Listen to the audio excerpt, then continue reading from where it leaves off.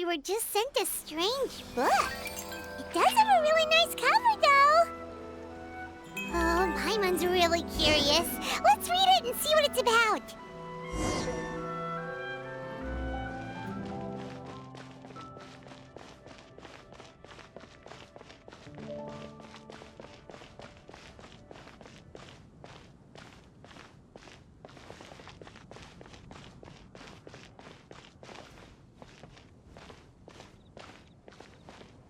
Ancient alchemy truly is fascinating.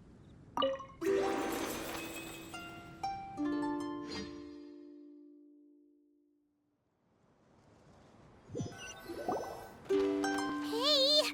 Wake up! Hey!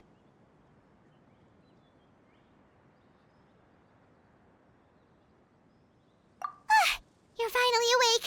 Paimon was worried sick.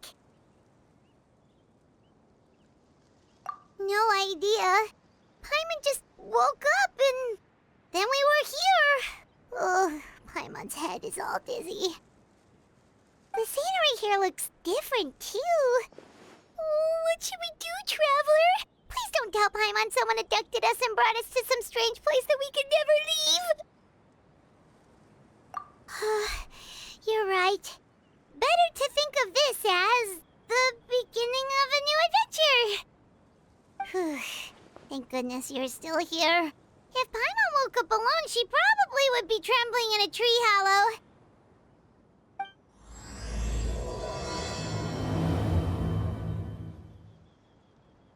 Let's follow this path for now. We might be able to meet someone and figure out what this place is all about.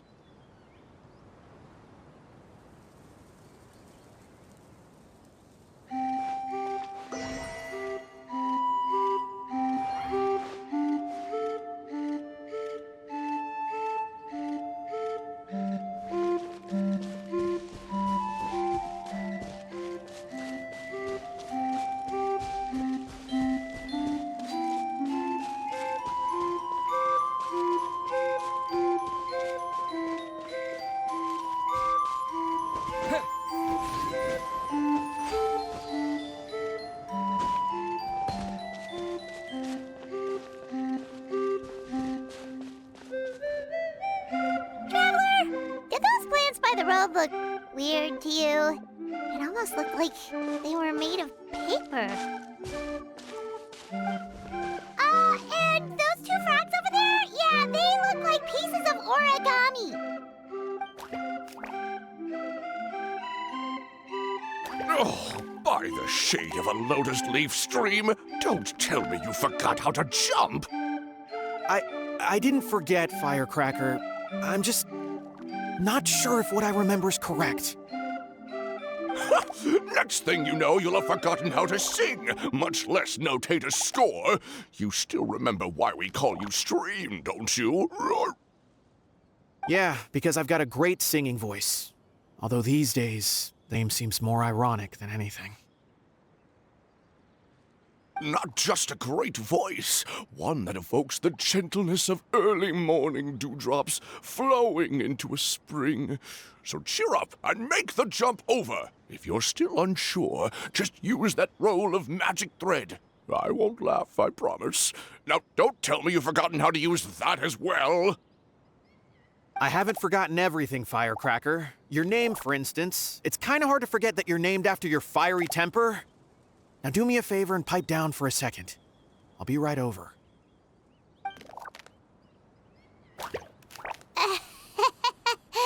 You saw that too, right? Paimon's not seeing things, is she? This place is getting more confusing by the second. Anyway, why don't we go after those two frogs? They didn't look evil or anything. Plus, they might be able to help us out.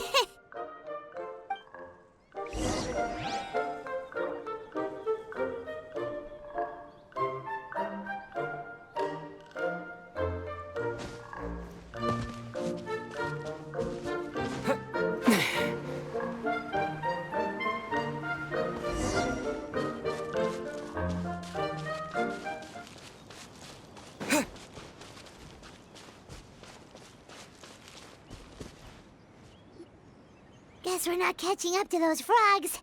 They were so fast. Paimon couldn't even tell where they hopped off to in the end. Excuse me, honored travelers. Did you come from the Cliff of Prophecy, perchance? The chubby paper hamster just talked. Chubby? Who are you calling chubby? I've just got a slightly thicker layer of paper on me, that's all. Allow me to introduce myself. My name is Armand, and I'm an elder of the Forest of Blessings. I've been waiting here for the hero of prophecy to arrive. Traveler, could you pinch Paimon just to make sure she's not still dreaming? Pinching, you say? Well, I can help with that. Although you'll have to get a little closer. My arms are rather short. That's all right. We just need a minute to collect ourselves. Okay, let's think things through. We know for sure this isn't the world we're familiar with. The talking paper animals and all the paper trees and plants make that pretty clear. The hero from another world, supported by their companions, shall restore peace to the world. That is what the prophecy says. Dearie me, I completely forgot to introduce you to this world, didn't I? And here I am, getting all excited by the arrival of the hero. You'll have to excuse me. This old brain isn't what it once was, all shell and no nut. Oh well, perhaps my once glossy paper has faded past the point of no return. It's okay, really. You can just tell us all about this world now.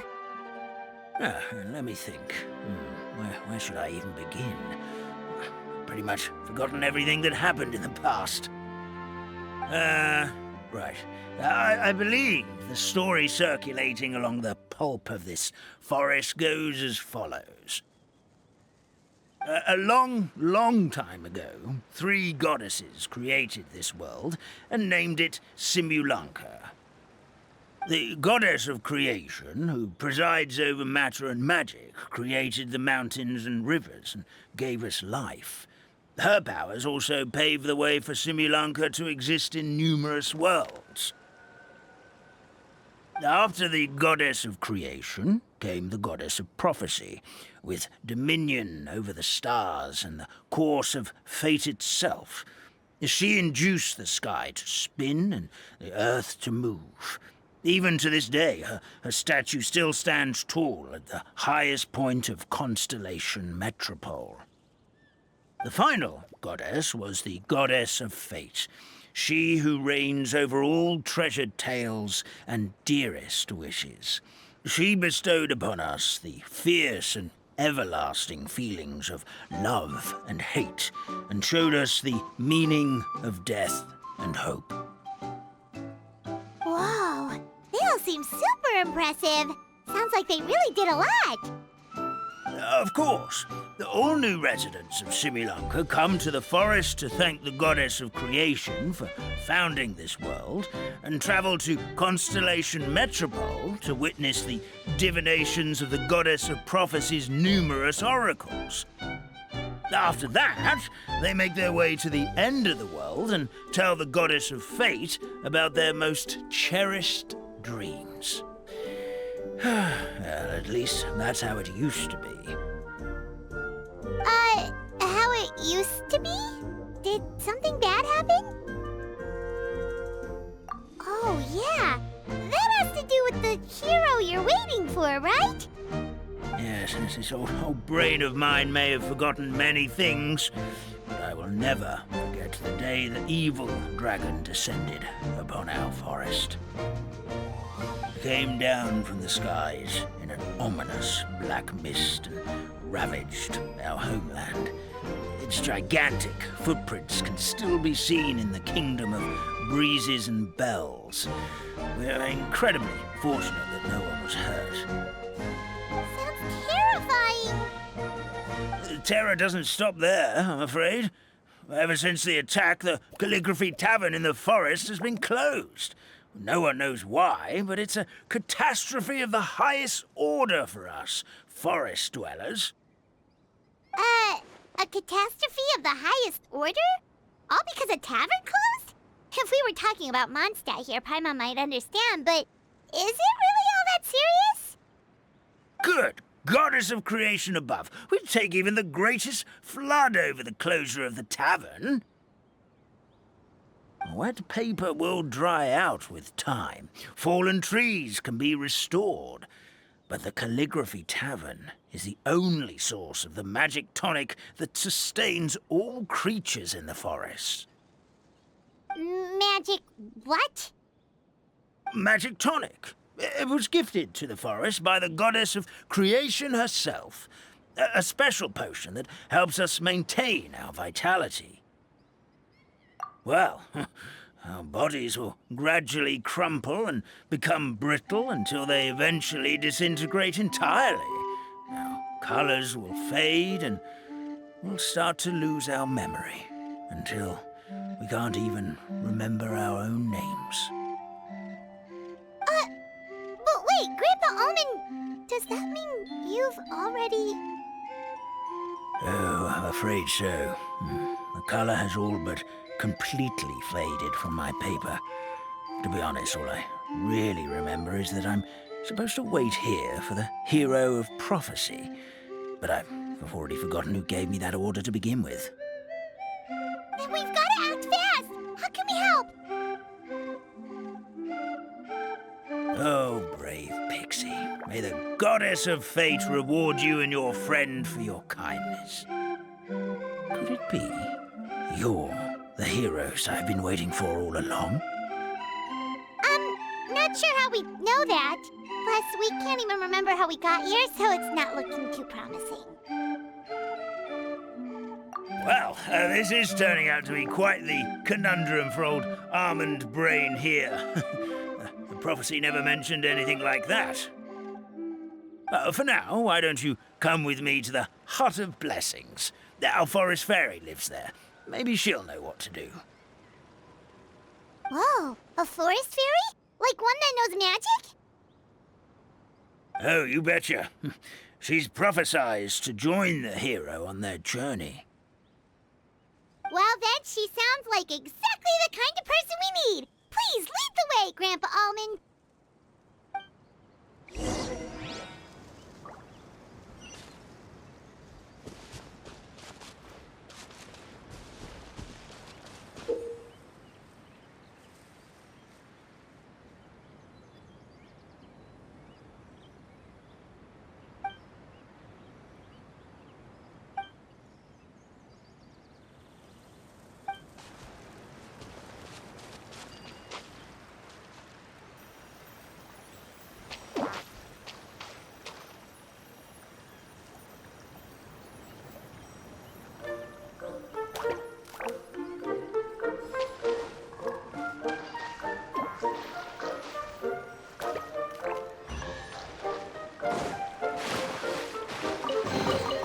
A reward on the road.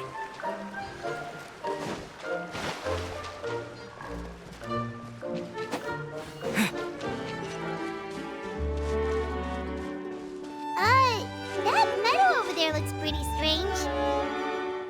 That's what the Calligraphy Tavern looks like. Now it's lost all of its color.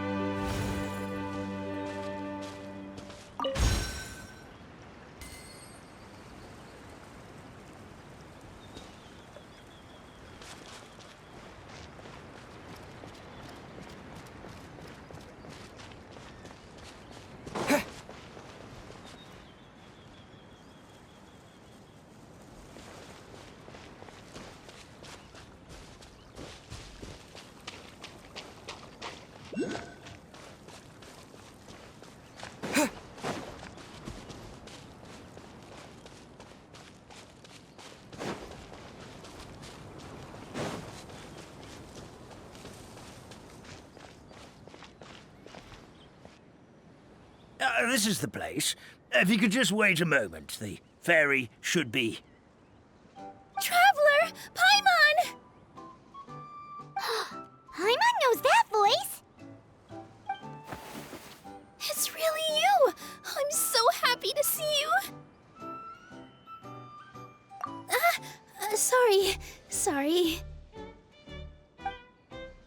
So Nilu is the forest fairy? Well, you certainly look the part.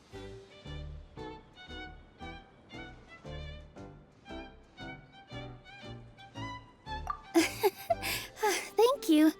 To be honest, I'm still getting used to it. It's the weirdest thing. I remember I was reading a book at the Grand Bazaar, and then I guess I must have fallen asleep at some point because, well, then I woke up just like this. And in my dream, someone spoke to me. They said, "You are the fairy of the Forest of Blessings. Now go, save the forest with your magic." At first, I thought this whole world was just part of the dream, but no matter how hard I tried, I couldn't seem to wake up. I couldn't find anyone I knew from the real world either. Sounds similar to what happened with us. We also have no idea how we got here. Anyway, sorry for my reaction back there. I got a bit too excited when I saw you two. It's okay, we totally understand. We were looking for a way out too. At least we know we're not alone.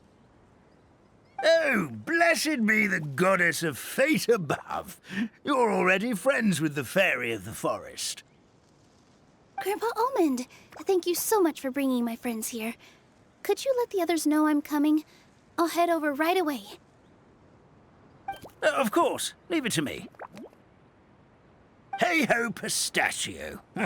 Today truly is a blessed day. Wow, Nilu. Looks like you made short work of getting to know the locals. Well, when I arrived here yesterday, Grandpa Almond told me all about the state of this world. Since they think of me as their forest fairy, I just felt like I had to try to help them. Oh, so you mean like using some kind of forest magic to repair the tavern? Unfortunately, I don't know how to use the magic of this world. I've tried using my vision, but it doesn't seem to work here. If the books stored in this hut are anything to go by, this seems to be the place where the goddess of creation first made the townspeople of this forest. She folded the pages of books into small origami animals, gave them life with her magic, and with time, that's how the Forest of Blessings took shape. Maybe one of the books here could teach us how to use magic. I read them all, but only found one reference to magic. The incantation, abracadabra, means to create what I say. This is a world made up of words, where fantastical powers can be wielded by all. Okay, so basically everyone in this world can use magic? That's nice, but still kind of vague. Yeah, from the other books I read, it seems like this goddess really likes to play fast and loose with the details. So, what should we do now? Didn't you say you were going somewhere, Nilu? Oh, yes. I was going to help some of the other residents of the forest. They've been busy making preparations to reopen the tavern, so I thought I could help out. Got it! Guess we should just focus on what we can do for now. This whole thing is making me pretty nervous, actually. It's like I've been pushed on stage without being taught the choreography. Since I'm already wearing the costume, though, I might as well try to play the part. It's what a professional dancer would do. And who knows? Maybe I'll find my own magic along the way. All I can do is try, right? At least you're optimistic. Thank you. Then let's go.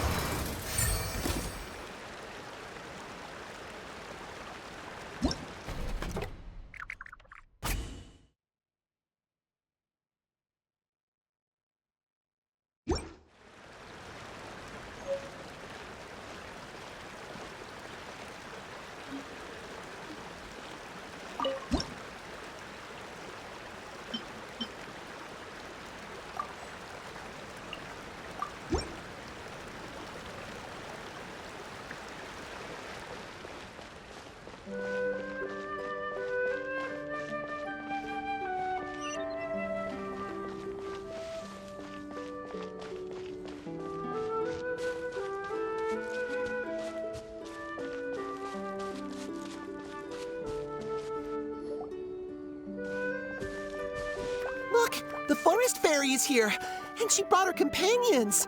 Grandpa Almond was right. They do look promising. Hello there, everyone. I heard you were working on the piping for the calligraphy tavern. Is there anything we can do to help? Oh, we wouldn't dream of troubling you with our petty problems, my lady. Don't you worry. We have it all under control. You sure about that? Because from where Paimon's floating, the piping is looking pretty chaotic. Yes. We have my careless friend to thank for that. He promised we could leave the pipe connecting to him, and, well, the results speak for themselves. Hey, I just wanted to inspect each pipe. This is the network the magic tonic has to flow through. I was just trying to be thorough, so I disassembled the whole thing. Yeah, and now you've forgotten how to put the thing back together. Have you been eating too many nuts again? 'Cause you are what you eat. Please don't fight. I know everyone wants the tavern to reopen as soon as possible so that the forest can return to normal. So, why don't you let us help out? Yeah, we're here anyway, so we might as well be helpful.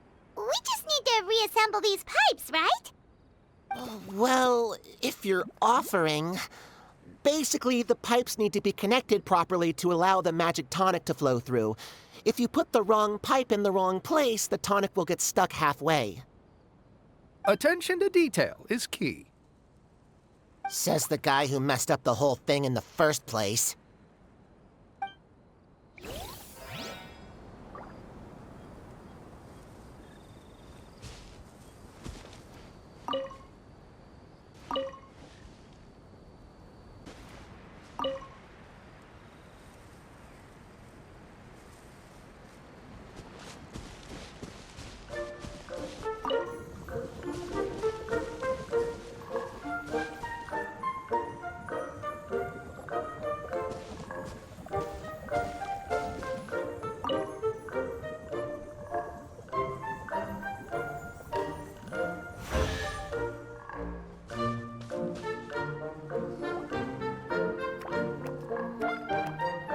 Amazing! You did it! Now the tonic will flow into everyone's cups without getting stuck, right? Oh, gotta say though, Paimon is starting to get pretty curious about this magic tonic. Could she have a teeny tiny sip? Just a little taste, please? It's not greed, it's curiosity. Well, if it's really just one sip, I guess that would be fine. Just be careful. This is one of the last cups left in the entire forest. We're supposed to save it for our research. Just a sip, promise. Okay, here goes. We won't... What? What was that? Oh, it's sticking to Paimon's tongue. Wait, is this just regular ink? Wait, does that mean what the legend says is true? The goddess of fate used ink to compose her stories on paper, and the goddess of creation used her power to bring those tales to life. No wonder the tavern is so important to the forest. Maybe the fading disorder occurs when the ink within the body dries up. That would explain why the beings here are forgetting their own stories. Oh...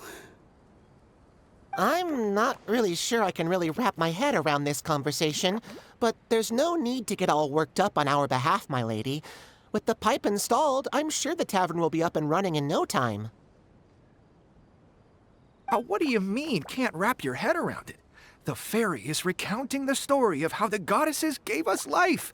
In fact, I've seen the goddess of creation with my own eyes. Really? Don't be ridiculous. There's no way you're old enough to have met her. We're the same age, and I think I would know considering we went to tell our wishes to the goddess of fate together. So stop talking a load of papier-mâché. Oh, fine. It was my grandfather, all right? He was the one that saw her.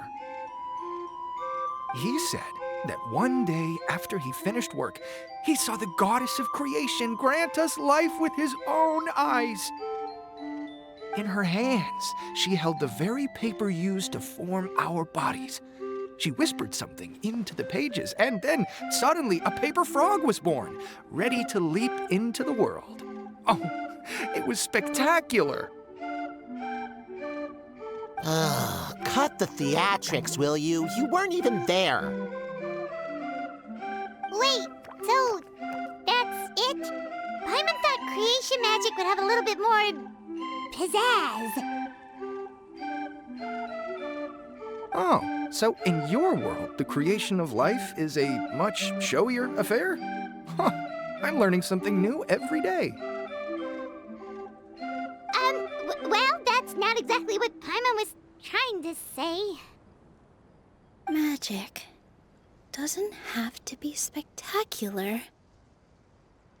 That's enough out of you. All your boasting is confusing our kind fairy. Oh, no, it's all right.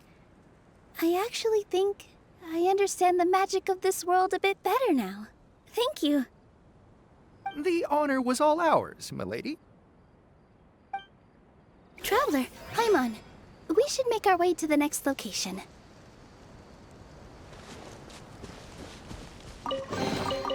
Is this an answer from this world?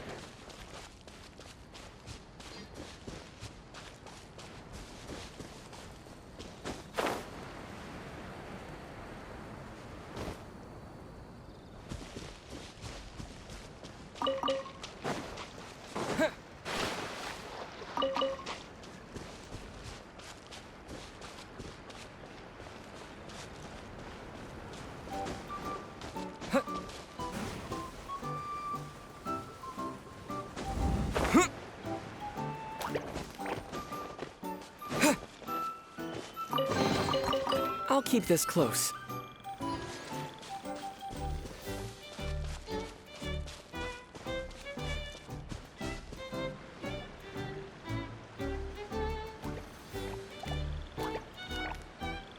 Oh, Stream! Your rhythm is off again!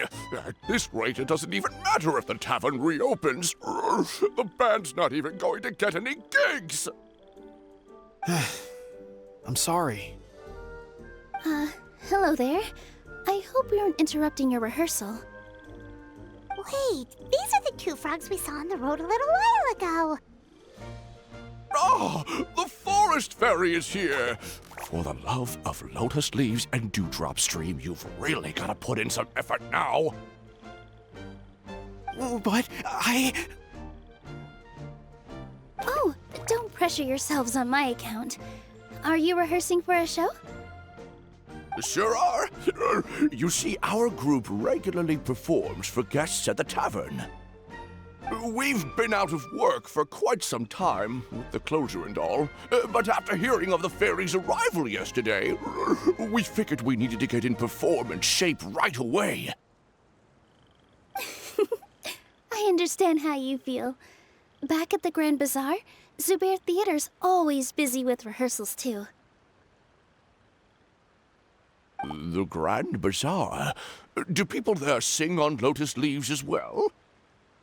Yeah, they do. And it's a really big one. You're the conductor of your group, aren't you? You remind me of Mr. Zubair. Ah, then he must be an ambitious director. One who would do anything to avoid disappointing a single member of the audience. It's just... Is there anything we can do to help you, Mr. Stream? Oh, no. My problems are mine and mine alone. It's just, after the tavern closed, I somehow forgot how to sing. I'm always a few beats behind everyone else, and I keep singing out of key. You were our trump card, our best singer by a mile. I know, but... So he is a victim of the fading disorder too? Don't be sad, Mr. Stream. Whenever I've forgotten important dance steps in the past, my friends at the Grand Bazaar always stick by my side to encourage me. They smile and patiently tell me everything's going to be okay. Then they play the melody for me over and over until the steps finally come back to me. Now it's our turn to help you. We just need to help you remember how to sing, right? The Traveler's got a great sense of rhythm. We can help keep you in time. Well, what do you say, Stream? I think it's a great idea. Just focus on the lyrics, and the fairy's friends will help you stay on beat. Are you sure? This is really asking a lot. Don't worry about it, Mr. Stream. It'll all be worth it when the tavern reopens and we finally have the chance to hear your marvelous singing voice. All right, then. Thank you so much, everyone. I'll give it my best shot.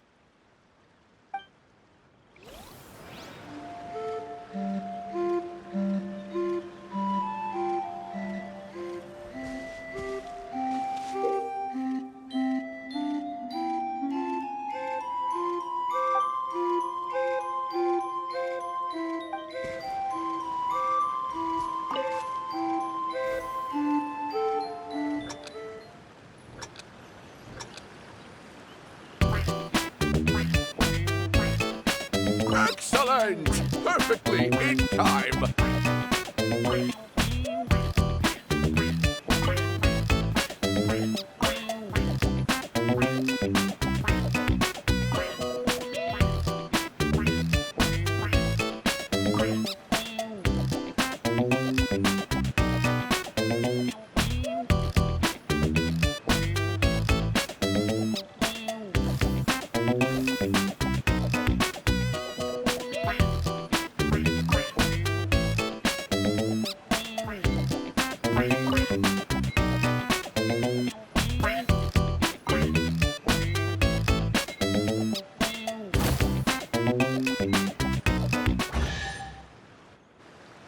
I feel like I'm getting the hang of it again.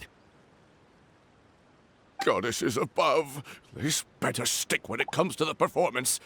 Just do it exactly like how we rehearsed. Thank you, everyone. Thanks to you, my voice is once again as clear as a flowing stream. Glad to hear that you're feeling better, Mr. Stream. It's also about time for us to go to our next destination. Mm-hmm. We'll be looking forward to your performance at the tavern. We've got one final stop. Let's go.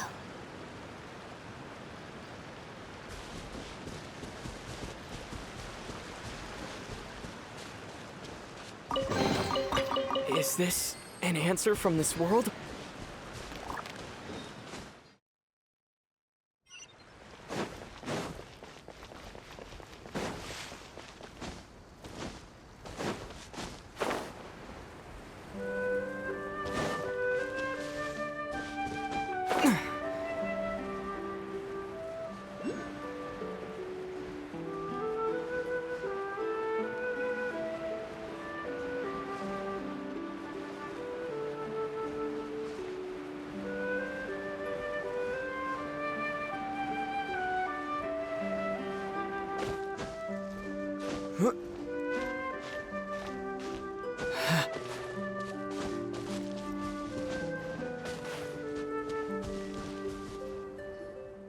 Oh, my dear Citrus, please tell me you're joking.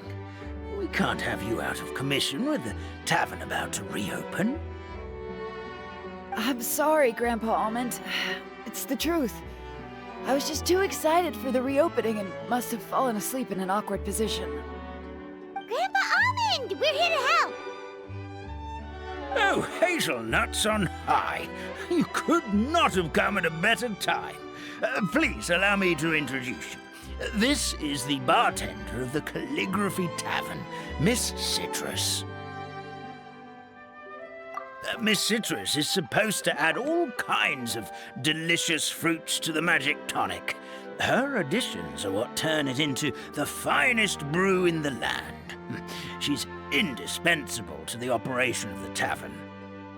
I appreciate the kind words, Grandpa Almond, but... my neck. Are you all right?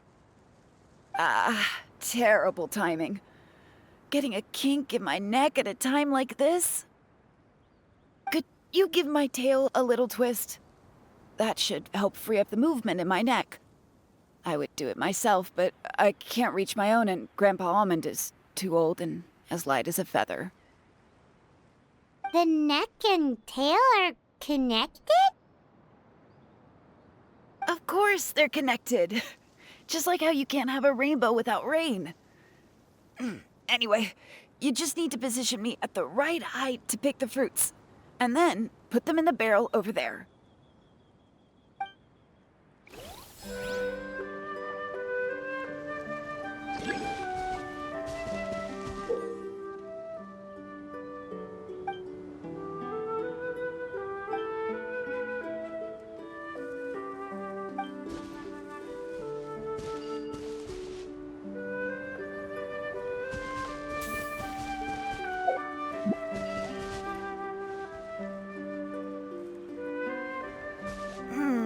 This doesn't seem quite right.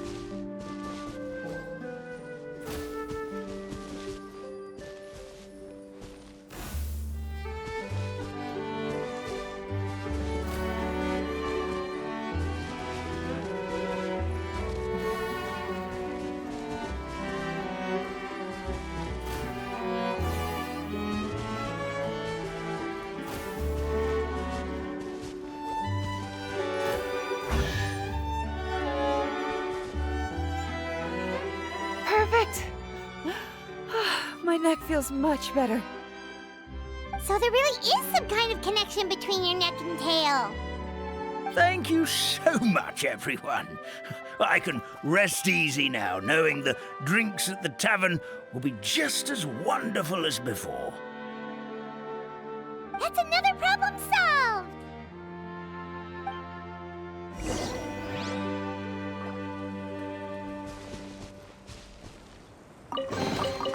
A reward on the road. Well, since we've taken care of most of the tasks, all we need to do now is reopen the tavern. But we still don't know how to use the magic of this world. We don't even know why the tavern closed in the first place. Oh, what about the method that one hamster mentioned? You should try it, Nilu. You mean the creation magic his grandfather saw outside the Hut of Blessings? I wonder. How exactly did the goddess of creation give them life? Maybe you don't need to understand it. Just give it a try. Everyone here calls you the Forest Fairy. Maybe you have the magic powers already and you just don't know it. In other words, this forest is a stage. And all I need to do is step out into the spotlight? Sounds just like a fairy tale. Well, we are surrounded by talking origami animals and magic potions after all. Almost seems like anything's possible in this place.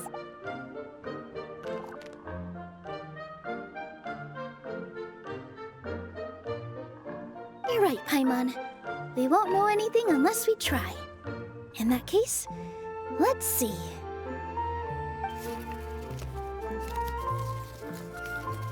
This is how you do it, right? I think I got the folds right. Whoa, your origami skills are great! I once saw one of our prop people making something similar. It looked really cool, so I took some time during my break to learn the basics. It's not a bad way to stave off sleepiness either. Well, how do you feel? Sense any, magical powers flowing through you? No. No? What are we missing? Magic words? But how am I supposed to know what the goddess said to bring them to life? Oh, good point! You're the Forest Fairy, Nilu! What do you want to say to the new resident of your domain?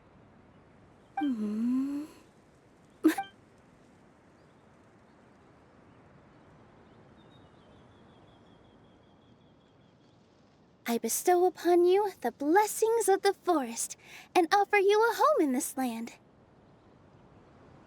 Your name shall be Harisara. May you bloom in this world as beautifully as the flower I love.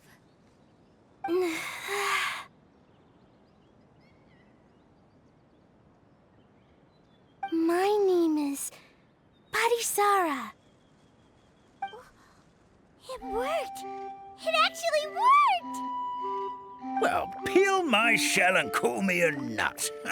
I never imagined I'd witness such a miracle at my age. It's just like what the stories said about the goddess of creation. Shell? Miracle? Nice to meet you, Parisara. I'm Nilu, the fairy of this forest. From this day forward, this place is now your home. Hello, Fairy Nilu. I hope you'll grow up happily in this forest. Grow up. Oh, you can leave the little one with old Almond for now. Oh, this sure brings back memories. It's been such a long time since we last held a welcome ceremony. Here, Parisara. Come to Grandpa Almond. Well, now that Nilu has mastered the goddess's magic, we should be able to reopen the tavern, right? Grandpa Almond, could you send a few people to check the underground space beneath the tavern? Oh, of course. May I ask why? The moment I used magic, I sensed something strange down there. I have a feeling it's connected to why the tavern had to close down. Of course. We'll look into it right away. Make sure you listen to Grandpa Almond, Parisara. Don't go running off on your own. Parisara, listen. Running!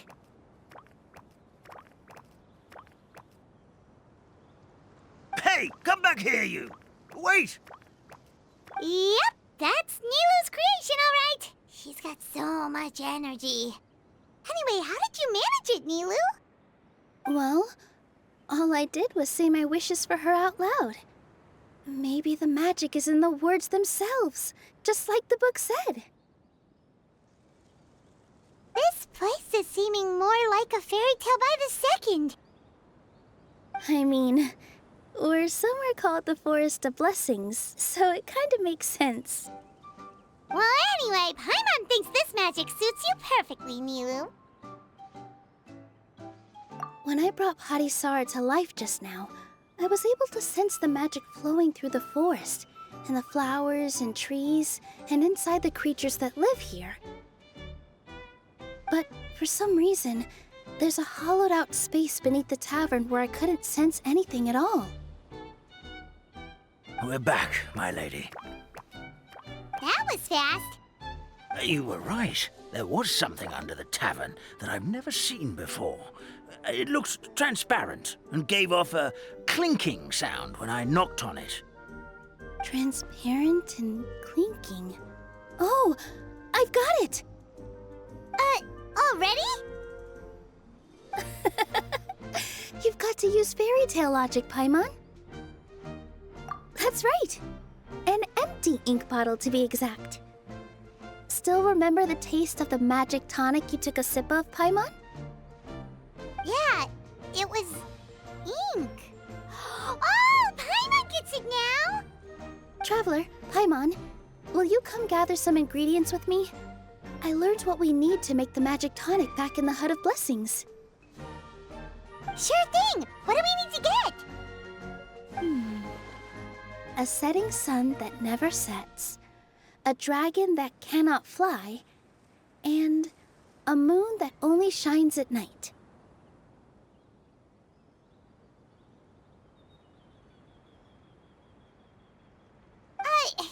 Where are we supposed to find crazy things like that? What? How did you get that so fast? Logic, huh? Lucky guess, more like.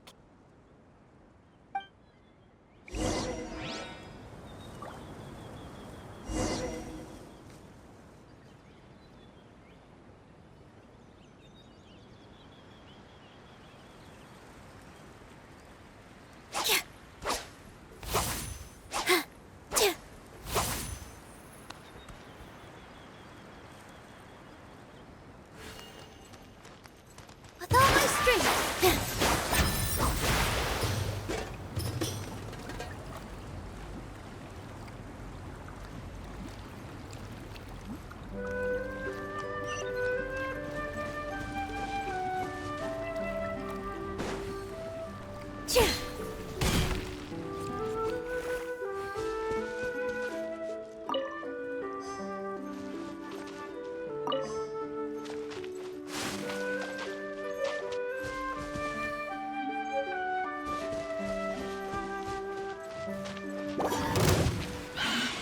Positions.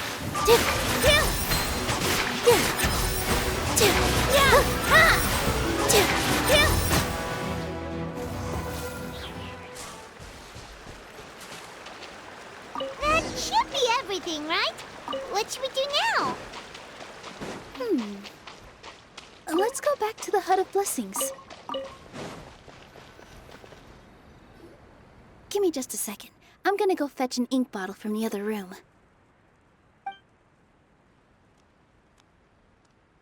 Paimon doesn't get it. All the ingredients are super tasty, but somehow the final product turns into ink. Well, anyway, Paimon's not going anywhere near this stuff this time. Not even if you bribed her. Sorry to keep you waiting. Let's see. According to the book, first you do this, then this, and then...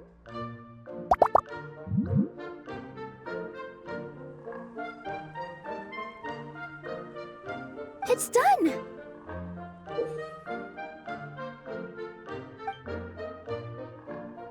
Wow, magic sure makes everything super convenient.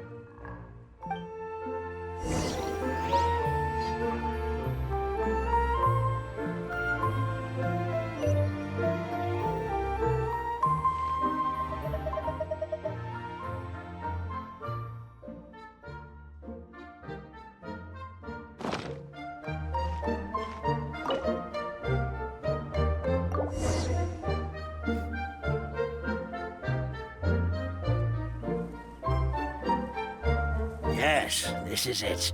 This is exactly the magic tonic we need.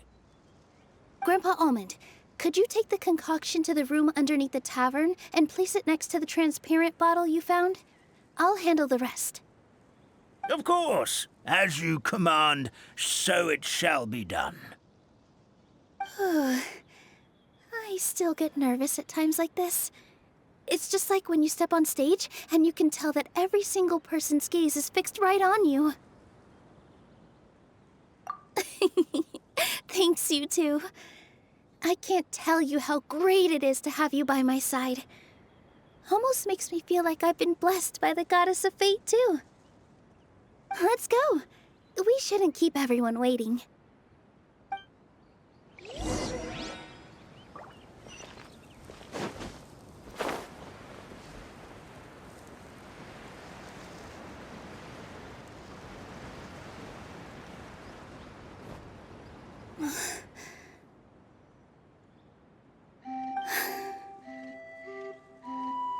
Forest, please heed my words and accept my blessings. May your spring of wondrous magic never run dry. And may all who call you their home lead happy, fulfilling lives.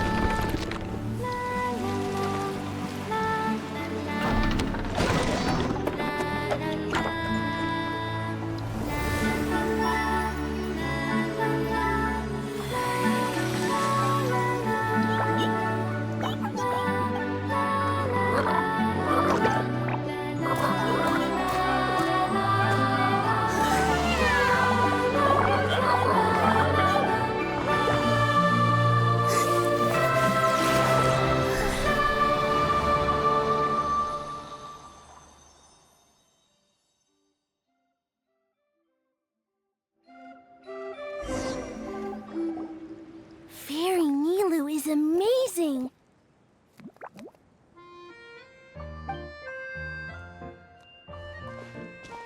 Wow, it's so pretty!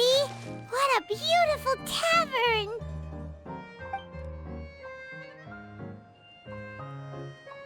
It matches the scenery of the forest perfectly.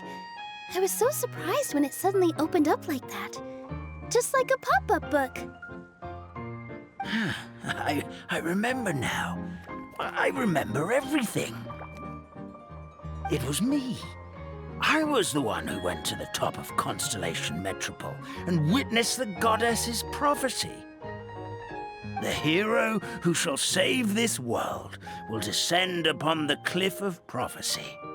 The hero, supported by their companions, shall restore peace to this world. So the prophecy really did have all the answers. You just forgot the first half. That's why I was waiting near the cliff of prophecy.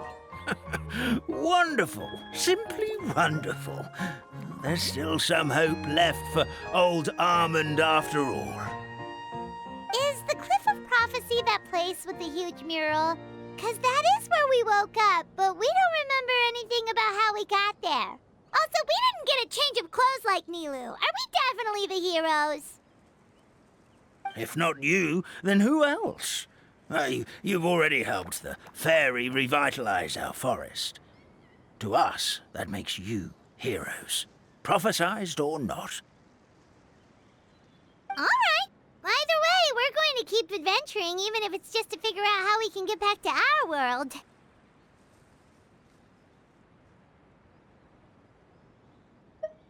Yep, we've beaten up plenty of dragons already, so what's one more?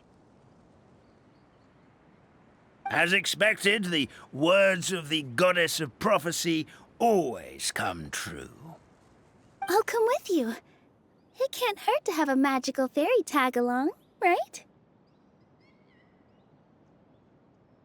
Heroes and fairies, dragons and new adventures. This is sounding more and more like a fairy tale by the second. I would say your next stop should be Constellation Metropole. It's Simulanka's most prosperous city, just across the sea.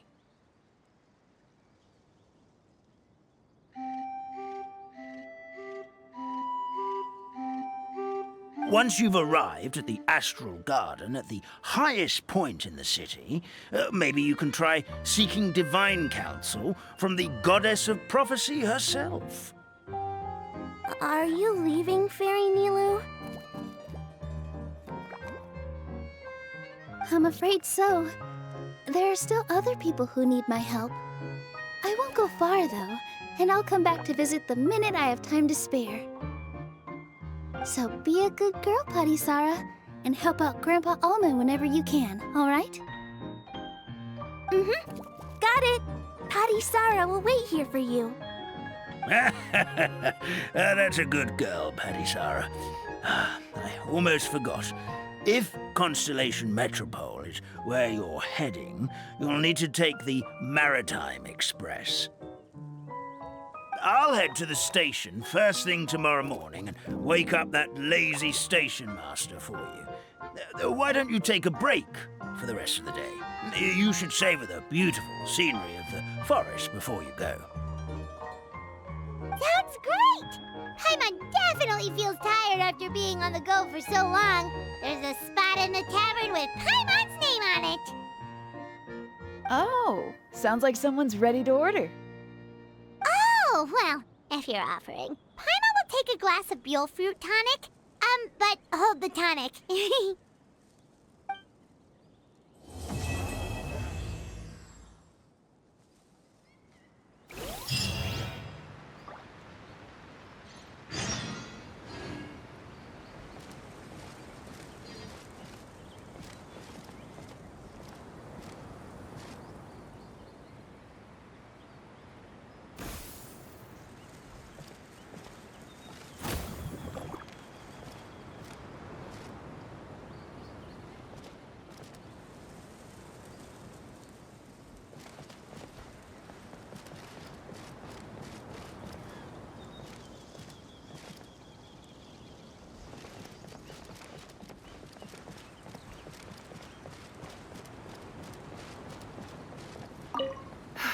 Just fixed the kink in my neck, and now my arms feel like they're gonna fall off.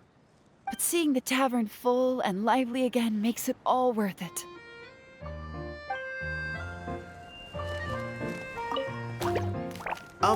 Firecracker?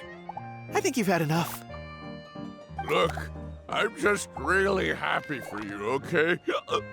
Happy for all of us. The entire forest. Listen to you. You're gonna ruin your voice if you keep going.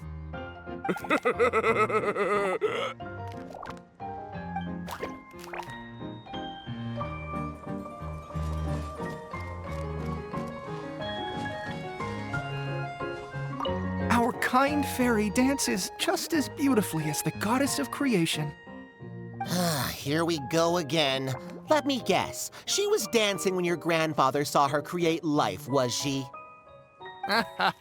Very funny. A goddess is all-powerful. Of course she can dance.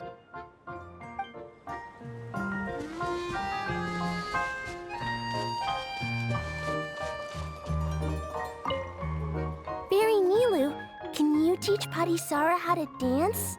Oh, of course! How about we start off with the most basic steps? Okay. What about you, Grandpa Almond? Would you like to join?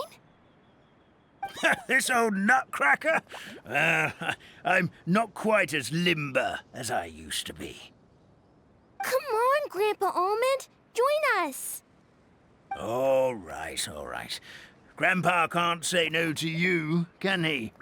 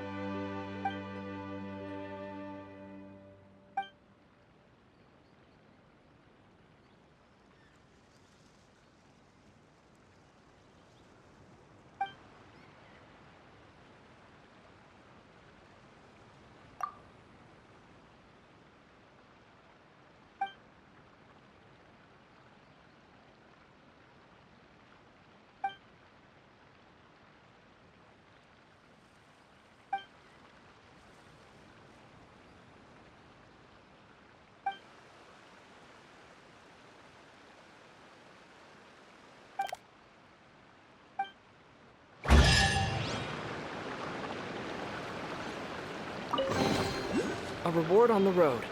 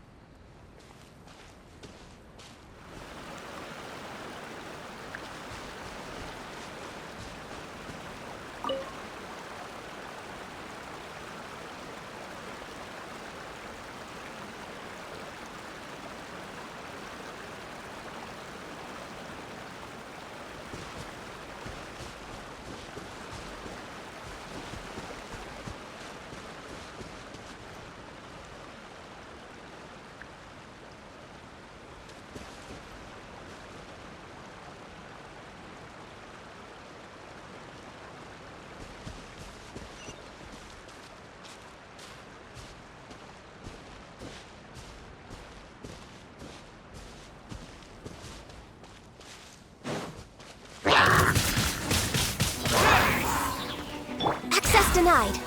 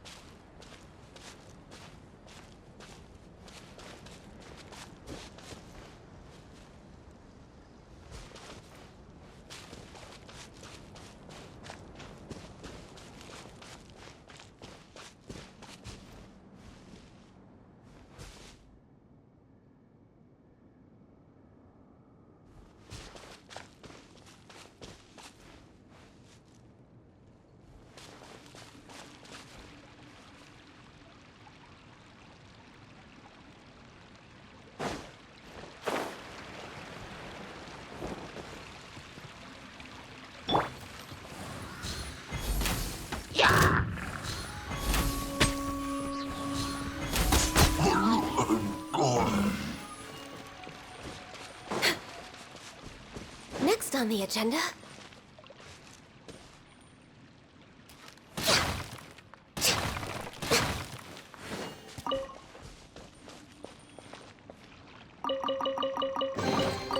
Perhaps whoever left these behind...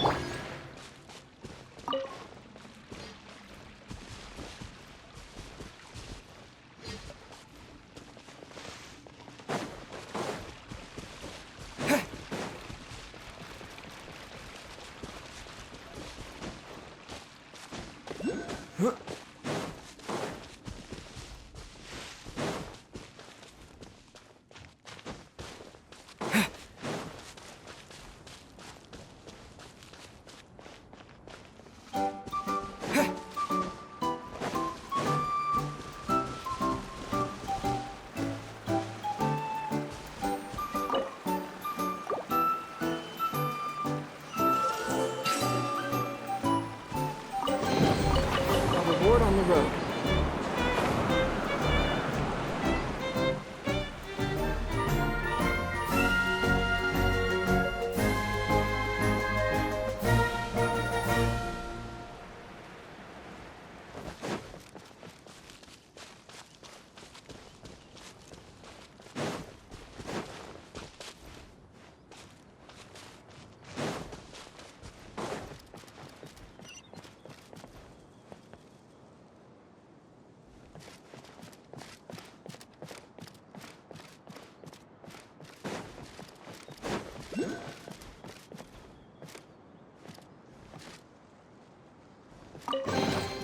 A reward on the road.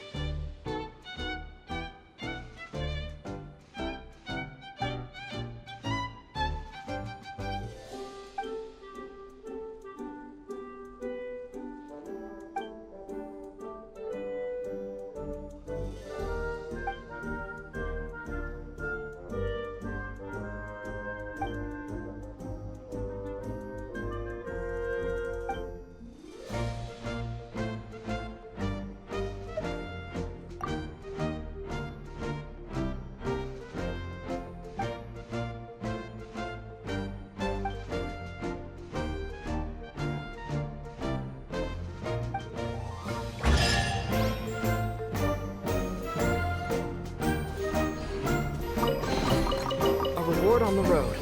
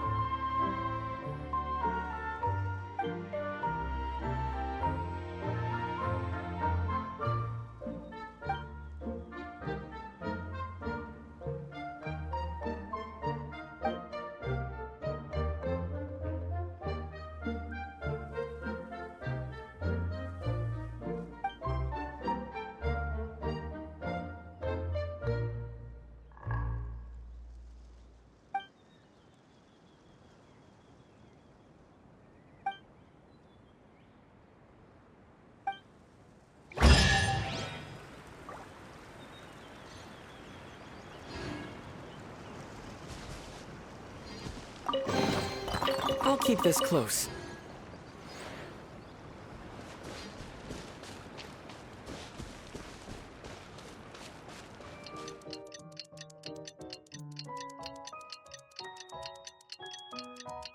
Morning. Guess everything that happened yesterday wasn't just a dream then. Well, it's time for our next fairy tale adventure. We should head to the station Grandpa Almond told us about.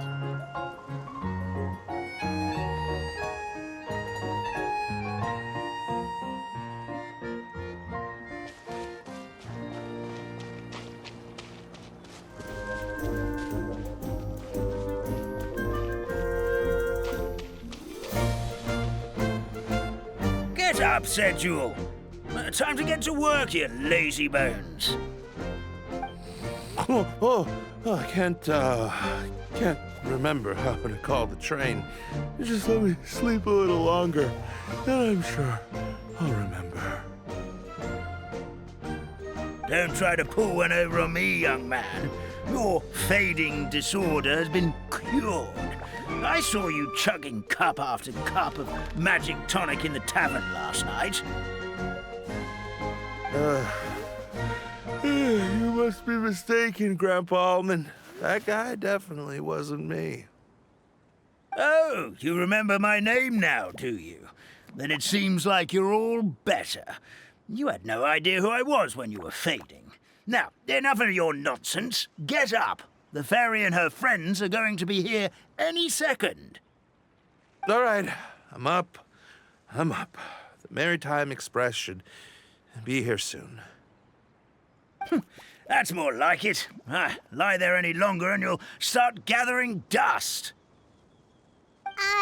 Is everything okay? The hero, his pixie companion, and the forest fairy. Oh, I didn't know you were already here. Merciful macadamias. I'm sorry you had to see that. Oh, it's all right. Paimon knows the feeling. Who doesn't want to sleep in first thing in the morning? Does the Maritime Express run out of Constellation Metropole? Yes, each train needs a conductor to operate, and the conductors are always from the capital. The more difficult maneuvers are a little too complicated when you're made of paper. Oh, so you mean the people of Constellation Metropole aren't origami animals like you? Well, the city welcomes visitors from all over the world, so you're bound to run into some forest dwellers there.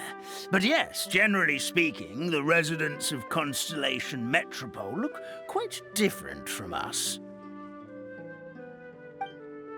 You'll see for yourself soon enough. Here comes the train.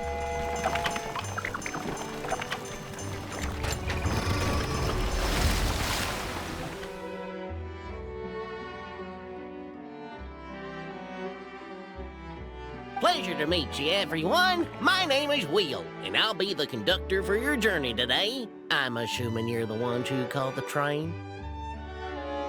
Whoa, it's a little toy man! Yes, we called the train. The hero and the forest fairy need a ride to Constellation Metropole. The hero and the forest fairy, the ones from the prophecy. Oh, why didn't you say so earlier? We could have prepared a far more luxurious train. I'll just go back and get a better one. That's okay, Mr. Wheel. We're trying to get to the city as fast as possible. We just need you to get us across the sea. In your capable hands, I'm sure we'll get there in no time. Of course, my lady. It would be an honor. Well then, all aboard, sit anywhere you like. We'll get a stunning view of Simulanka no matter where you're seated.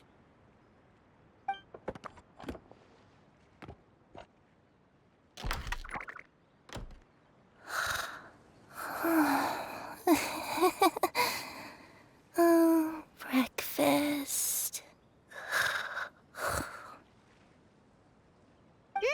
Did one of you just say something? Wasn't me either. Breakfast. Oh, come back.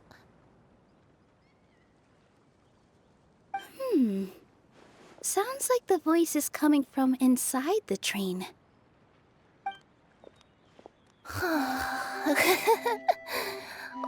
Fish. Chicken drumsticks. Oh, gotcha.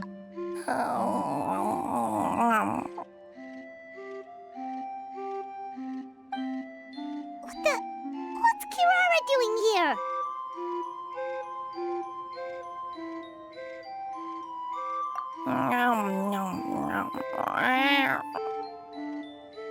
Is she a friend of yours? Oh, let Paimon introduce you. This is Kirara. She's... Oh, wait. Actually, maybe we should wake her up first. So noisy. Is it morning already?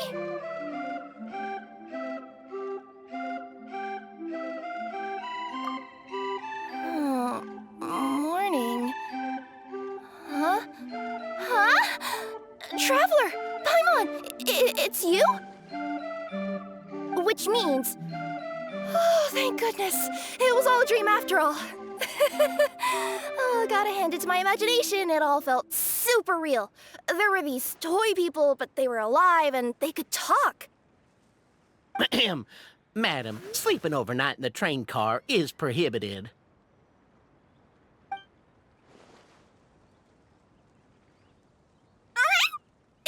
It wasn't just a dream? It's all right, Kirara. Apparently we're in a world called Simulanka. We got here yesterday, too. Simulanka? So, that's what it's called. I spent all day yesterday wandering around this one city. The toy people called it Constellation Metropole. I was trying to find a way to get back home. I was seriously starting to think I'd gotten on the bad side of some great yokai and gotten swallowed whole. I take it you're Inazuman then, Miss Kirara? She sure is. But, Kirara here is kinda special. Let Paimon introduce you for real this time. Kirara is a Nekomata from Inazuma. She works as a courier for Komanie Express. Nice to meet you. I'm Nilu, a member of Zubair Theater. You can usually find us performing in Sumeru City's Grand Bazaar. Right now, though, I suppose I should introduce myself as the Fairy of the Forest of Blessings. Oh, you're Nilu! I've heard a lot about you from my deliveries in Sumeru. I even saw one of your performances back in the day. You're an amazing dancer.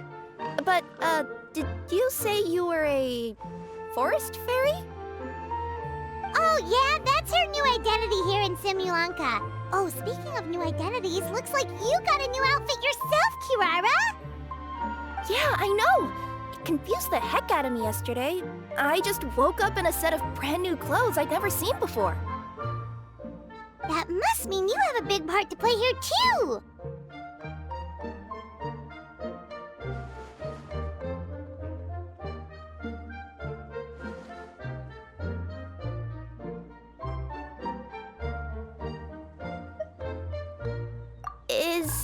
Is that a thing? I guess I am wearing a pair of boots, but still. Did you by any chance hear a voice speaking to you before you got here, Miss Kirara? A voice... Oh, yeah, I did hear something, but I was so freaked out my tails got all tangled, so I, didn't catch much of what was said. Sorry for the interruption. But this, Nekomata friend of yours, she doesn't eat hamsters, does she? Or frogs? Oh, no need to worry, little guys. I would never do something like that. Well, unless I'd been out in the wild too long without anything to eat. Oh, speaking of eating, I am getting a little hungry.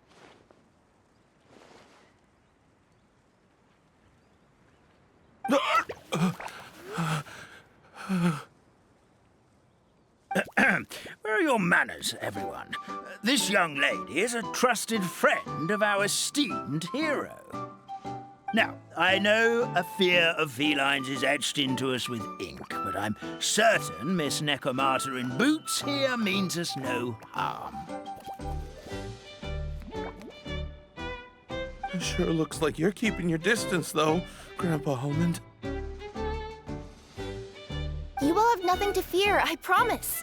I met some origami animals in Constellation Metropole yesterday, and I even made sure to retract my claws so I didn't hurt them by accident. Plus, you all look just about as tasty as the cardboard boxes I deliver.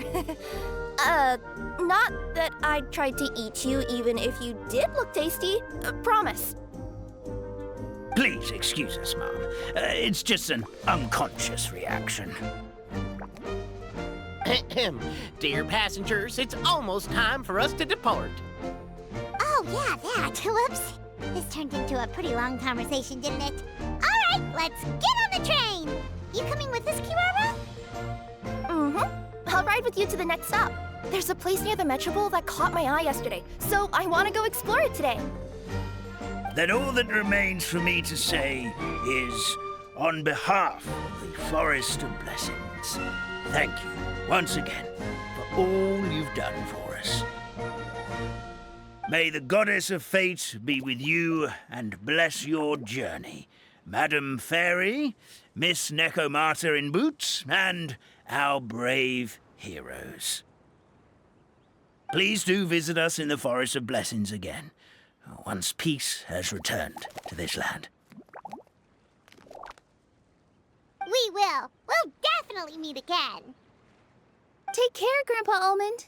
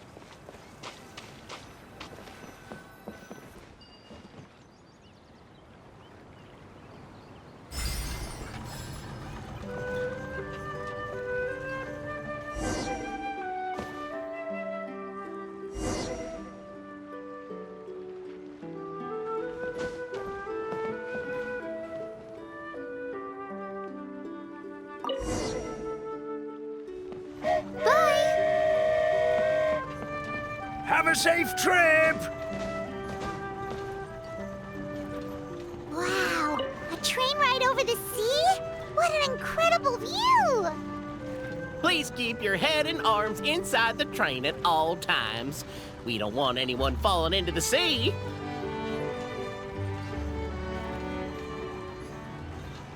There's a train coming the other way too! Hey! And now that the fading disorder is cured, I'm sure the forest will be a lively place again in no time.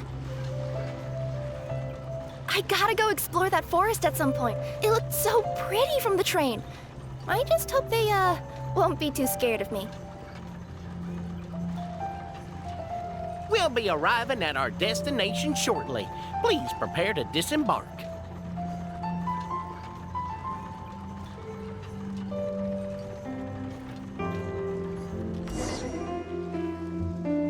Here we are! Constellation Metropole is right over there.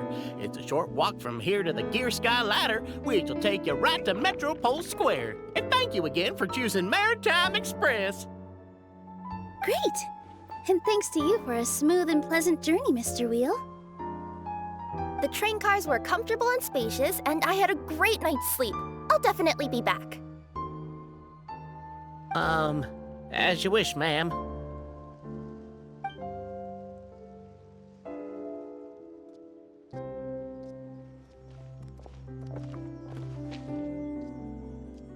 Where should we go next?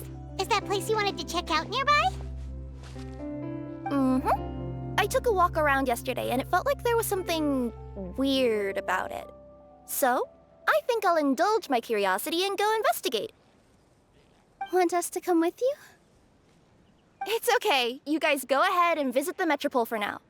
Hopefully, that's where you'll be able to find out some more about this world. I pretty much explored the whole place from the rooftops yesterday, but for some reason, this is the place that caught my attention. You know what I mean, right? Like when you get a stone stuck in your claw or something, it keeps nagging at you to dig it out, but you can't focus on anything else until you do. Don't worry, if you run into any trouble, I'll be there faster than you can say gold level courier of the Comania Express. Okay, fair enough. We'll head to the Metropole then. Guess this is where we say bye for now. Mm-hmm. Don't worry about me. Let's not forget, I'm a yokai.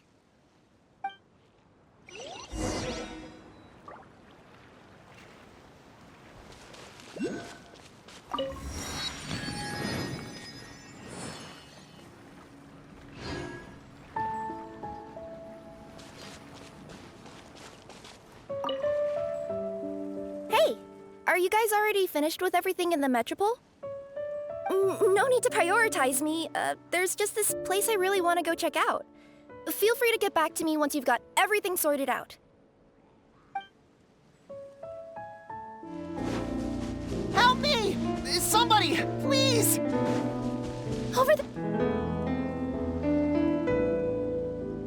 Help me! Help! Oh, Goddess of prophecy above, would you kind souls please help us? What happened here? Why are you all suspended in midair? I mean, being stuck in midair still beats falling to the ground and being smashed into a pile of blocks, but... I told him to be careful, but... No. Never mind. Now's not the time for that. My good friends, could I trouble you to turn the clockwork key over there? I'll explain everything in a bit.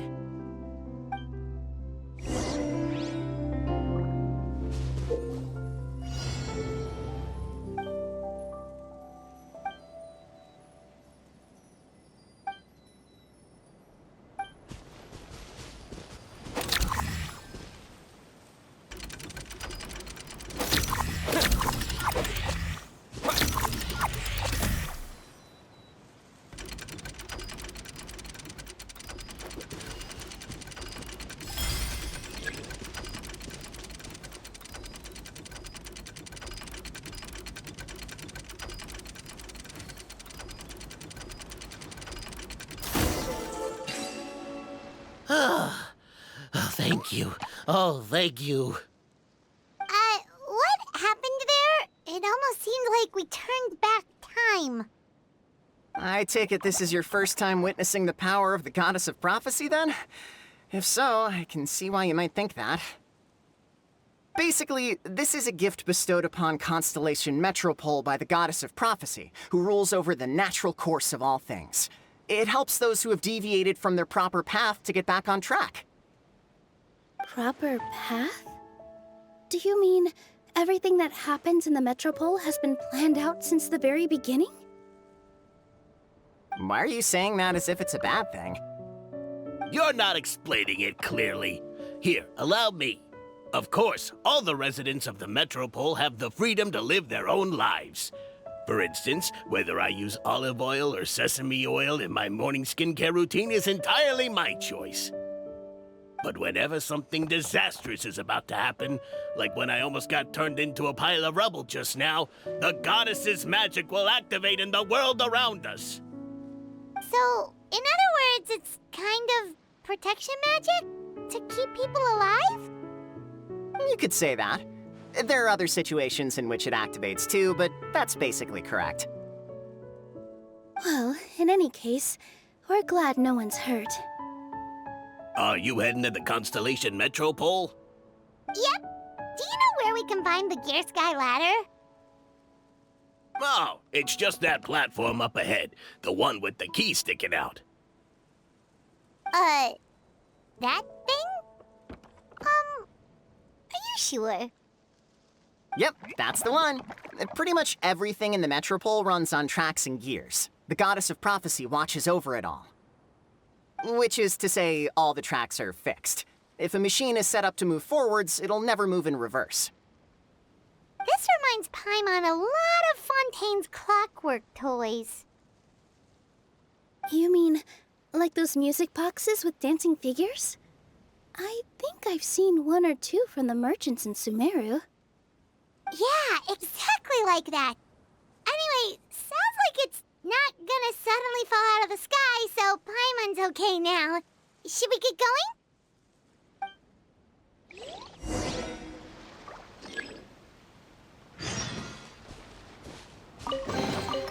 I'll keep this close.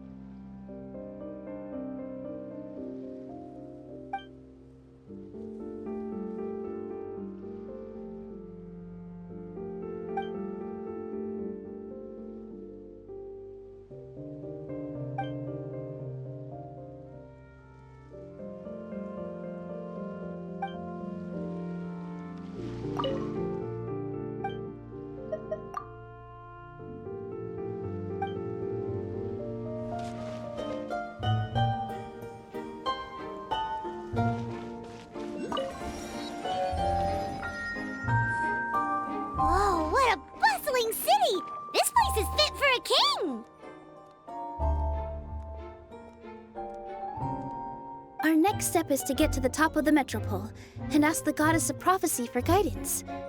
If there is a king in that castle, I sure hope he won't get mad at us for trespassing.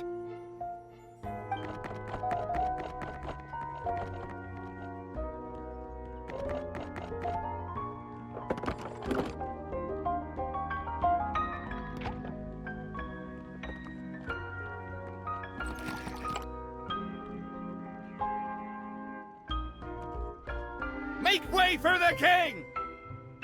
Oh, darn, we jinxed it. Oh, no. Did he overhear us talking about us sneaking into his castle? Paimon hopes he's not mad. Silence! The one who shall soon stand before you is the ruler of Constellation Metropole, the one who descended after a meteor shower, and the protector of order and all the stars in the sky.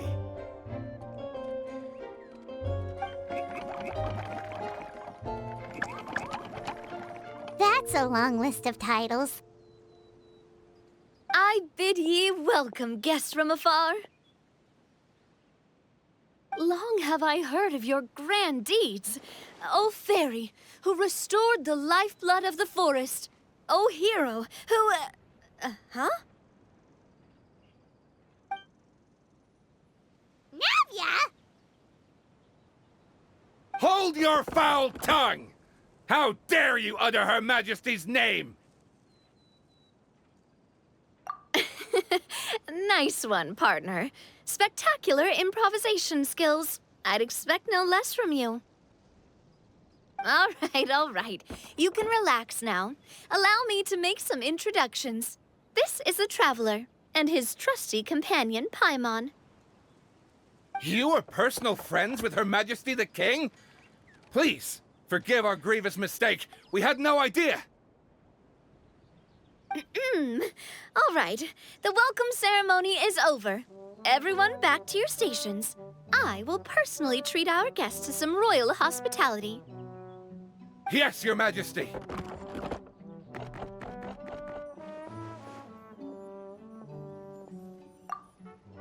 Oh, come on. I've already sent them off.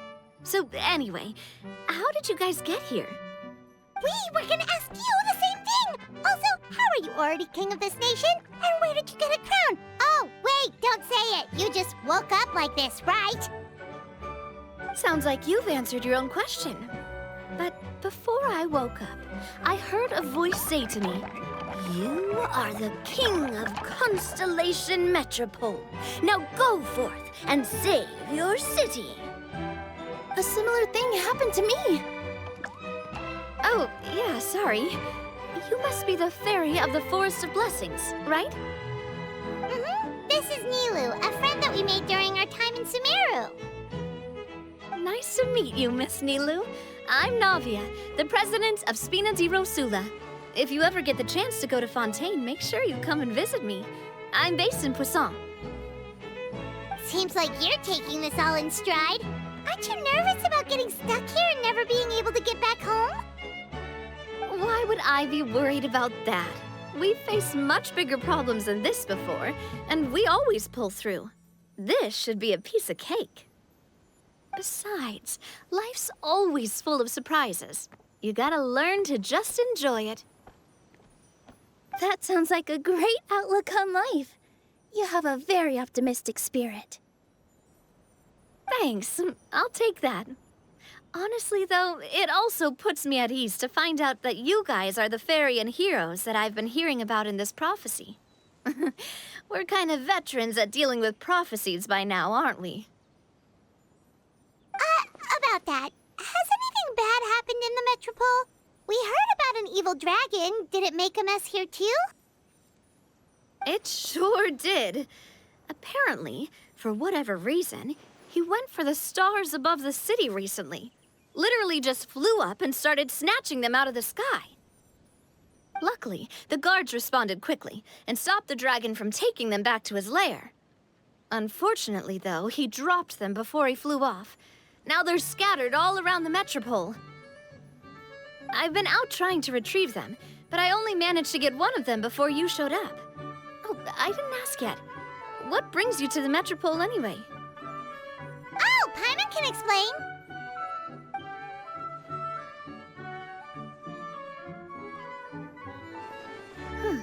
I see. So, you want to consult the oracle of the goddess of prophecy. Do you know how we can do that, Miss Navia? Well, the goddess's statue is indeed at the top of the castle. I can take you up there.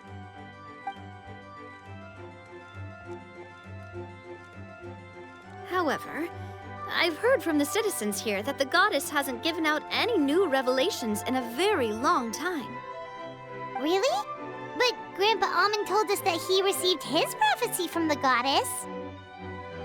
Oh, that's probably because the prophecy about the hero of Simulanka has been around for a very long time.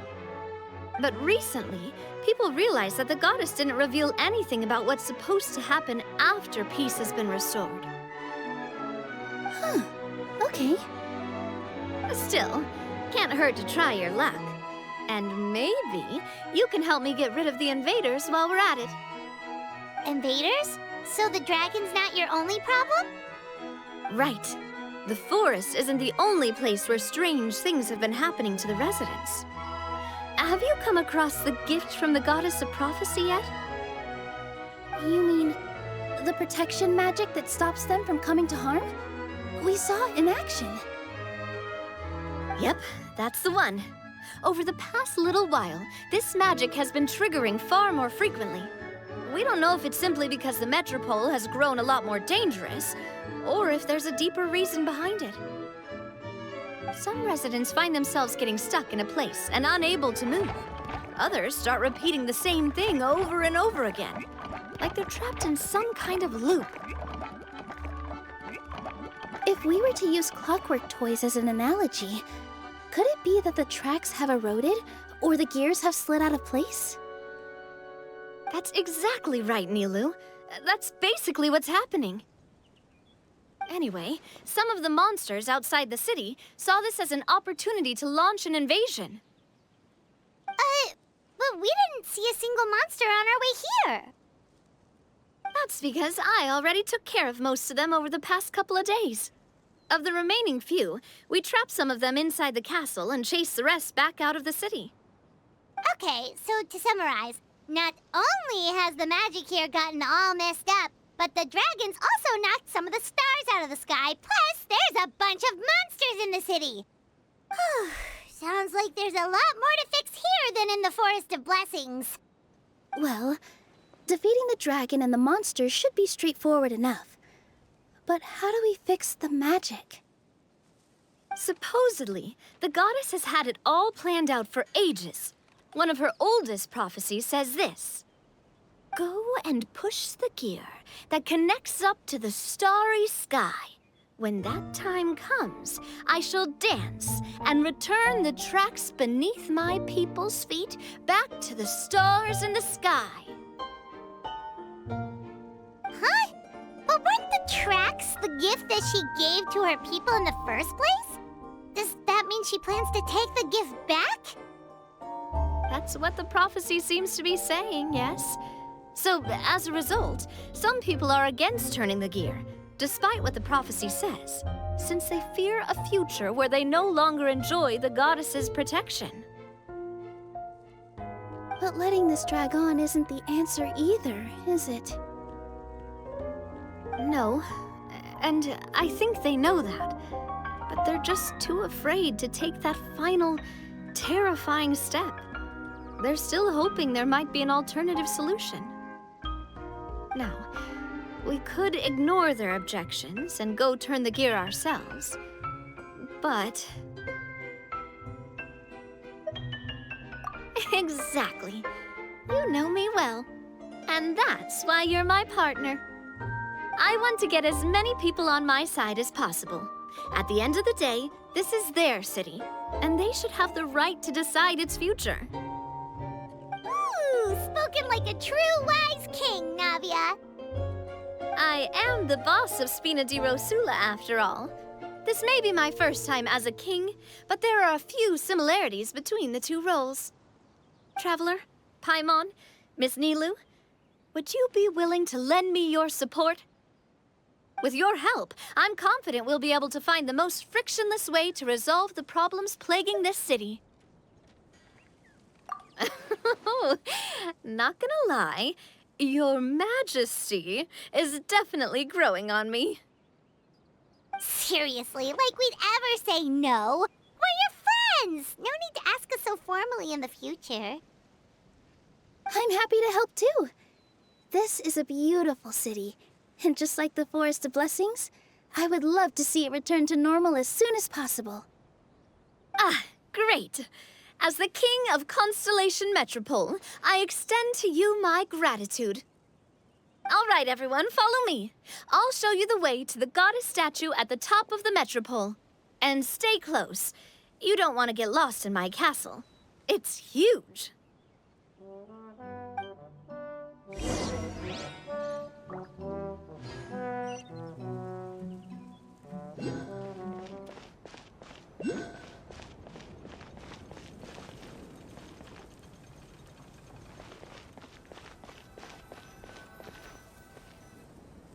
Huh?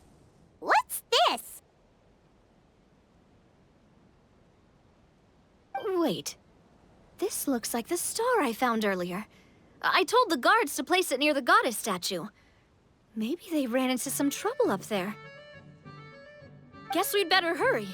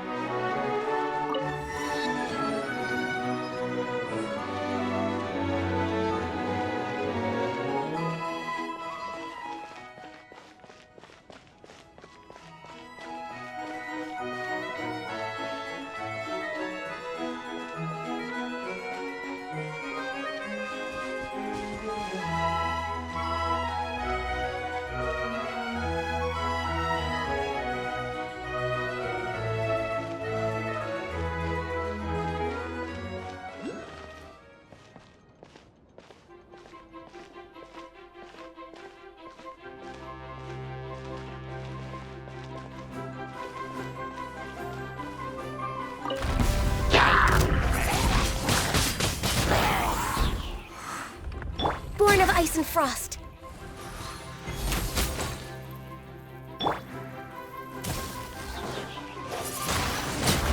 Windblade! I'll keep this close.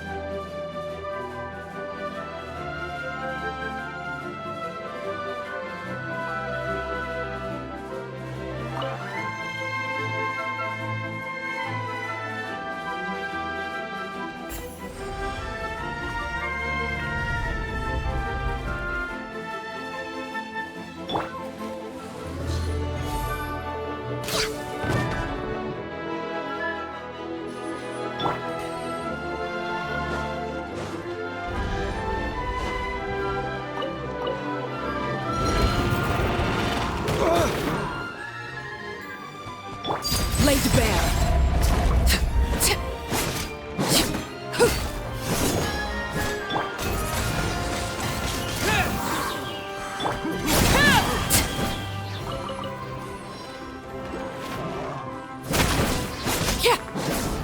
Whoa! Why is the star on top of a mechanism? Uh-oh! More monsters incoming!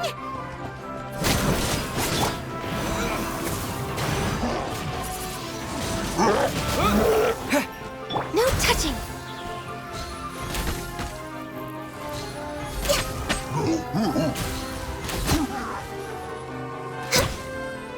Healthy. Windblade!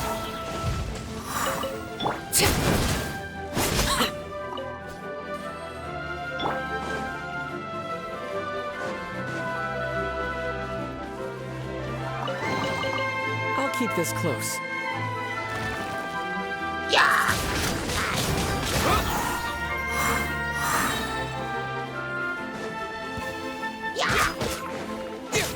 With the wind!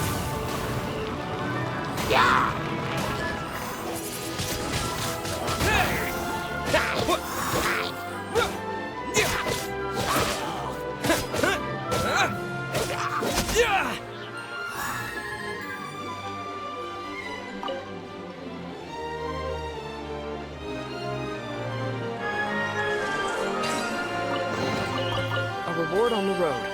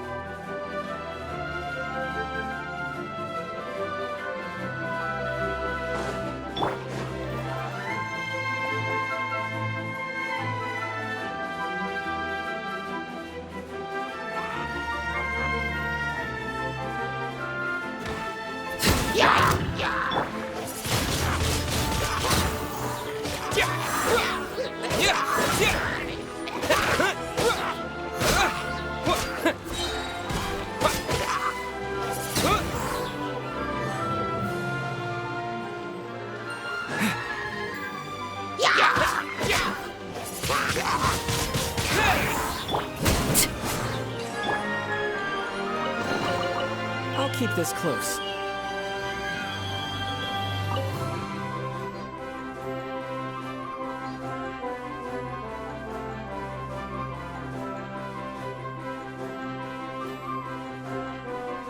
Feels like they really didn't want to give that to us.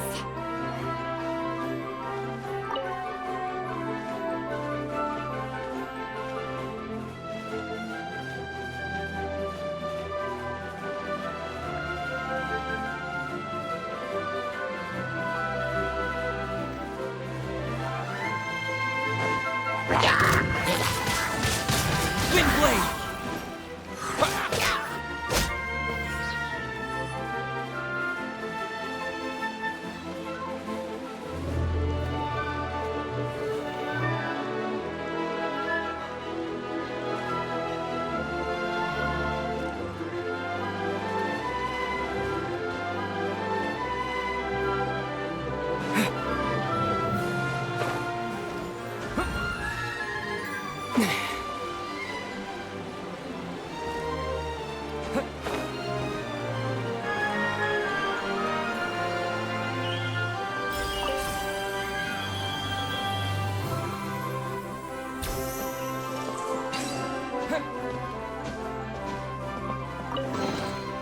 Is this an answer from this world?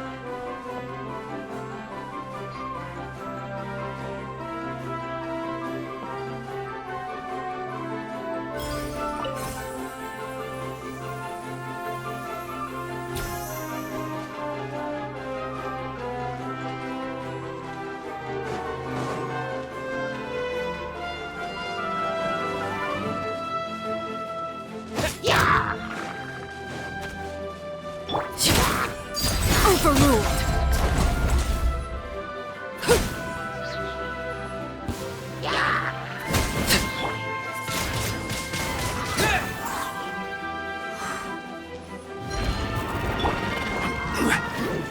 Solidify!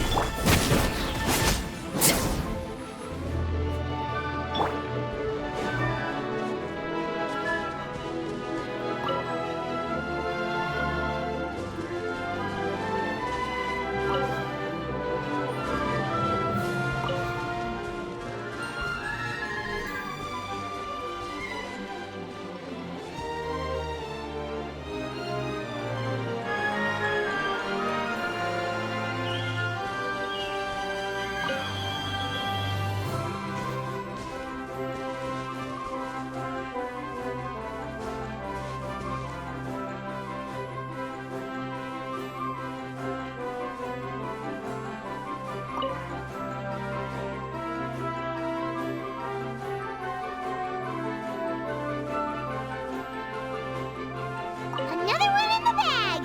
That sure was rough. Is this an answer from this world?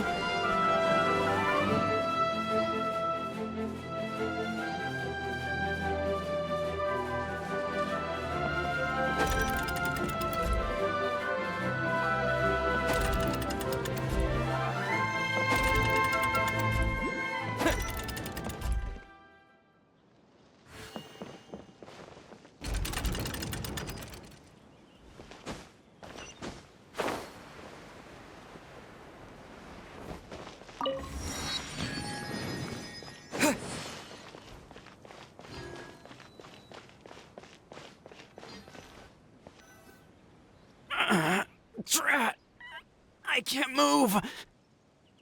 What happened? Your Majesty! This conservative radical, he attacked us! He threw the star from the astral garden and even stole the magic thread linking the oracle pillars!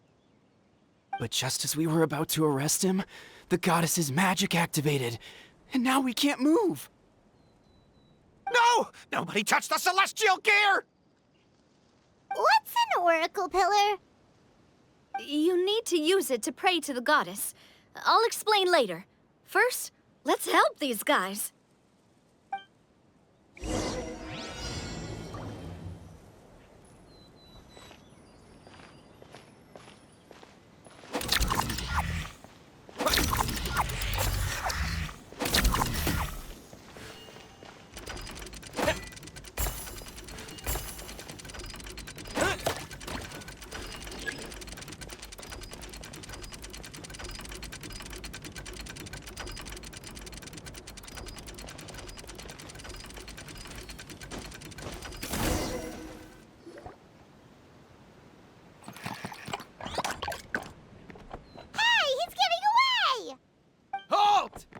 It's okay.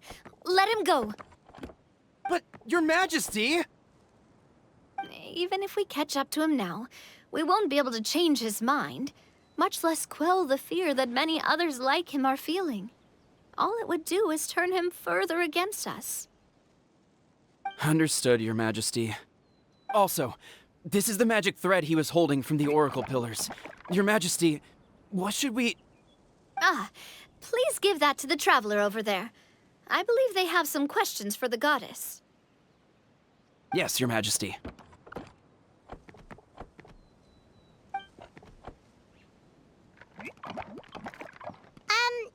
So, what do we do with this exactly? See those oracle pillars over there? Just use the magic thread to connect them together in a specific pattern, and the goddess of prophecy will answer your prayers. Oh, sounds easy enough. Let's give it a try.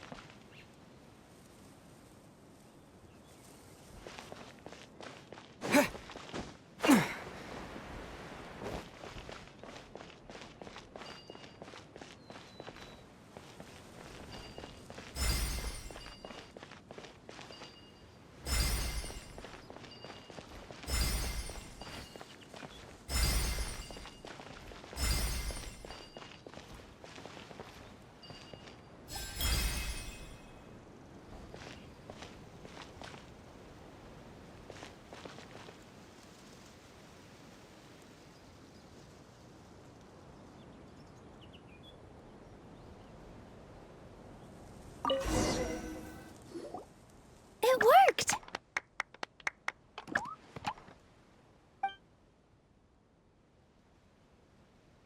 To which course of fate do you seek answers, my child of Simulanka?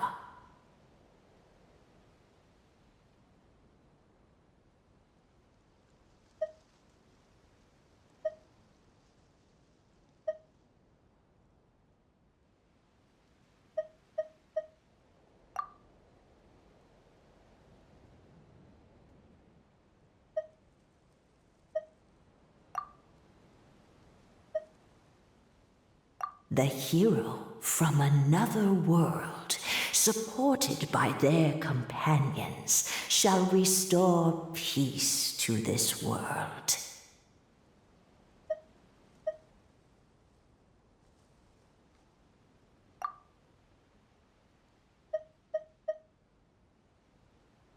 Go and push the gear that connects up to the starry sky.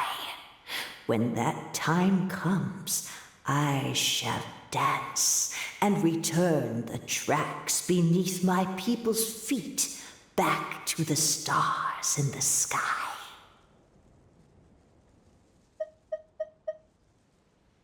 So, Miss Navia was right. The goddess of prophecy didn't tell us anything about the future. Fair enough. Guess we'll just have to play it by ear. Then first, we have to restore the sky back to its original state by putting the stars back in their positions. Let me do a quick count. All right. Adding in the ones we picked up on the way here, I think that's all of them. Let's go hang these stars back up in the sky. In the sky? How do we get up there? Oh, I got us covered. We will, of course, be taking the Aerial Express. Is that a flying train? Hey, you already took a train that runs on water. Is a flying train really that much weirder? Well, at least the Maritime Express still runs on a track. Oh, come on, don't worry about it. This train has been blessed by the goddess of prophecy. Its whole purpose is to protect the Metropole skies. It took me a lot of effort to find it, you know. I don't think anyone's used it in, like, 100 years. 100 years? Are you sure it's safe? Let's not forget that the goddess of prophecy's magic has been going haywire recently. Well, it's not like we have any other options. Unless you want to do the honors, Paimon.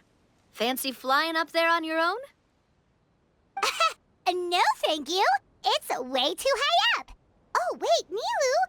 You've got a feel for how magic works here. Can you do your thing and sense if this train is a real deal? I can try. Yes, I can sense traces of magic, but it's different from the kind I felt in the forest, so I don't know. Okay, fine. Guess there's only one way to find out. That's the spirit. I'll come with you. Miss Nilu, will you be joining us? I think I'll stay behind. That way, if something does go wrong, you'll have someone on the ground to get you some help. That makes sense. If the train does break down, you can make us a giant origami crane to come bail us out. Or if a crane's too difficult, a finch could work.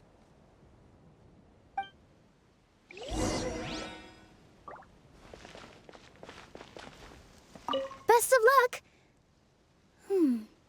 A finch, huh?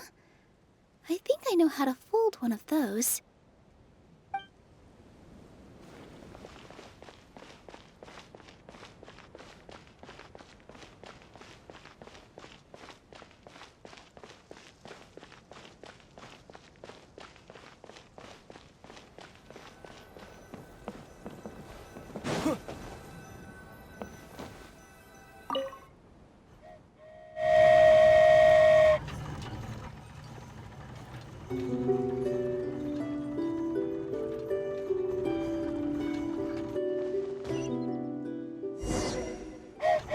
Choo-choo! Aerial Express moving out. Whoa, it really is flying! What an amazing feeling! I've never been on a flying train before. Neither have we.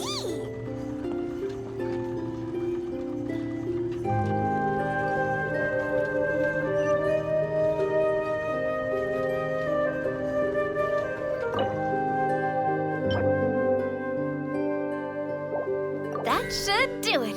On to the next location.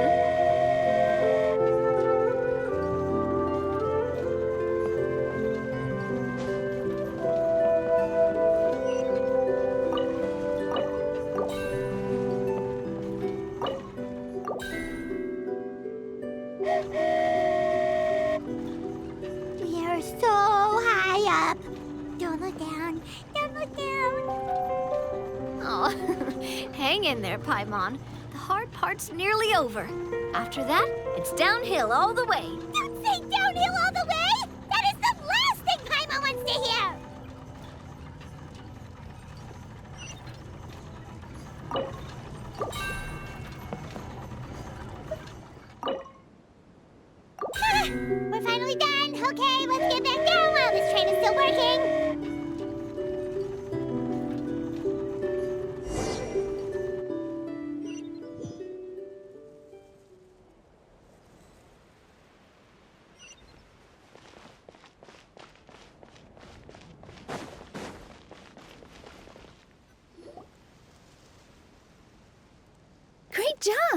It looked like it all went smoothly.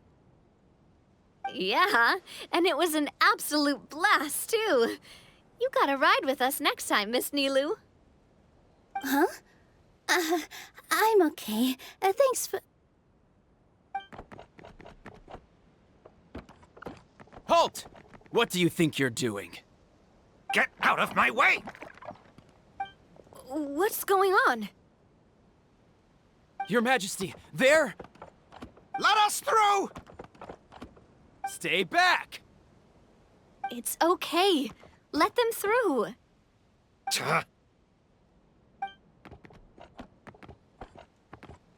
Your Majesty, could we please ask you not to turn the gear that connects up to the sky? And why is that? As you have seen, the goddess's gift is very important to us. It keeps us from harm and protects our very lives. Some of us, we just aren't ready to lose that protection. I see. I understand. Huh? Your Majesty, do you mean... I won't turn that gear. Not until you're ready. What? I've said before that the Metropole belongs to the people, and they should have the right to decide its future. But let me ask you this. How do you plan to solve the issues we are currently facing? Well, we'll start by rescuing the people that have gotten stuck. And then we'll find a way to figure out the true cause of this crisis. And have you made any headway on that? The true cause, I mean. Unfortunately not. Hey, you little... I'm sorry, my friend, but it's the truth. You have friends and family that have been affected, don't you? That have gotten stuck? Duh. I understand your concerns. But if we let this drag on for much longer, the situation may well get worse. More and more people will be frozen by the goddess's magic. Yes, but if we turn that gear now, all the tracks in this city will disappear. I know this is a hard decision to make. But have you ever thought about why the goddess might have made things this way in the first place? Huh? Why do you think she might decide to take back her gift and stop revealing further prophecies about the future? Are you saying she has abandoned us? No. Quite the opposite, in fact. What do you mean? The goddess dearly loves this world and all the people of Simulanka. And because she loves you so much, she wants you to be able to choose your own path. Every parent hopes their child will have a happy and carefree life. But if they're overprotective, then all they'll manage to do is keep their child trapped. If a mother bird lets her baby ride on her wings for too long, her child will never learn how to fly. Perhaps the goddess of prophecy has always known that one day she'll have to let go. Children can only become independent if they're allowed to form their own opinions, make their own decisions, and deal with the consequences on their own. Only then will they be able to continue their journey alone, even after their parents are gone. But we've relied on the goddess's protection for so long. We don't know what it's like to go it alone. We don't know if we have what it takes. Are you kidding me? I think you've proven yourselves more than capable of that. What do you mean? You made a call in a time of crisis, and you've come all this way to talk to me. Even the guards couldn't stop you. That must have taken a lot of courage. But we only did it because we were scared.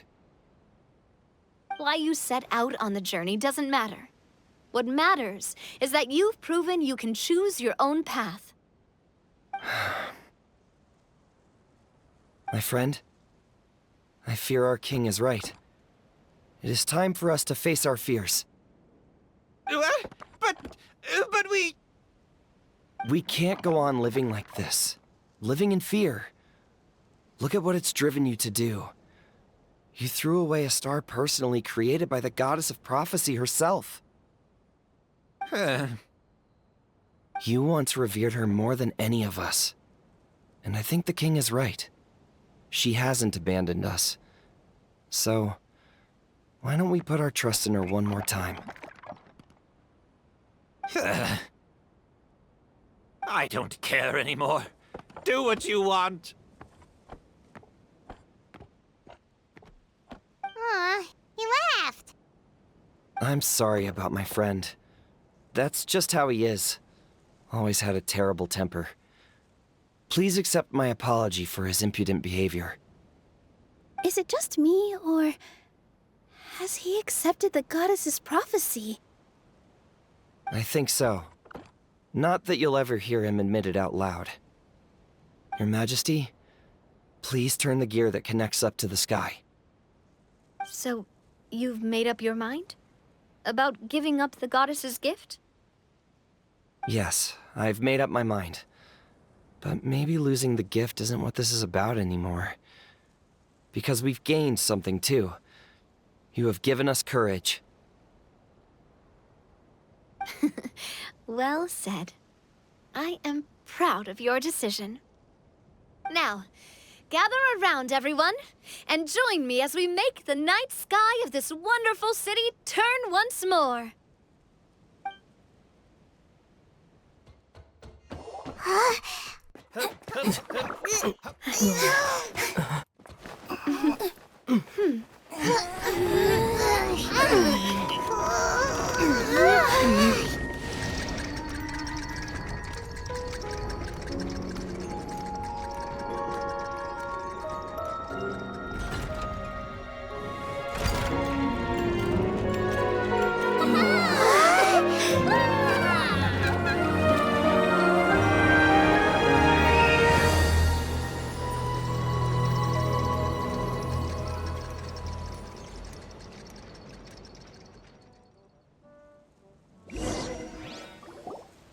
So the stars hanging in the sky, they're music notes!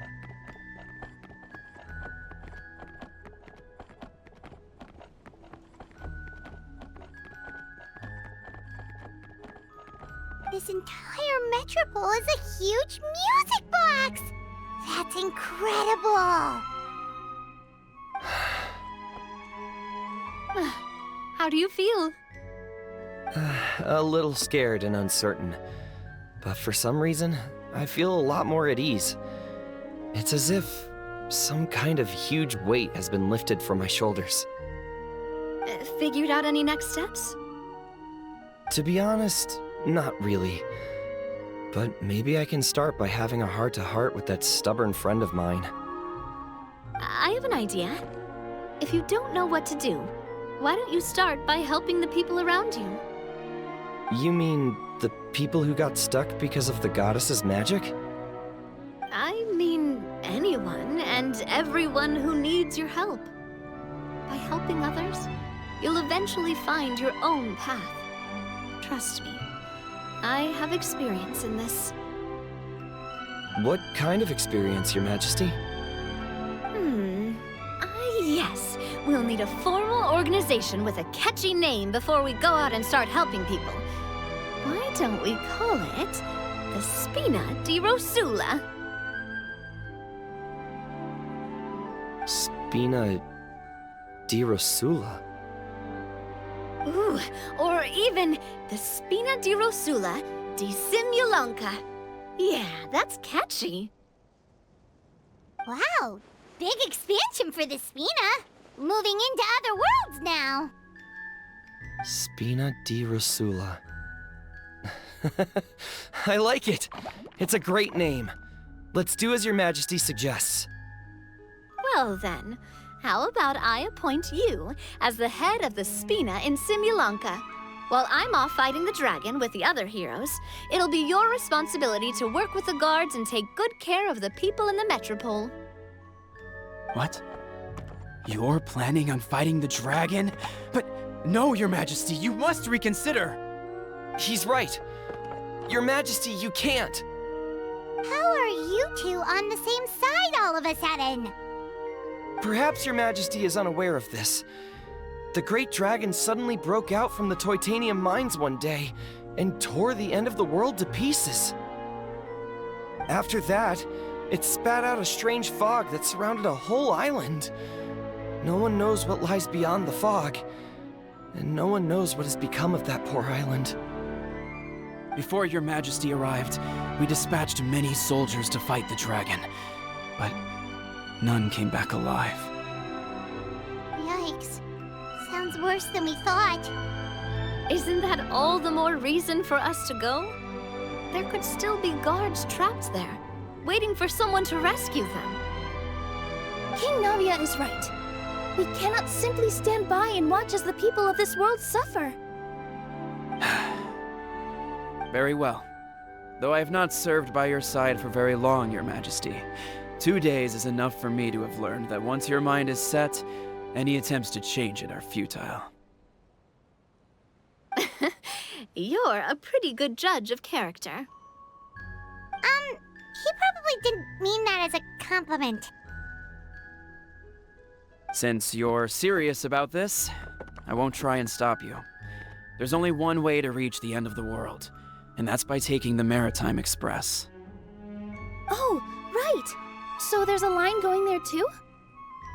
Yes, it was originally built to serve the workers commuting to the Titanium mines, but it has been abandoned since the dragon attack. I'll tell the conductor to wait for you at the platform by the side gate to the Metropole first thing tomorrow morning. You're embarking on an extremely dangerous adventure. Please be careful, Your Majesty and friends. Oh, thank you for your concern. While I'm gone, I leave the Metropole in your capable hands. Yes, Your Majesty! Just call me boss from now on. That's what everyone in the Spina calls me, and it's what I'm used to.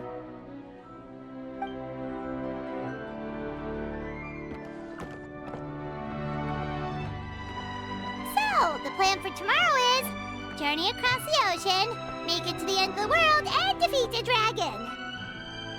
Ooh, that's an adventure and a half. Do all storybook heroes have to work this hard? At least we'll get to see some amazing scenery along the way, right? Besides, we'll have each other. It'll be a shared experience that we'll never forget. Plus, we're pretty well equipped for a classic heroes versus dragon story. We got Miss Nilu as our magic caster, and I guess I'm the melee warrior who leads the charge? Paimon can definitely see that. Anyway, those are tomorrow's problems.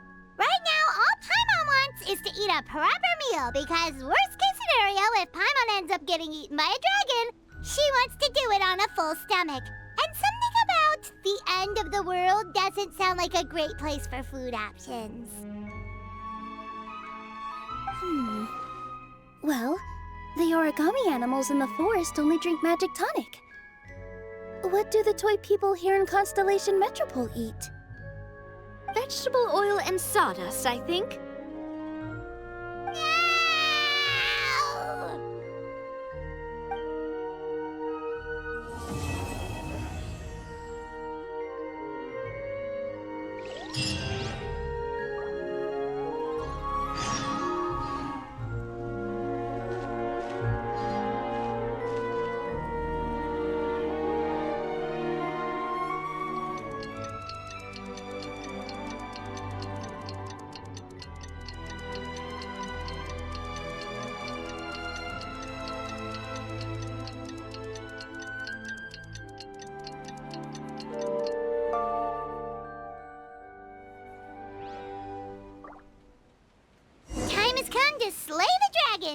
How are you feeling? Nervous? Paimon's curious to see what this end of the world place is like. Come on, let's go meet the others at the station.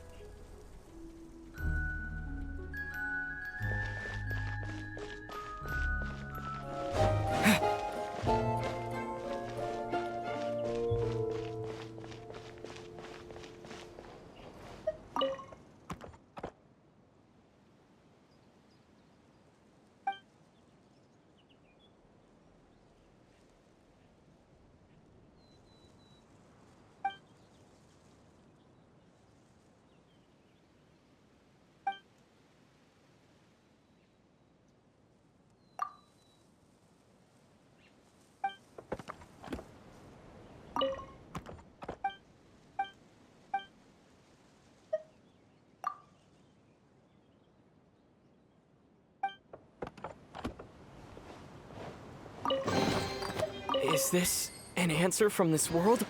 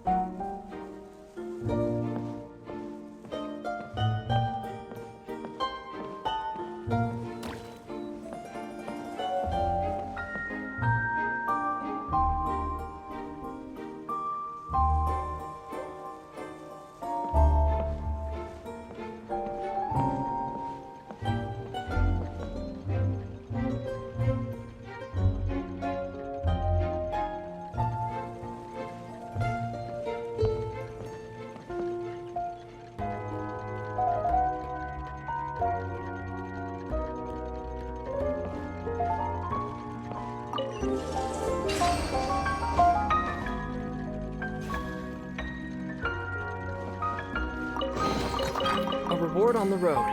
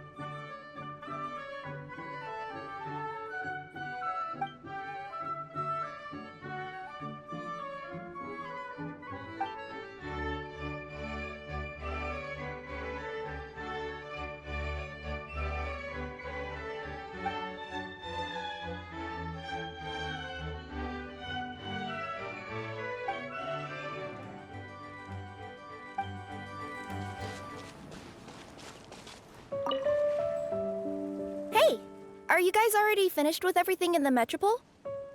No need to prioritize me. There's just this place I really want to go check out. Feel free to get back to me once you've got everything sorted out.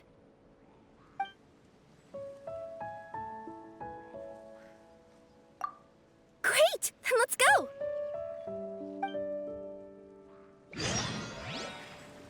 I've delivered packages all over, but I've never seen a mysterious fairy tale world like this before. Looks like nobody has gotten around to repairing this house yet. Ugh, even I wouldn't dare to sleep in there. It might suddenly collapse in on you.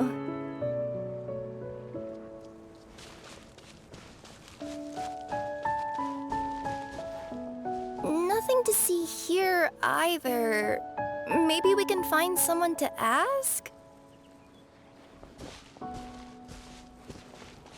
Aha! Over there! I bet we'll find some people there. Let's go take a look.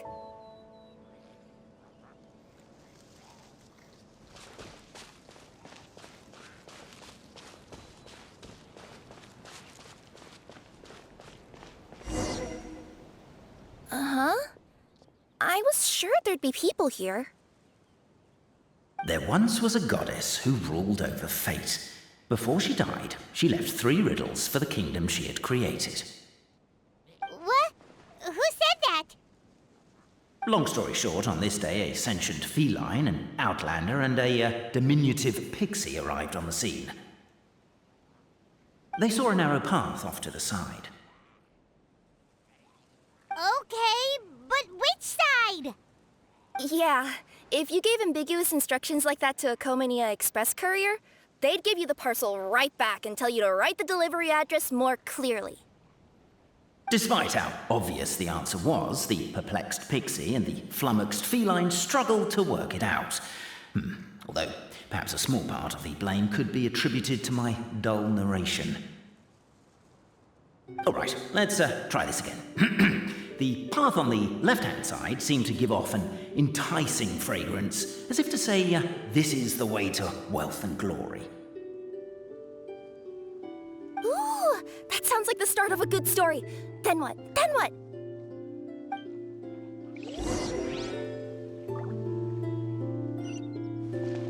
At the end of the path, the motley crew would soon spot a secret stone room. A prophecy had once foretold of a marquis who shall one day venture inside, and thus it is named the Future Marquis's Abode to Be. You like it? The Future Marquis's Abode to Be? Got a nice ring to it, doesn't it? That was a little bit boastful. But before you continue, I must warn you of the danger that lies ahead. For example, under no circumstances should you sit on the chair in the center. Otherwise, the consequences could be a bit embarrassing.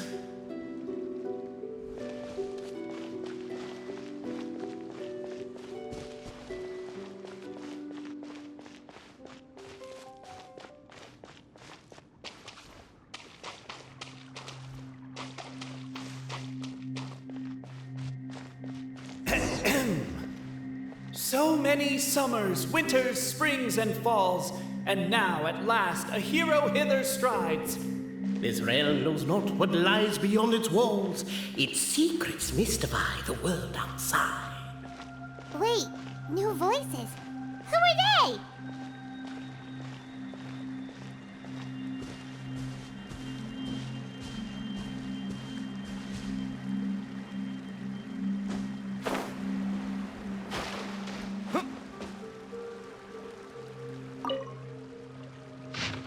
As golden sunlight fills the firmament, the tabletop engrosses your attent. Captivated by the epic poetry and enthralled by the outstanding storytelling, the Outlanders knew what their next objective was. Namely, to remove the clockwork key from the raised platform up ahead. Fiabe, I just realized. You said we all had to speak like bards, but every time you open up your mouth, I don't hear any rhymes. Yeah, I noticed that too. It's one standard for us and another for you. That's not fair, Fiabe.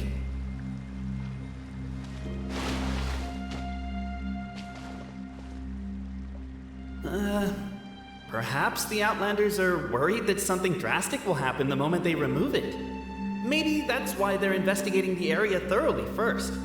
Can't fault them for that. I'm wondering if we can take advantage of this downtime to discuss whether we really need to keep this up. Oh, if you guys don't want to put on a voice and speak in verse, be my guest. Just don't blame me for your own poetic incompetence.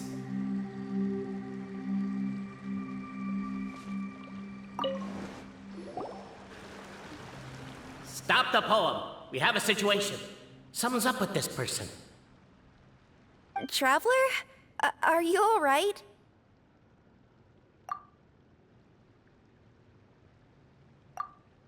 Come on, you can do it! This can't be how our story ends.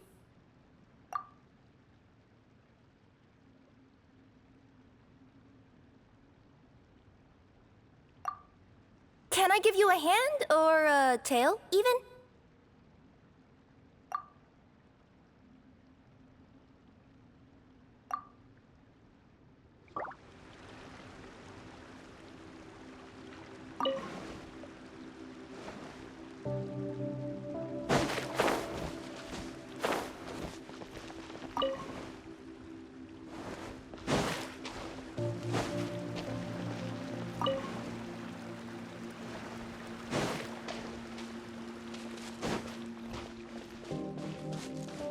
With wood and earthenware strewn all around, the demon feline's fury can't be quelled, reducing them to rubble on the ground.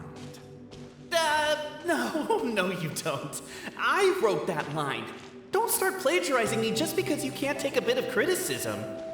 Look, let's not put form over content here. It's not about the rhymes. It's about making sure the Outlanders focus on the clockwork key on that platform.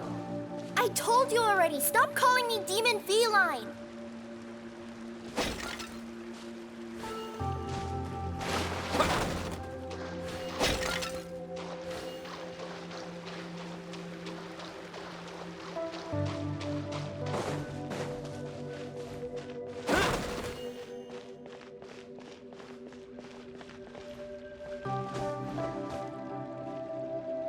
Strong as stone, firm as steel, the Outlander pulls, but it does not yield.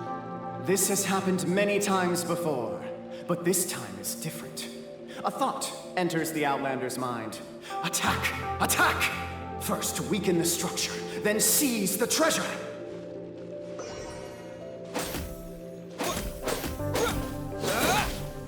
The attack now over! Only one final step remains.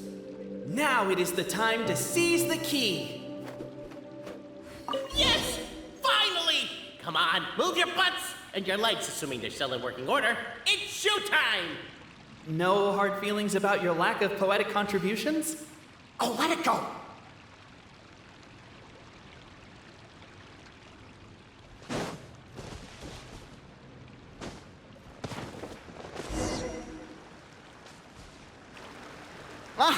Welcome, esteemed and noble Outlander. Allow us to introduce ourselves. We represent the 3 great clans of this realm, having been selected as its authorized historical supervisors. Our purpose being to await the arrival of one such as yourselves, who shall remove the clockwork key. My name is... You're Cape, he's Albizzi, and that's Bobarano, right?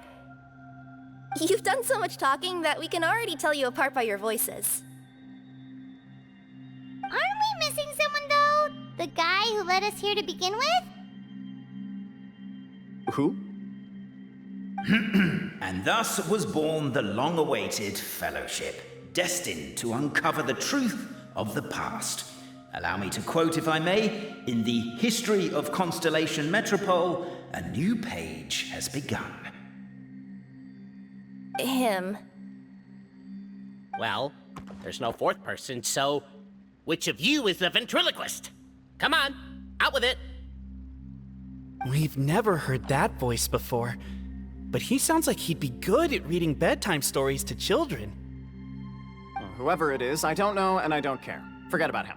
We have far more important things to focus on, like where our journey goes from here. That key you hold is the pivot point about which the past and present of the metropole revolve. However, between our three clans, there is some dispute over the historical record. Each clan has its own version of history, detailing the clan's origins and the tale of the dragon of old, and unfortunately, we don't know which one is the truth. Dragon? You mean the one that's been acting up recently? Oh, no, not that one, you adorable little pixie. When I say dragon of old... He means a dragon that would be really, really old if it was still with us today, but it was defeated in ancient times. The new one has nothing to do with our clan history. Was that supposed to be a joke? Anyway, so you've been waiting for someone to remove the key so you can finally explore the truth of the past? Not just explore it, but argue incessantly about it. Honestly, I don't care that much. Cape's the one who's always bothering us about it. What we need to figure out is who resolved the dragon crisis. We have to know that before we can decide which is the supreme clan. The moment you removed the key from where it was lodged, you became the honorary Marquis. We humbly beseech you, noble Outlander. Noble Traveler Marquis, we ask you to help us. You and your talking Puss in Boots and the pale floating pixie. Puss in Boots? Are you serious? It's better than demon feline, but still. Embrace it, my friend, embrace it. Most cats don't wear boots or speak, do they? I'm not even a cat, I'm a Nekomata. Now that you know the word, I expect you to use it. Please allow me to lead you all to a sacred memorial site. It will be much easier to explain what needs to be done once we are there.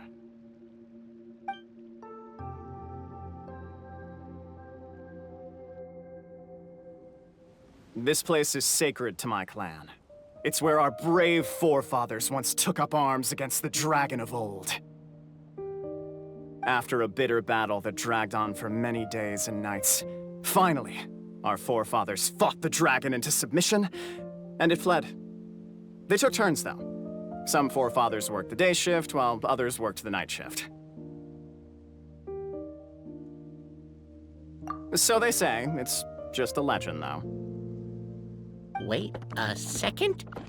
Did I just hear you admit that your clan's history is just a legend?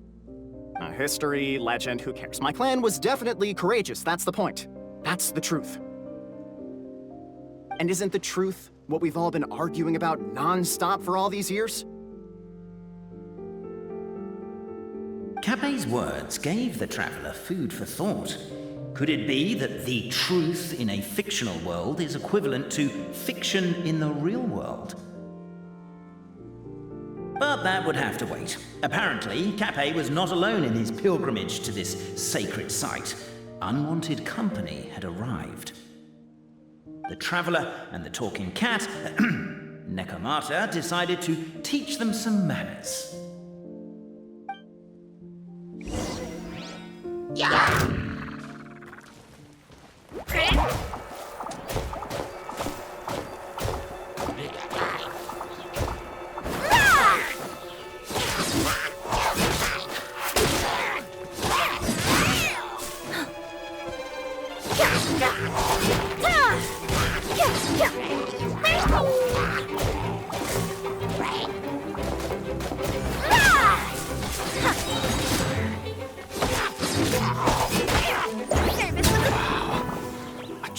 Display of heroism and valor. It was as if the spirits of my ancestors were fighting through you. Here's a thought. Could be wrong, but maybe the Traveler Marquis is a lot more powerful than your ancestors. Technically, by saying that, aren't you implicitly acknowledging that my clan's history is, in fact, true?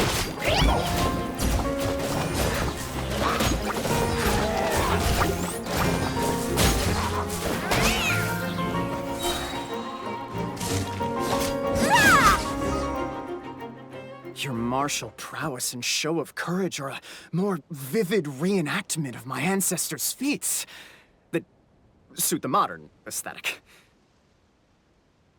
Now, let's get down to business. As we all know, time is but an illusion. Time may flow line by line, page by page, or frame by frame, but usually it flows in the form of springs and gears. And that clockwork key you have in your hand can turn back time and make the past reappear. Well, actually, my view is that the illusion of time is more of a problem of consciousness. Gears power the body, while the body is the vessel of the conscious mind. But the mind cannot understand the dimension of time, so we experience instead an endless continuum of moments as the pinion of now turns along the rack of ages. I'm getting flashbacks to when I was delivering packages to the Sumeru Academia. A teacher once asked Albizzi what his greatest fear was, and he replied, dragons. Boberano was asked the same question. He replied, time, and repeated the argument we just heard. The teacher then turned to Cape and posed the same question. He replied, Boberano. The manuscript that tells the truth of the historical record, the blueprint to all of creation, the work of the great mage themselves. It can be found at the beginning of the Girac, and on the very first page of the book. Paimon didn't follow all that, but basically, you're just saying that we need to put the key in and turn it all the way back? Exactly. It is said that in the beginning, the goddess of creation took the goddess of fate's manuscript as a blueprint, placed it under the goddess of prophecy's starry realm, and generated the world from a few magic arrays. So in a few moments, when the great clockwork key turns the local time here back to the very beginning, we will restore the magic arrays back to their original configurations. Hold on, isn't stealing part of the blueprint of creation a little dangerous? Also, how are we supposed to know the original configurations of the magic arrays? Well, the general shapes of the configurations have been passed down over the ages. They now form the family crests of each of our clans. So you'll just need to reference my family crest and join the dots accordingly.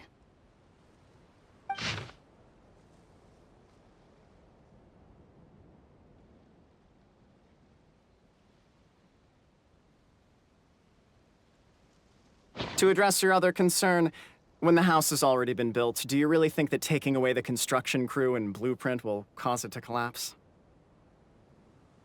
The Traveller Marquis prepares to insert the great clockwork key into the nearby keyhole.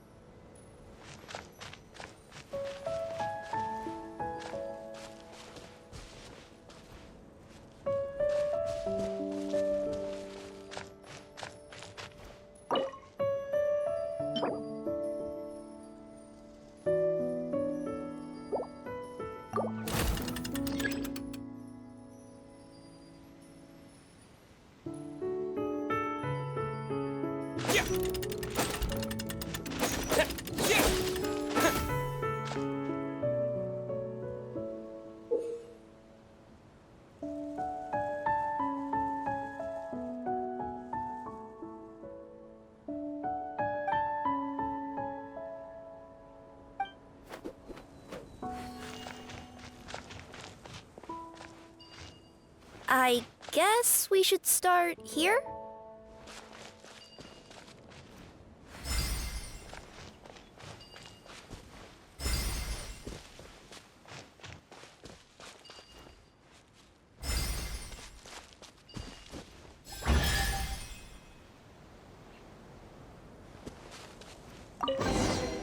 I'll keep this. Behold, the sacred writings that record the truth of... No, wait. That have shaped the truth of history. Gather round and let us bear witness.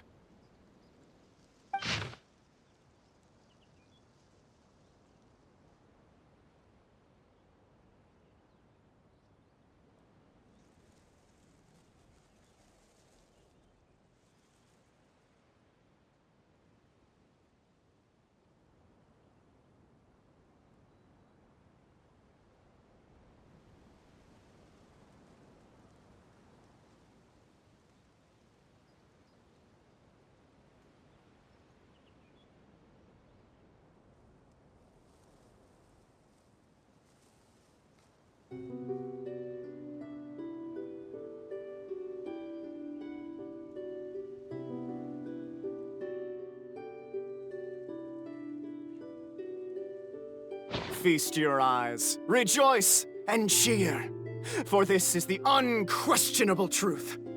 Look at the signature. Nobody is capable of forging that. I don't believe it. So, all along, our histories have been false?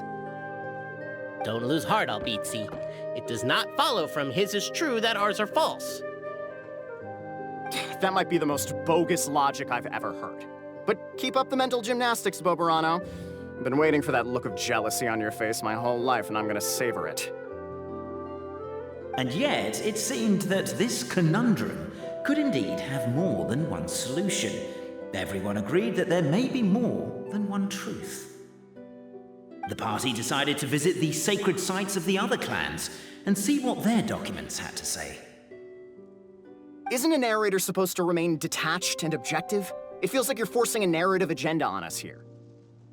Well, whatever. I'm in a good mood. Let's do it. The instructions say to repeat the process 3 times, and besides, I'm looking forward to watching you both be sorely disappointed. Let's do my clan next. I'll lead the way.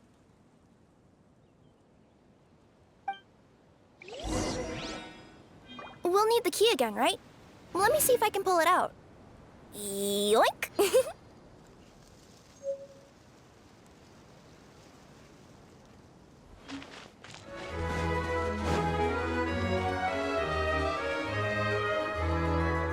The party finds no pedestal in which to place the great clockwork key, only a locked door.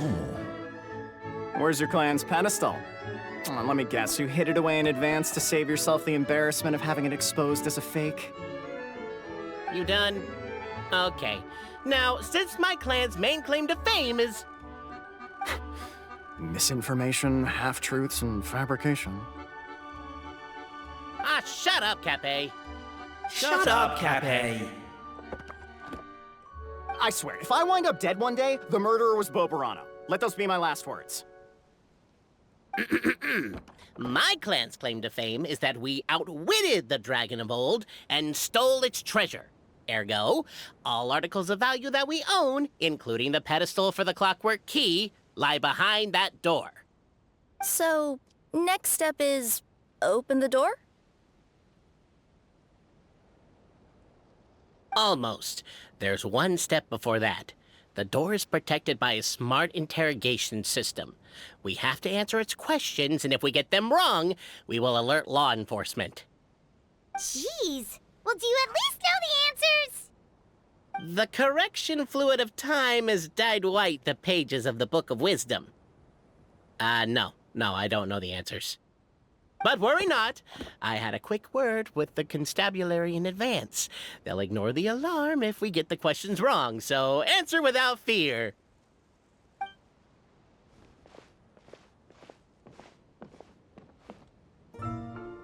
Question 1. Who is it?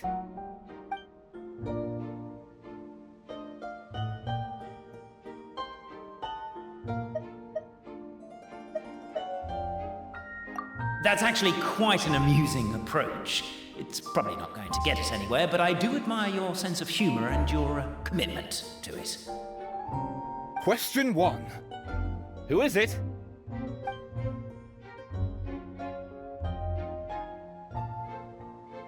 Ah, what an ingenious idea. Far more intelligent than Boberano's ancestors. But I still recommend against this answer. Question 1. Who is it? The great yokai, Nekomata in boots. And the trusty travel guide, Pixie! Travel guide. Trusty travel guide! Question 2. By which virtue did the ancients defeat the dragon?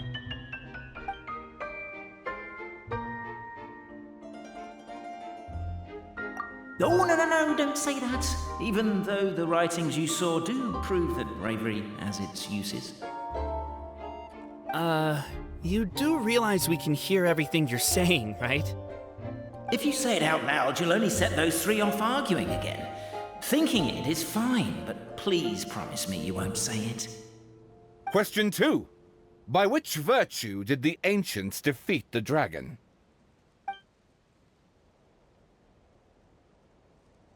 To be completely honest, hard work is a bit of an alien concept to us here in the Constellation Metropole. We have hardware and we have clockwork, but not hard work. Question 2. By which virtue did the ancients defeat the dragon? If this is the right answer, I swear I'll... Correct! What? A barefaced lie. So low. Question 3. Which is more real? The fiction of the outside world, or the truth of this world?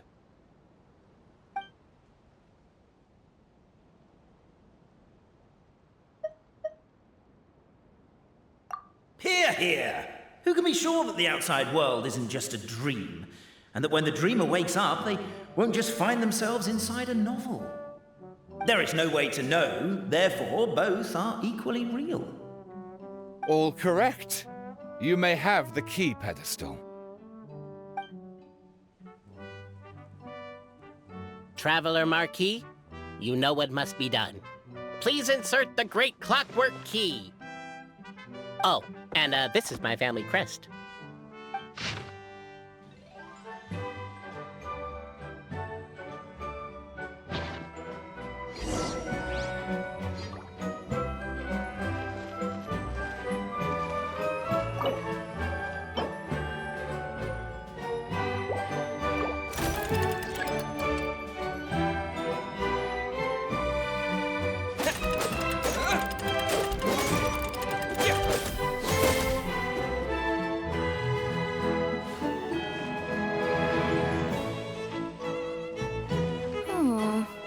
Do we really need this one?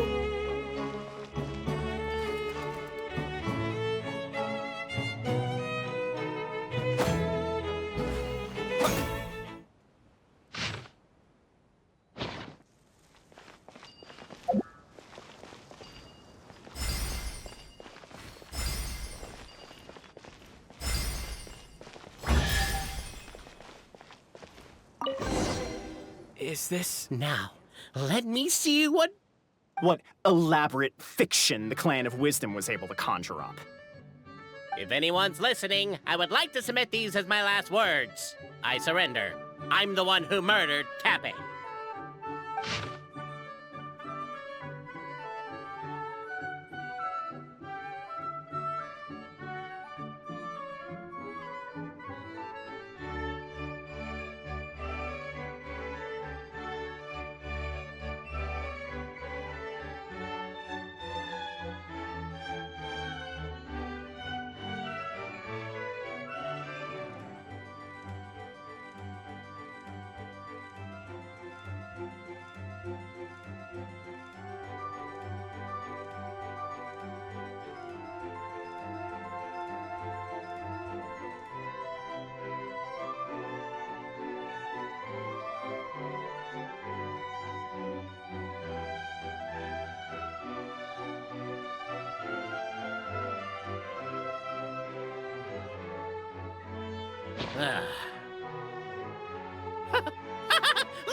Look! My clan's history is true as well!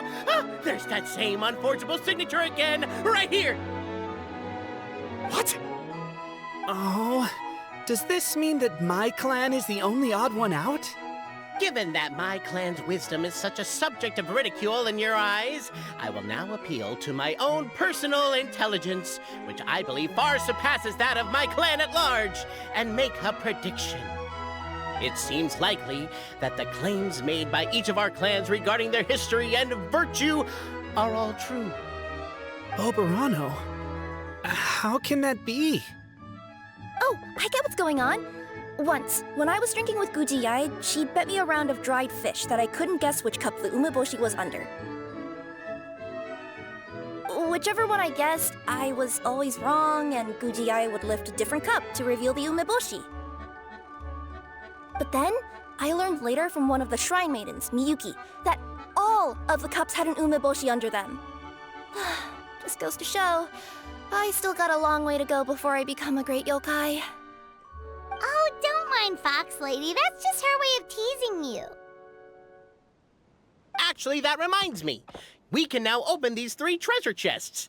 And unlike the guessing game you mentioned, this one's not a trick. Cool. Well, once you've plundered the last of Boberano's family wealth, we can go to my clan's place. Guess I'll take the clockwork key again then. Yoink!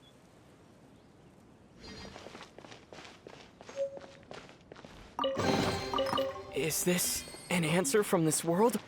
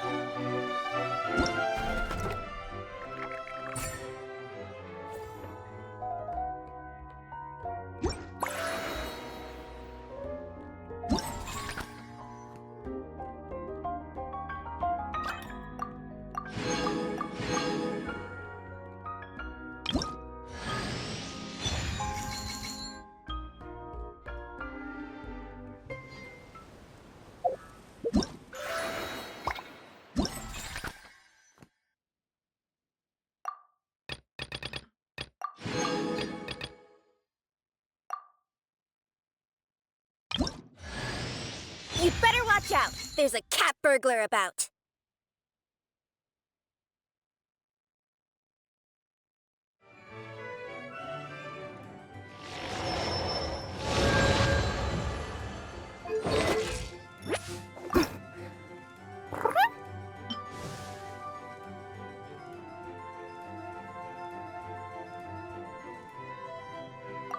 Scaling walls, leaping across the rooftops? Nothing new for me.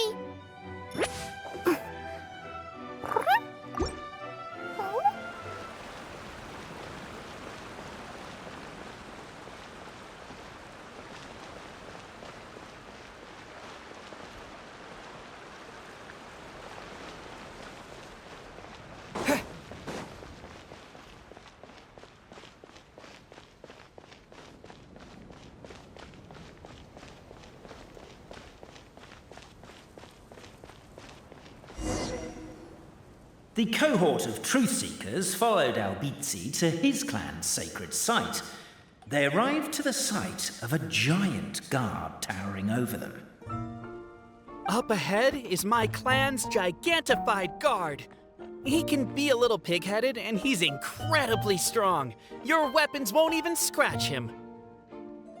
Wait, but wasn't Kappei's clan the one that's all about strength? So, what do you guys believe in then?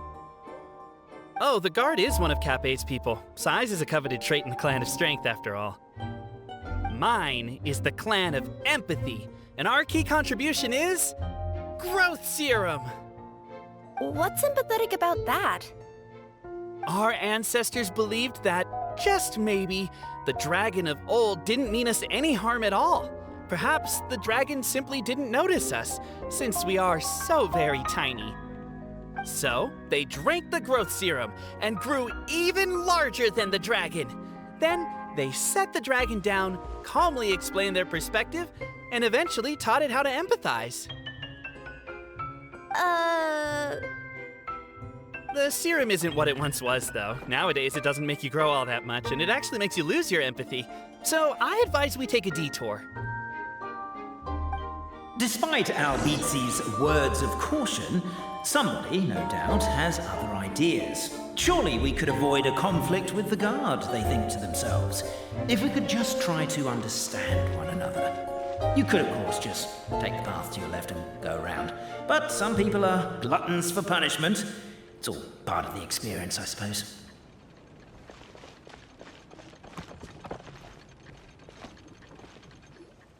Everyone, I have returned. I come with the long-awaited Marquis and their followers to search for the lost origins of our clan. Well, we weren't told anything about that this morning. Get out of here. Leave us alone.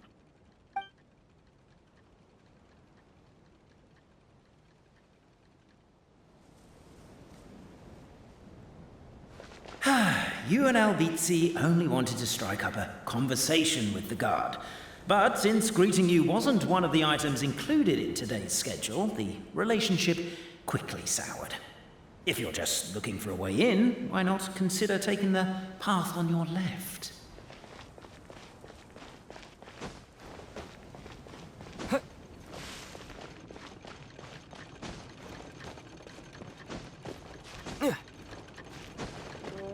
Why is my own clan treating me like a villain? You've been away too long. We all have. Feels like we've been waiting forever.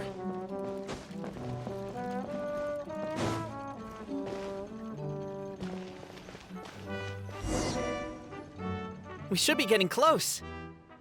Why is this place so full of junk?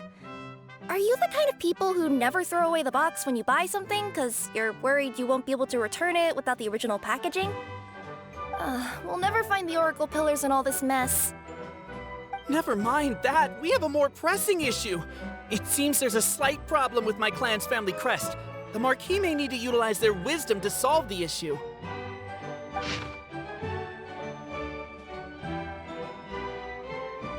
Wisdom too, huh? Well, you guys have a bit of everything, don't you? Except empathy.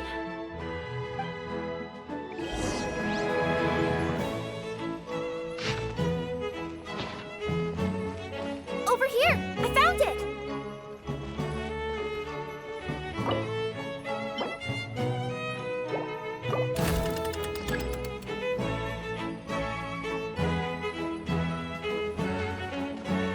Yes! Keep the noise down! We don't want to alert the guard. I'll go keep watch.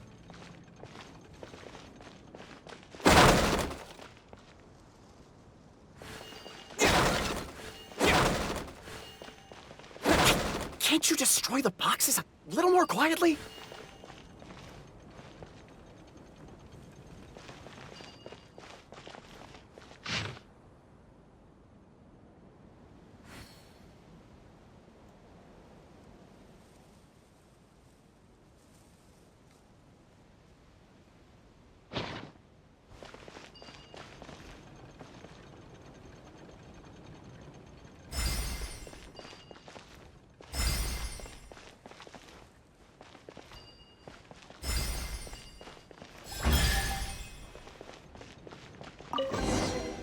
A reward on the... This is the last one.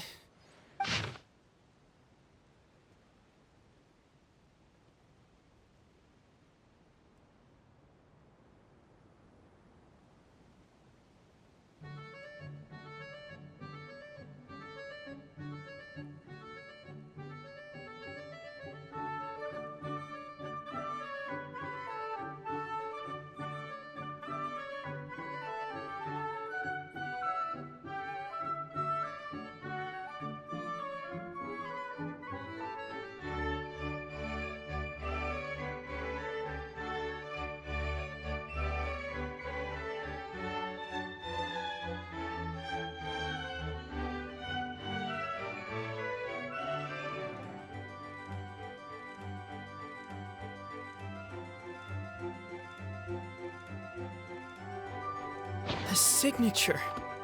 So it's true. Empathy is one of the founding virtues of Constellation Metropole, too. Just as we suspected, all three are the truth. Okay. Well, this is a lot to process. I feel a little empty inside. Yes, we found the truth, but there's too much truth. I get you. It's like in Inazuma, when there were only 6 books in the Mirage Warrior series, it was really popular. But by the time book number 88 came out, nobody wanted to read it. And all lost interest. A brief moment of joy is drowned out by a growing feeling of melancholy. But perhaps there is a glimmer of hope to be found too? Anyone? Anyone? All right, I'll say it. How is it the case that these 3 versions of history can all be true at once? That's exactly what Paimon was wondering, but Boborano kind of already explained it away earlier. So Paimon was worried she'd look stupid for asking the question. It's not a stupid question at all, my dear little pixie. While I did postulate that different truths may coexist, there is an issue when it comes to these 3 truths in particular. The problem is, all 3 truths are the history of the exact same thing, namely the dragon and the Metropole's origins. Yet all 3 bear the signature, showing that they're genuine.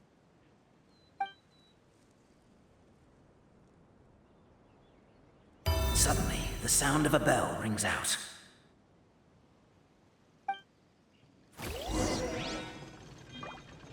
The bell! It rang once! What does that mean again? Ah, yes! Highest level of emergency! Everyone, to the main entrance! Stat! Bring all the glue traps and place them outside the gates! The whole city is on the lookout, and there's only one way out. It's the path right in front of you.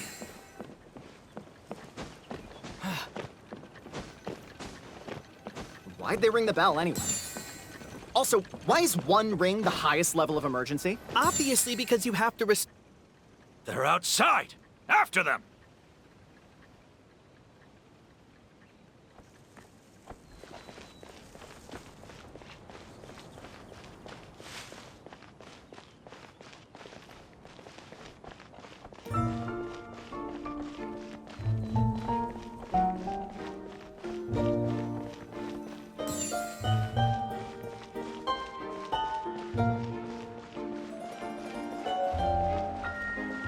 Arrest these suspicious individuals and their associate, Albizzi. Yeah. The bell! It rang once! What does that mean again? Ah, yes! Highest level of emergency! Everyone, to the main entrance! Stat! Bring all the glue traps and place them outside the gates! The whole city is on the lookout, and there's only one way out. It's the path right in front of you.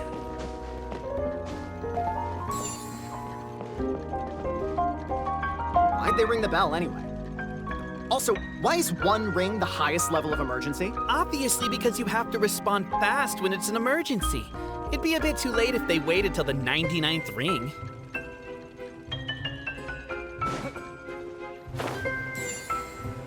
They're outside! After them!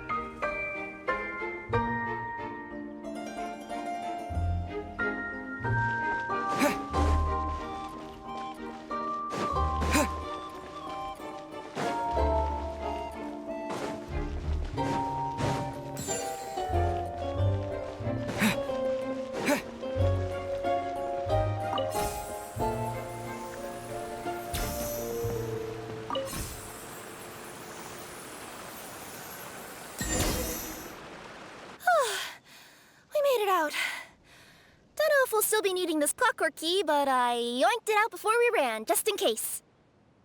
Okay, but back to the truth problem. There are 3 conflicting versions of the truth, and somehow they're all still true. What is that supposed to mean? I don't know. I doubt anyone here in Simulanka can make sense of it.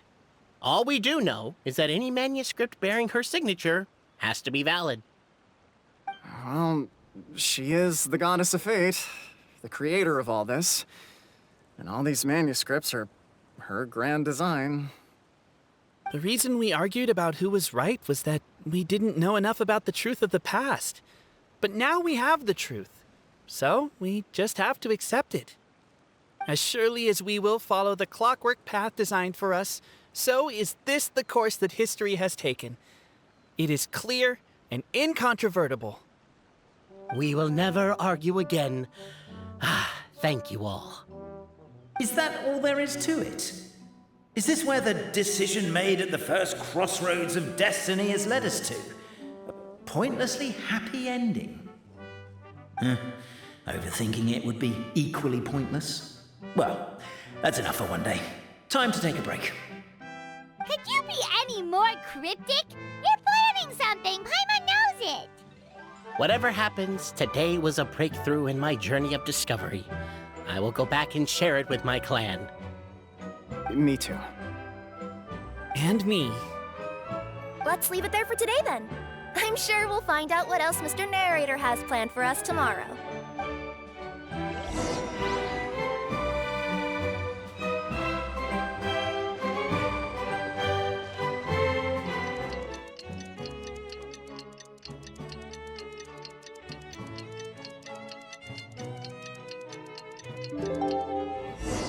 What a beautiful day, thought the traveller, before he was overcome by a creeping sense of foreboding. The voice in his head grew louder. Must go to Pendulum Lane.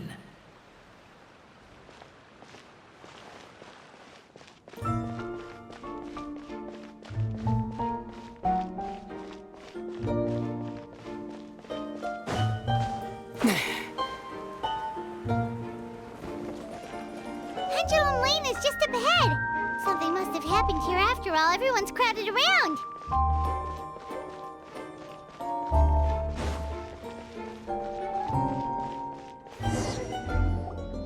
Oh my god, this is terrible! I don't understand. The three great clans of Constellation Metropole have finally made peace with each other. Who could have done this? What happened? Oh no, someone's lying on the ground. Cappe! How did this happen? Cappe, you idiot! Wake up! You need to revise your last words or everyone's gonna start suspecting me! Last words? What did he say? If I wind up dead one day, the murderer was Boberano. Ugh, you could have at least pretended to not remember it. I'm sorry, Boberano, but this is an interrogation. I have to give the detective straight answers. Don't worry, Boberano. I don't consider you a suspect, nor do I have the authority to charge anyone with a crime. So, are you the last people to have had contact with him? My sincere condolences. You were travel companions, right? It's a real tragedy. I'm afraid he'll be out cold for another hour and a half, at least. Huh? Yeah, I know. It's despicable. Hitting someone in the back of the head is the second worst act of cruelty there is. The first being replacing their gear oil with extra strong glue. So, Cappe's not dead? His gears, metal frame and shell are all still in excellent condition. It's just his energy supply that's been all messed up. Wait. But surely you can't be suggesting that just because Cappe isn't broken, there's no need to go looking for the culprit. No! There's a need! Huge need! Unfortunately, this is rapidly turning into a cold case. There's no evidence and no witnesses. Unless there's an official clockwork pedestal or the goddess of prophecy around here somewhere. Excuse me. Then suddenly the long-lost dragon of old flew across the sky. Where?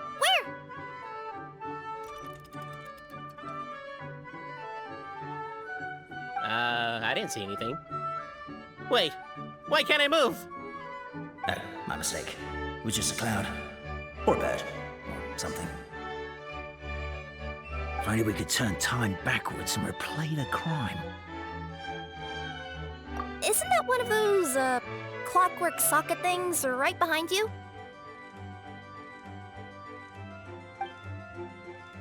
Ah, so it is.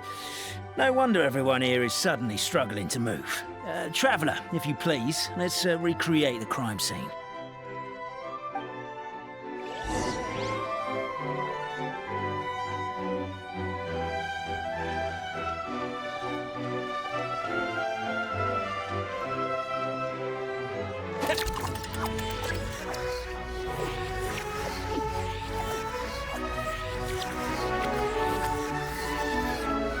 Seems too chaotic. I can't make heads or tails of it.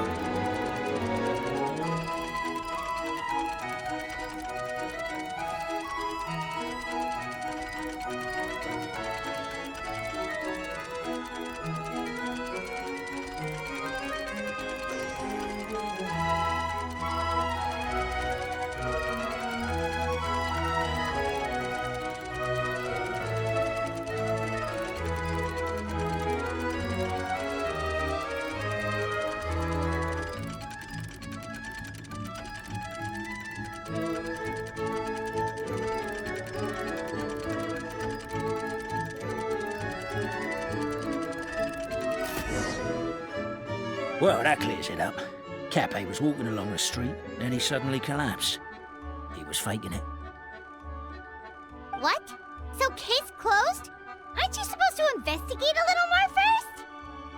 Well, we literally replayed the crime scene and saw it with our own eyes. There's no need for any evidence gathering or powers of deduction now. And besides, maybe the truth is inherently strange by nature. Like how Constellation Metropole has 3 histories, each of which is the truth. But didn't you say Cape was struck in the back of the head and knocked unconscious? For all I know, he could have bashed his head against a toilet bowl before leaving the house, then walked here in a daze before finally passing out. As for why he might have done that, my guess is... With the Supreme Clan question left unanswered and the tension in Constellation Metropole suddenly wiped away, he was looking to create a new source of conflict. Only then would the city feel alive again. Do we really think he's capable of that, though? Sounds like a pretty complicated conspiracy for the average Simulanka resident. Traveler, something about the crime scene isn't sitting right with me. It just seems unnatural. Also, anything outside of the immediate area won't have appeared in the replay. Is it possible that something was missing from the scene? Why don't we search the area? Wait, what are you doing? Oh, we're gonna head to Cape's house to check the toilet bowl for signs of an impact.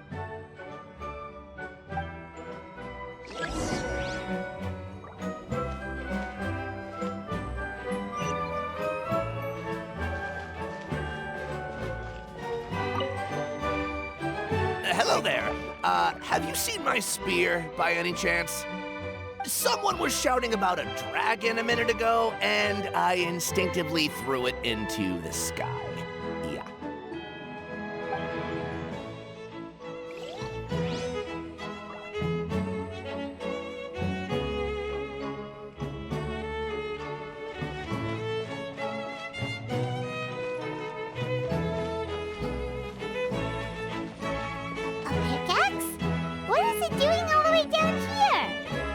Be a story behind it. Let's take it.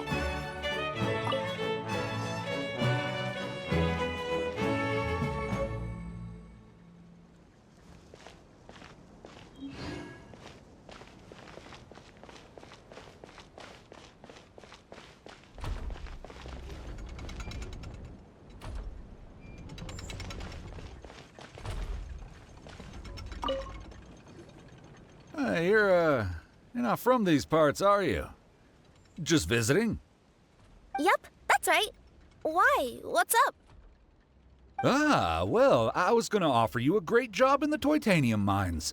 A safe and secure working environment. Doesn't sound very safe. At least not as safe as being a courier. To keep the titanium ore intact, we use specially designed pickaxes that can't cut through it. Even if you struck a person with it, it wouldn't so much as leave a scratch. And in terms of labor intensity, the work has been rated as Class 2 physical labor by a reputable organization. Even cats can do it. I'm not. Never mind.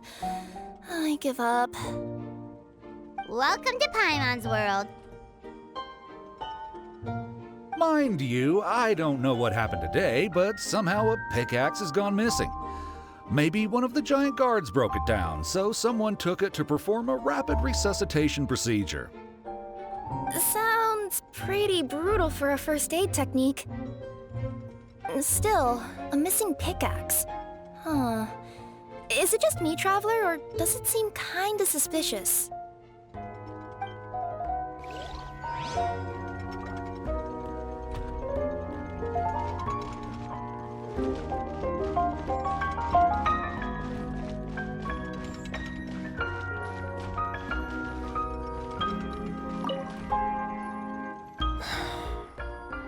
Come here. Whatever it is you were looking to buy, please do come back tomorrow. It's just, I have to close early today. A bottle of growth serum has gone missing. If someone's stolen it with the intention of harming others, the consequences could be disastrous.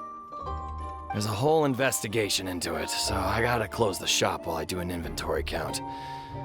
If it turns out I'm wrong and I miscounted, I could be charged with filing a false report and disturbing the peace.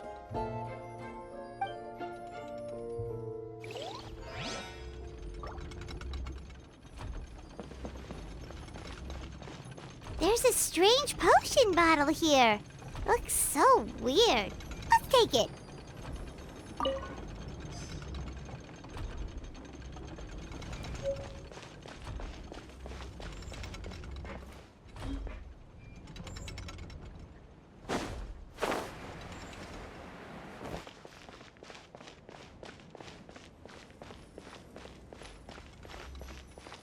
There's a spear here. It looks so mysterious. Let's take it.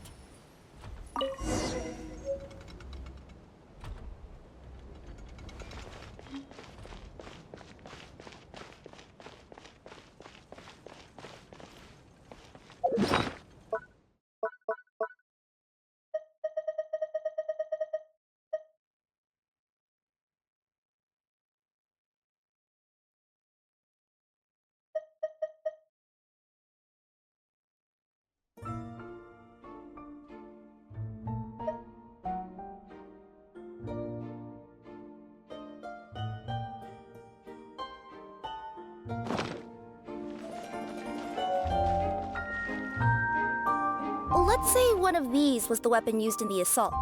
Which one do you think it is?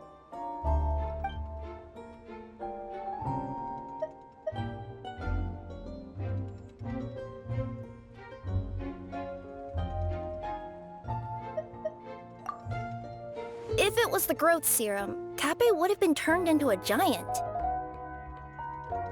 Also, the bottle probably would have shattered when it hit him. We would have seen the debris on the ground. Let's say one of these was the weapon used in the assault. Which one do you think it is?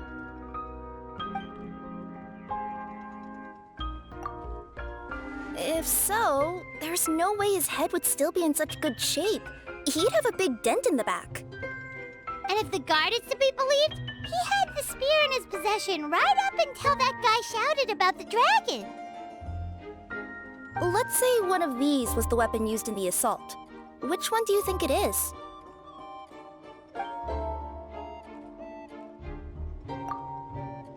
If it was the pickaxe, Cape sure is lucky it's not still lodged in his head.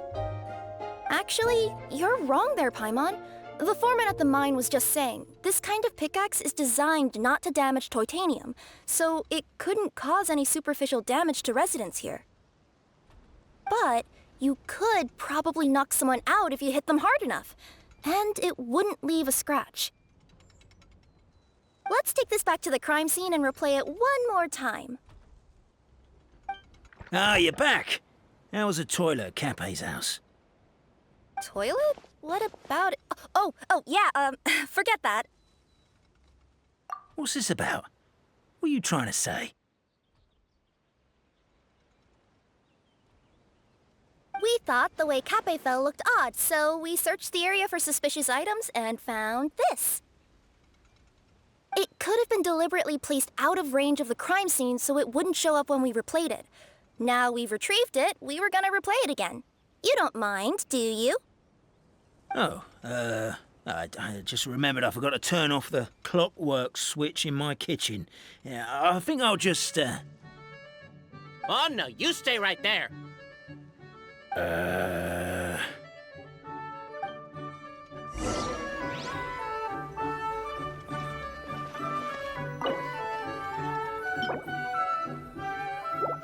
We should be good now.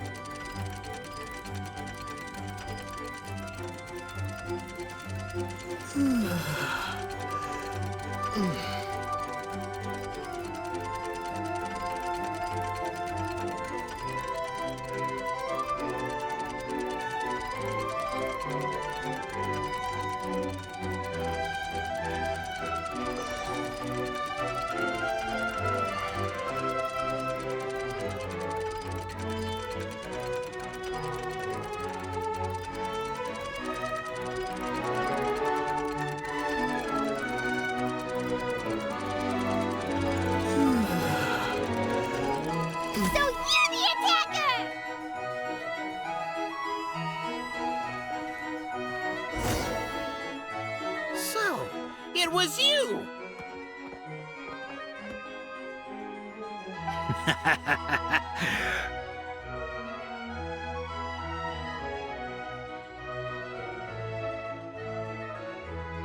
I would congratulate you for cracking the case, but since I did such an abysmal job of covering my tracks, didn't exactly have your work cut out for you. So, all I can say is... Catch me if you can!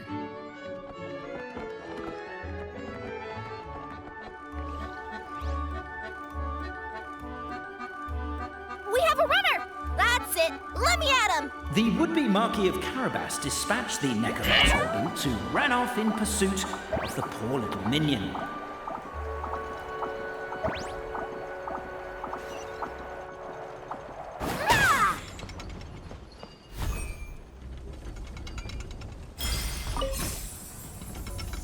The minion's poor little lower back was protesting painfully against the intense physical activity. He decided to take the elevator, giving him a moment to catch his breath. Really? His lower back asked. But the minion had no other choice. He resolved to make the jump down. By this point, the necromancer in boots was gasping for air. The minion was huffing and puffing, even more louder. But we'll ignore that. I'm not! Don't underestimate the gold-level courier of the Komania Express! A characteristically catty response from the necromancer. Tell me, what do you hope to gain from bullying me? I get to let off some steam!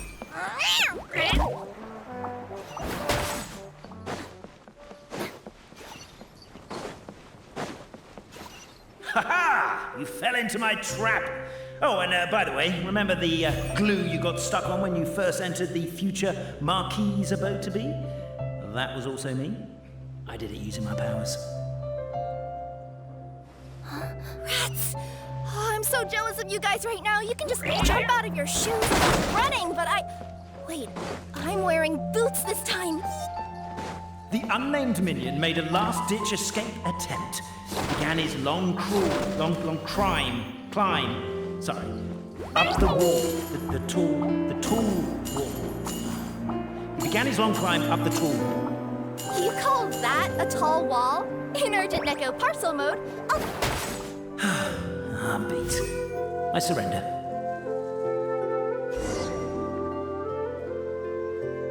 You've got nowhere left to run. All right. I confess. That was fast. Getting caught by you here was a backup plan. I don't know if what I've done will make things better or not.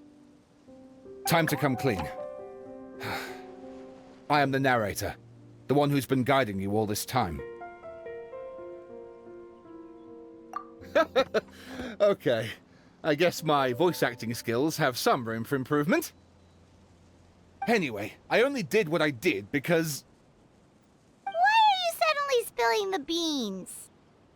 I poured my heart and soul into all this. I was worried you wouldn't ask. The truth is, I was one of the first conscious beings ever made by the goddess of creation, and I've known for a long time that this whole world is just a fairy tale written by the goddess of fate. I know they say that fairy tales are just made up for kids to read, but I refuse to believe that fairy tales are just fictional stories and nothing more. The reason why Constellation Metropole has 3 origin stories is that the goddess of fate wrote 3 drafts and couldn't decide which one she liked best.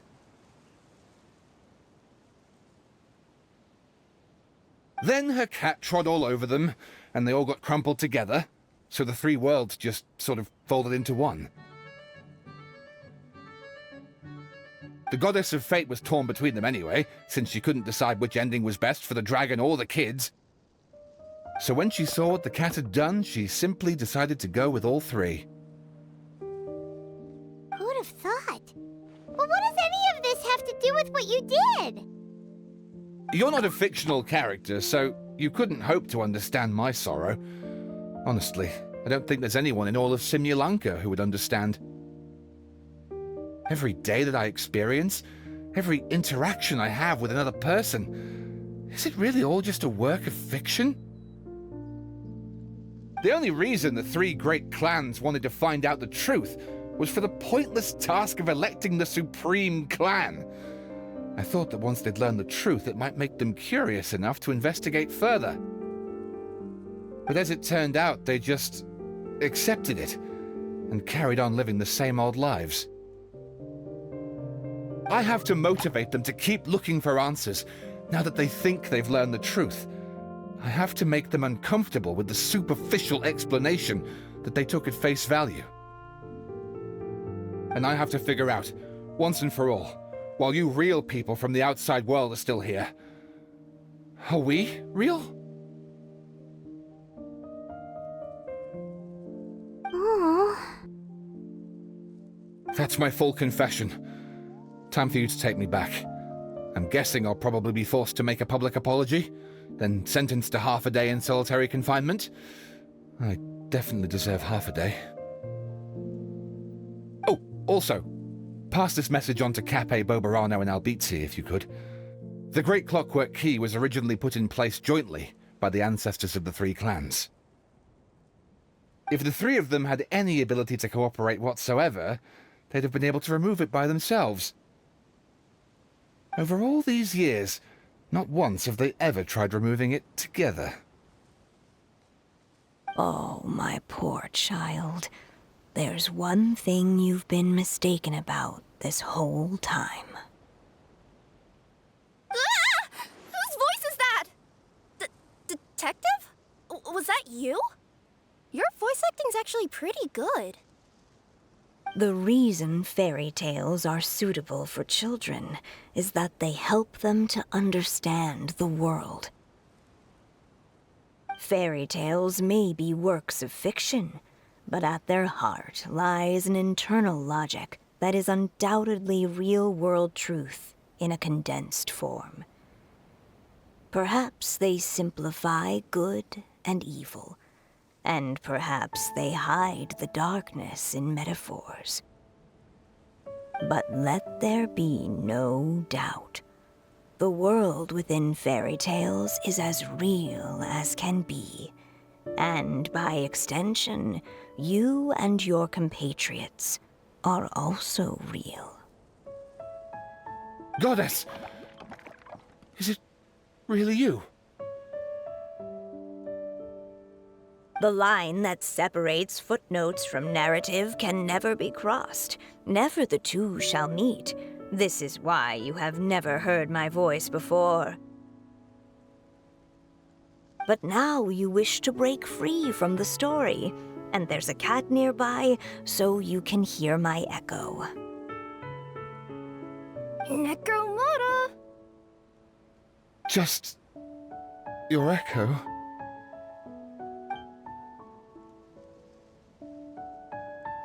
Oh, poor detective.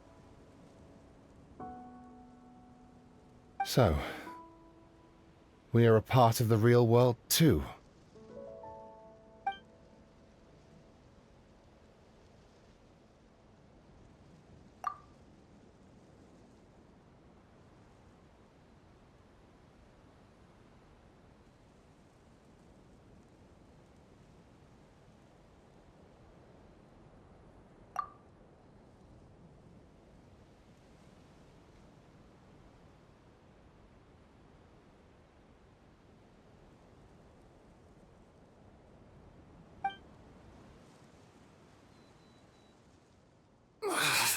My head's spinning. Albizzi just gave me a quick rundown of the situation. So you caught the detective? Sorta. We chased him until he surrendered. Oh, and he asked us to pass on a message.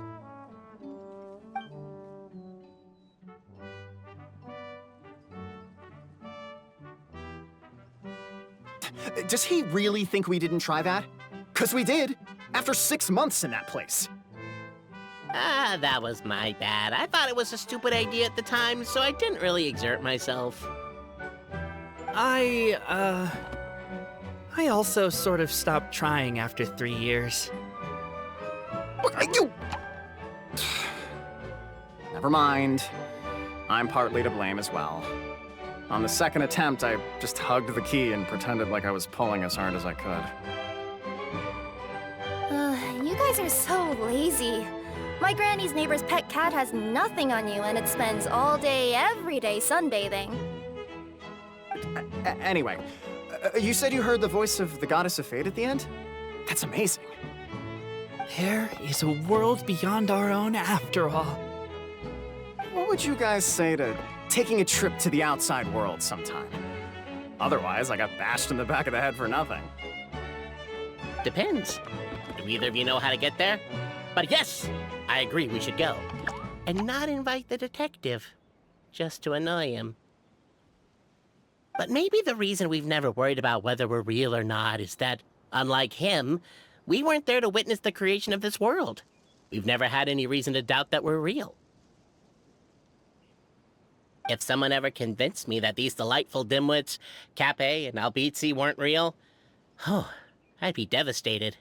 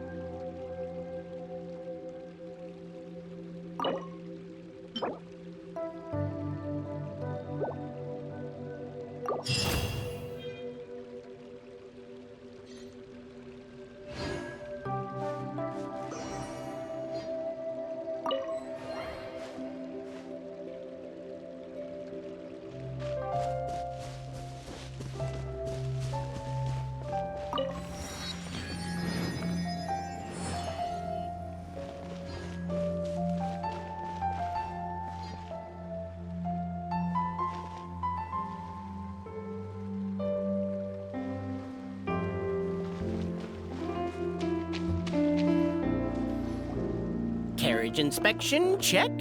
Wheel and axle inspection, check. Power inspection. Good morning, Mr. Wheel. Oh, good morning, heroes of Simulanka. Hey, our old friend Wheel is the driver again. That already puts Paimon at ease. Are you certain you don't want us to accompany you, Your Majesty? I am. You can leave the dragon slaying to us. My partner's a pro. He does it all the time. What remarkable friends Her Majesty has. With such great heroes by your side, I'm sure you'll best the dragon with ease. We won't keep you any longer. All right, then. Look after the city for me while I'm gone. Yes, Your Majesty. Just leave it to us. I think we're all set. Time to depart. Next stop, the end of the world!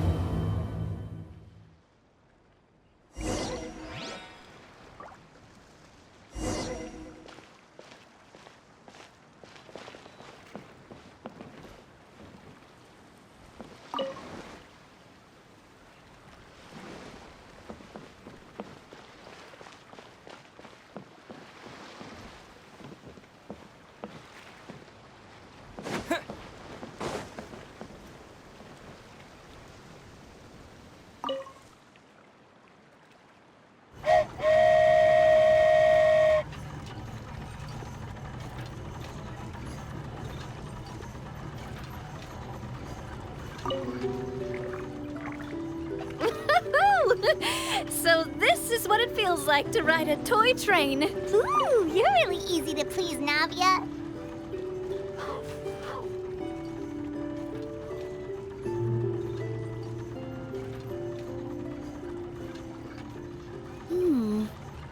Looks like the fog ahead is getting thicker.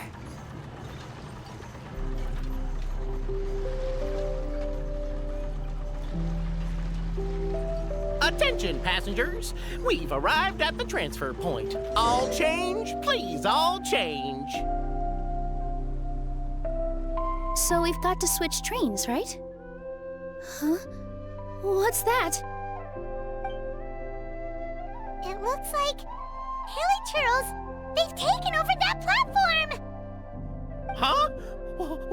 What do we do? Just find somewhere to hide, Mr. Wheel. We'll take care of them.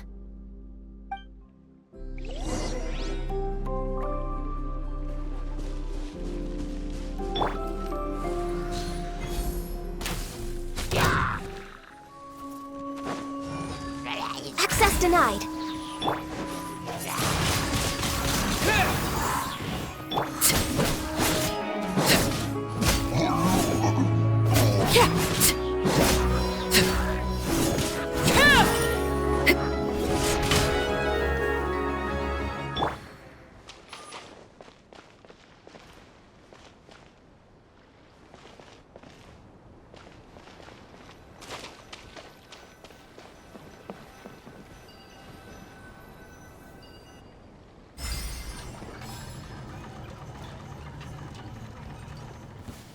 Yeah.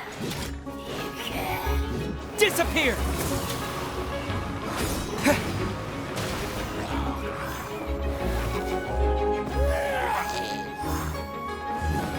We're way behind schedule.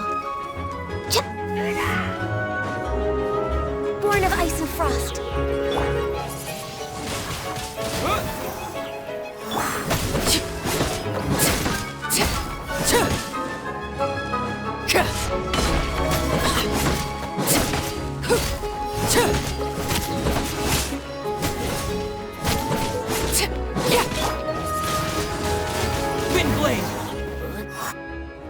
Whew. That's all of them. Thank you so much for your help, everyone. Now, let me take a look at the train.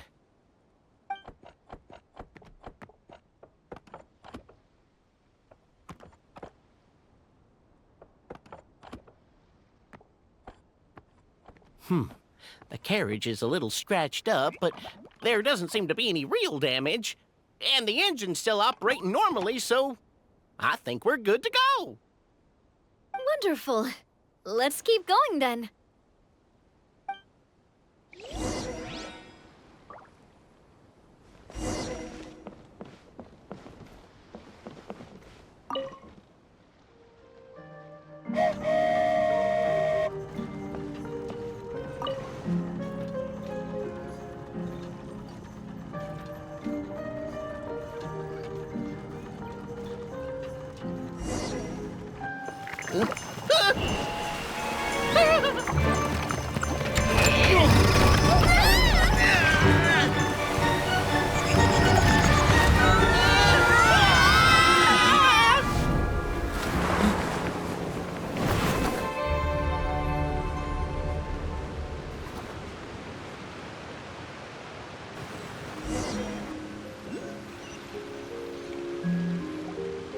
Go forth and witness this world, my... Make sure to be nice to everyone. I leave it to you.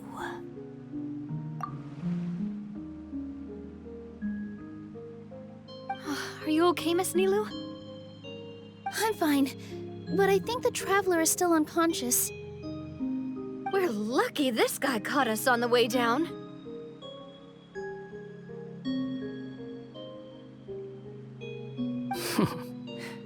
Passed out from a little fall, did ya? How fragile. Aw, cut him some slack. The traveler's had a rough few days. We should just let him nap for a bit. But my leg's falling asleep. You couldn't have set him down on the grass over there, Hat Guy? Ha! I go out of my way to save 4 people who fall out of the sky, and now you're nitpicking my choice of soft landing? That's the most ridiculous thing I've ever heard.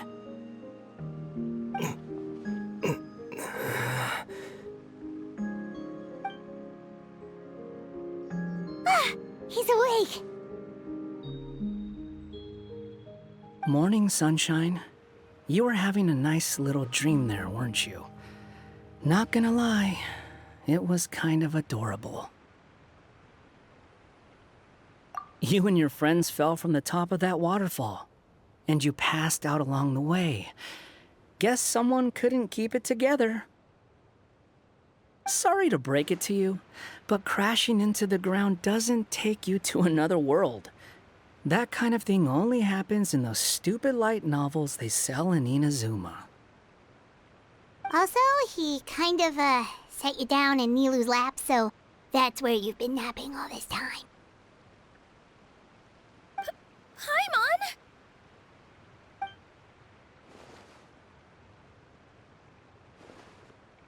Oh, no. It's all right. I'm just glad you're okay. You didn't hit your head, did you? Is the dizziness gone?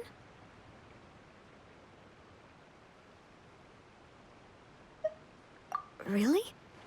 What did they say?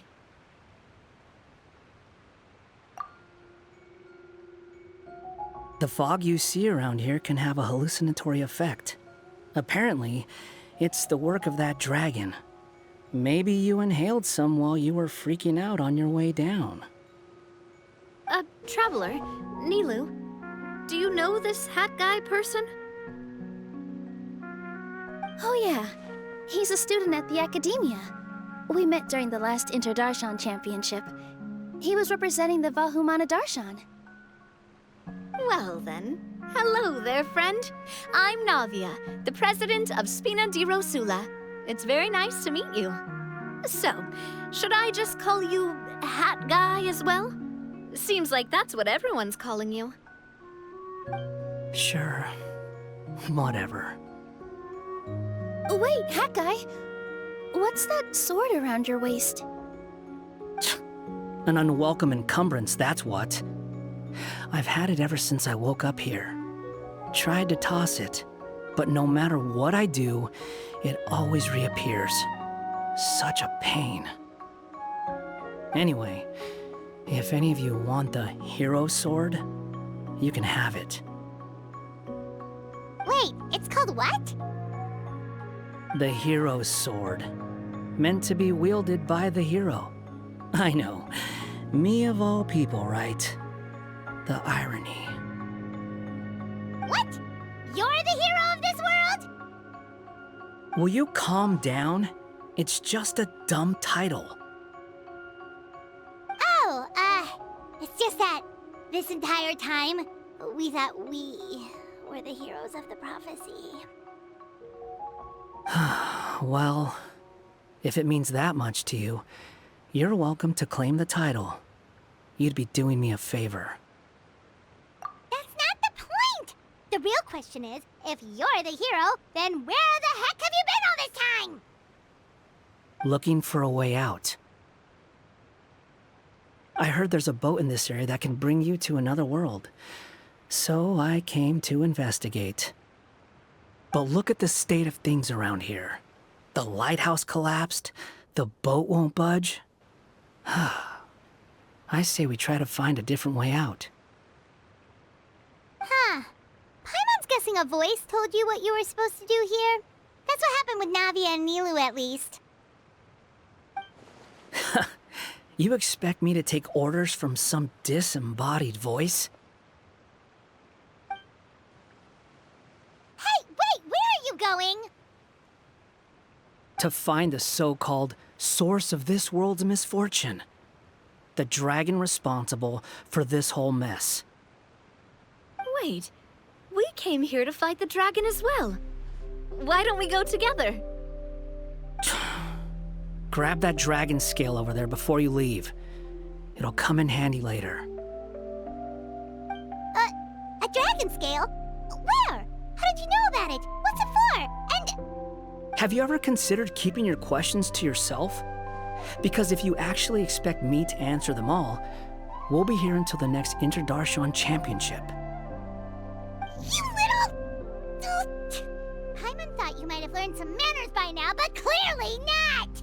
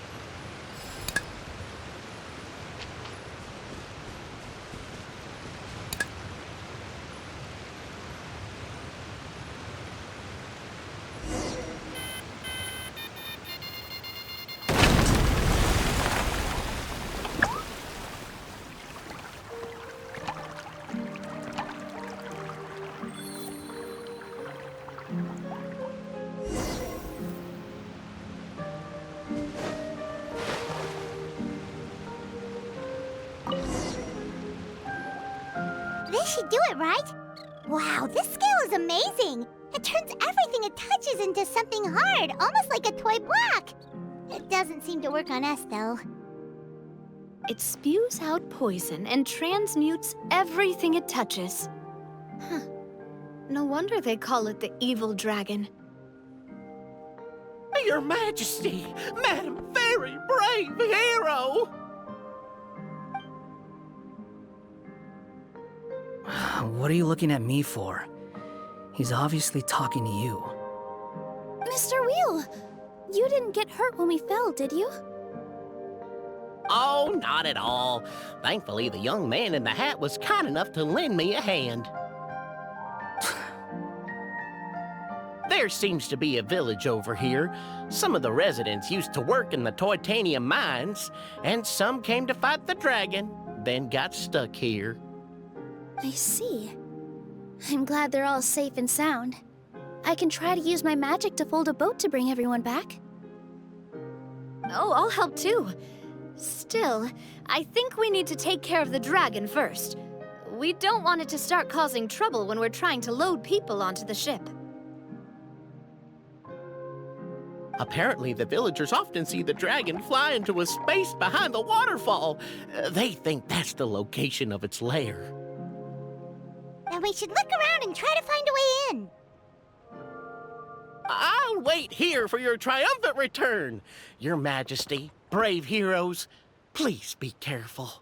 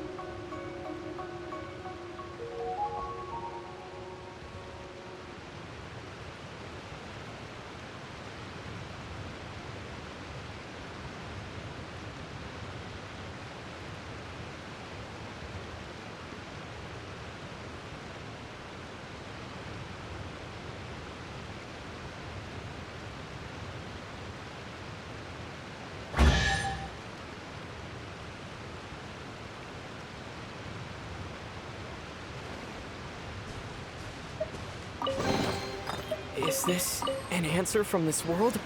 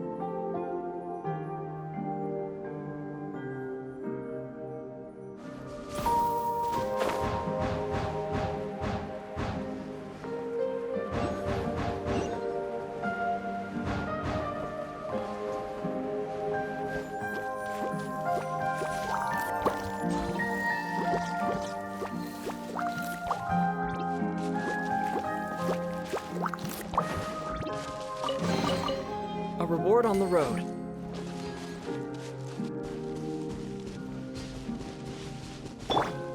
Rise!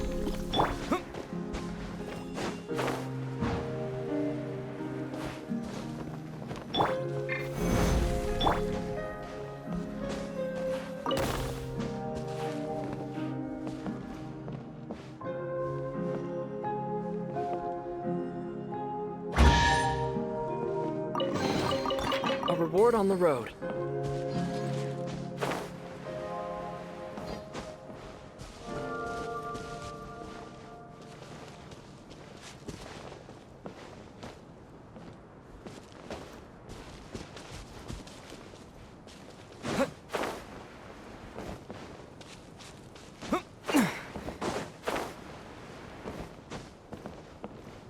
quake!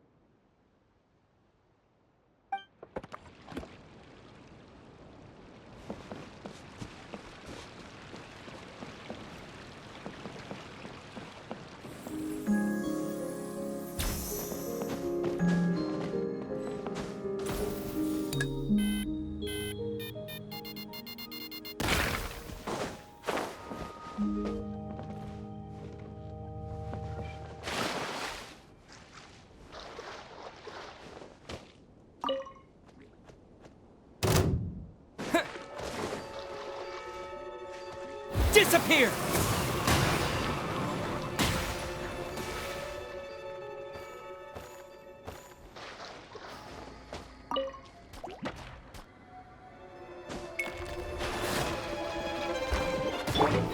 Stabilize! Windblade! Yeah!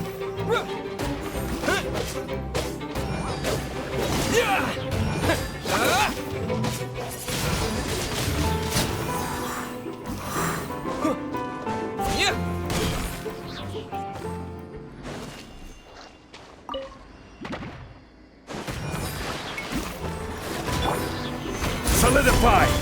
Born of ice and frost.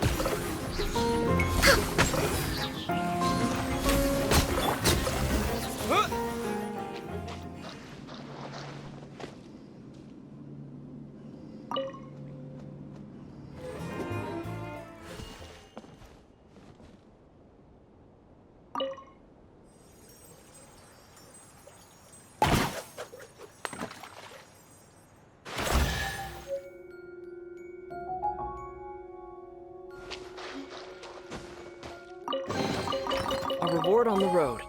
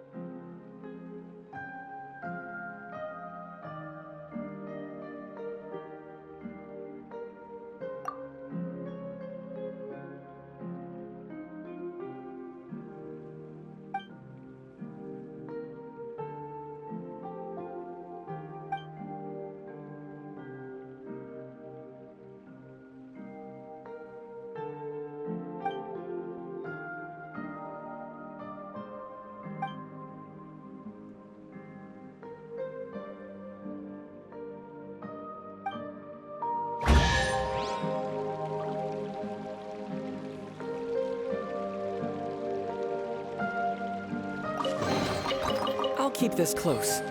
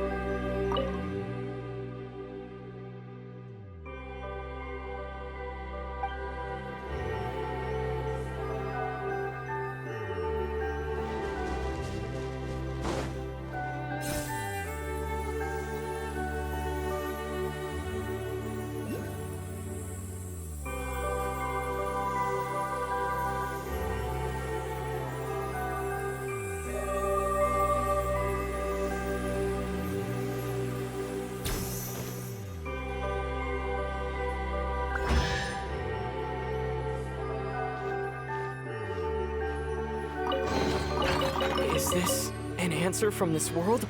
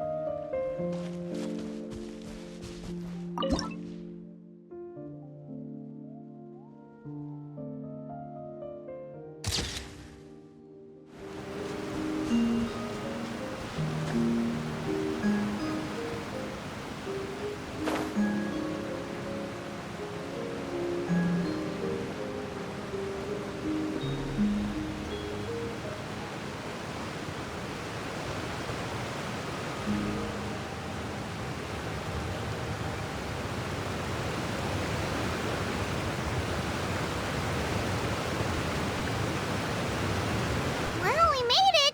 But with the force of this waterfall, there's no way we're getting through. Quick, take out the dragon scale. Wait, but... No. Paimon doesn't need to ask you anything. The dragon scale can turn anything it touches into toy blocks, so... Aha! You want to use it to block off the water! See? Paimon can figure things out all on her own.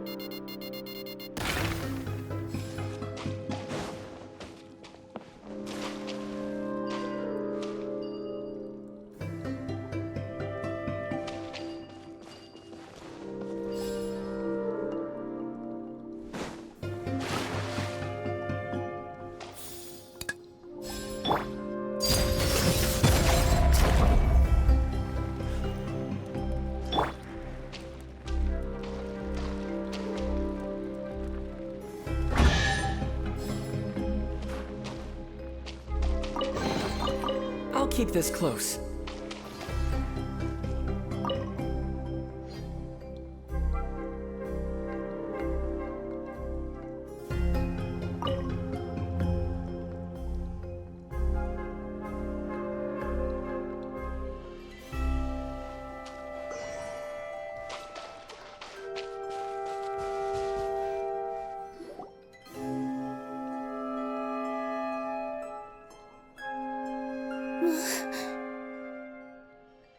What's wrong, Milu?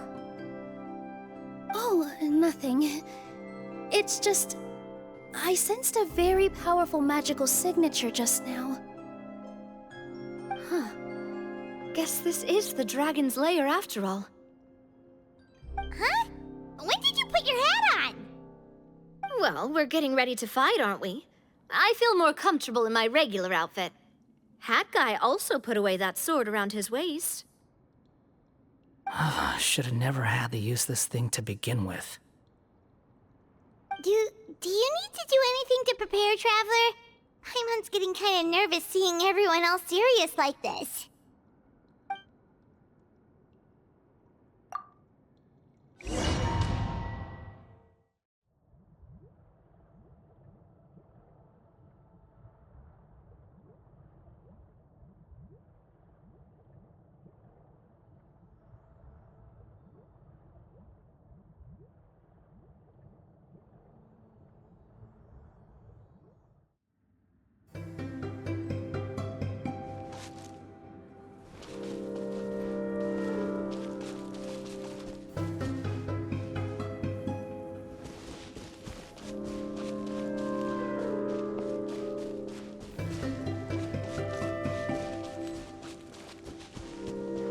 Oh, looks like we're not the first ones to make it in here.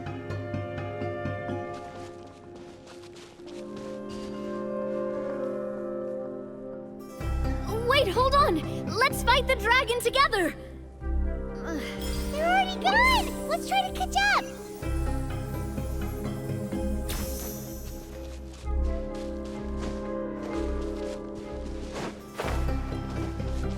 Ooh, what's that sound? Is it an earthquake? Where'd they go? Reckless idiots.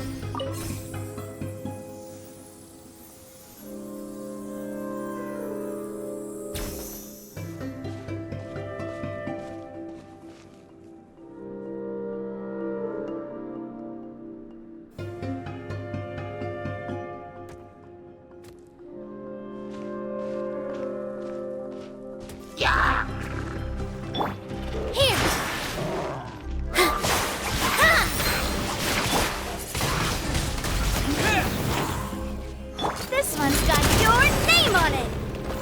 This one's got your name on it! Enough! Ha! This one's got your name on it!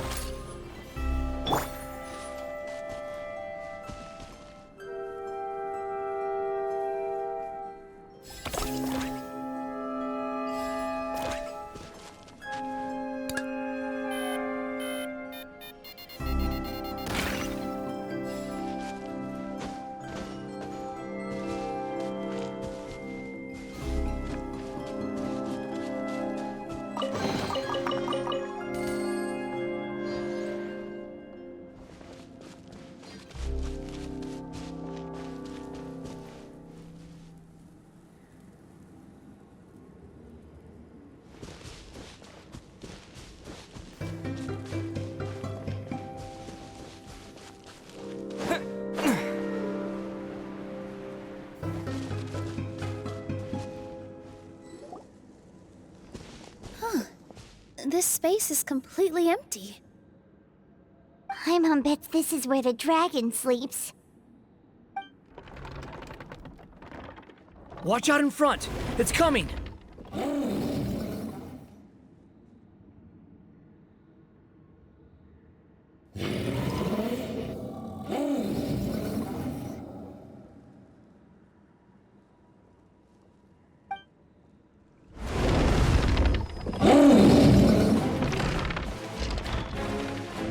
Whoa, that dragon is huge! And it just attacked us without warning!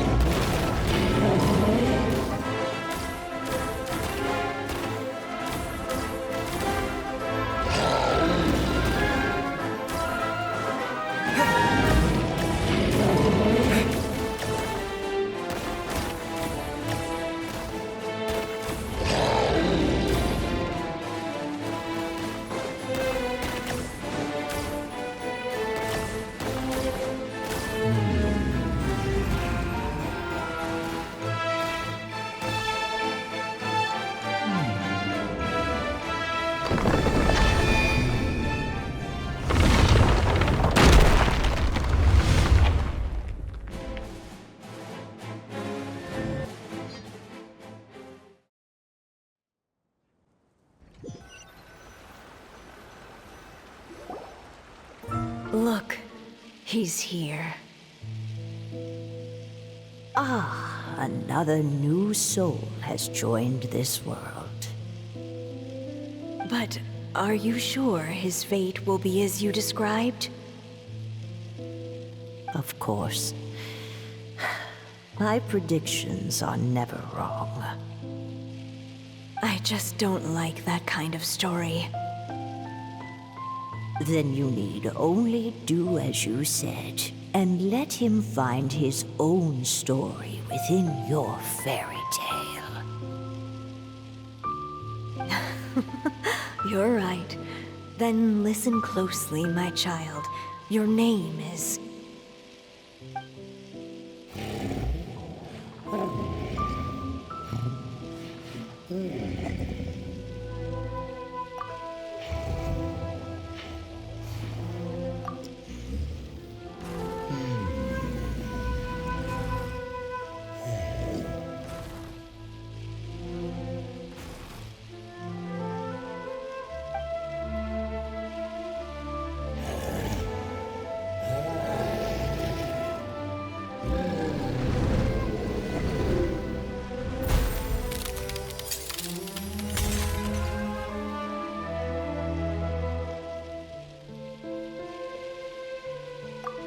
It's the dragon! The dragon that destroyed the titanium mines!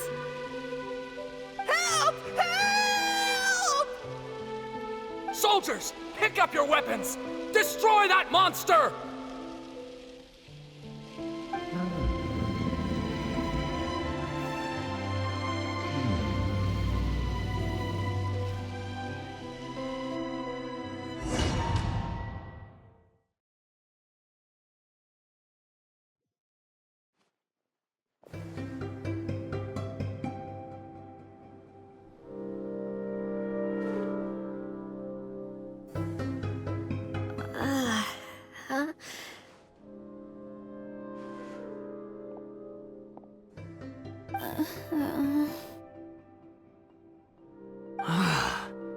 How many times am I going to have to save you? Thank you, Hat Guy. Paimon still feels dizzy. Hey, did any of you also see something strange? It was like we were witnessing... The dragon's memories. Sounds like we all saw the same thing just now. Well, we definitely saw a different side to the story. Watching it all unfold, Paimon couldn't help but feel bad for the dragon. This world might be a lot more complicated than we thought.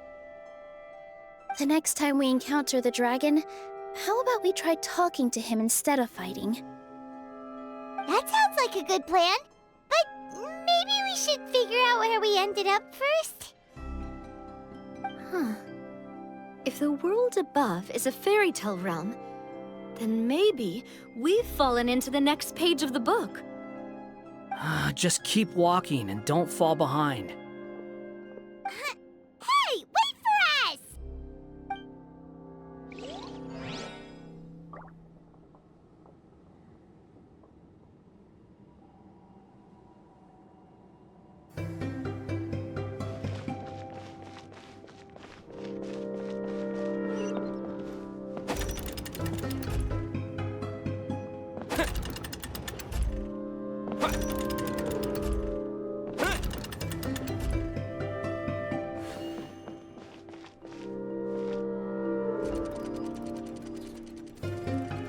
Wow, this place looks a lot different from the dragon lair.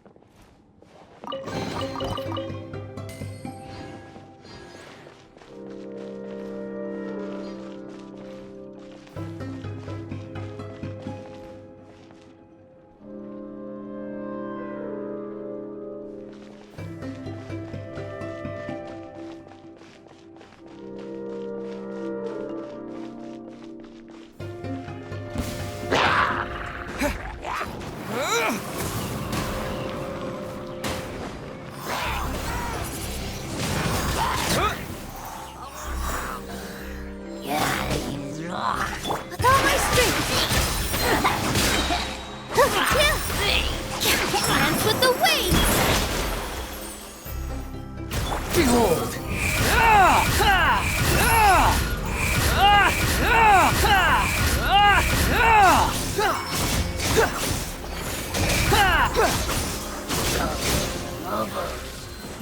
Feeling lucky?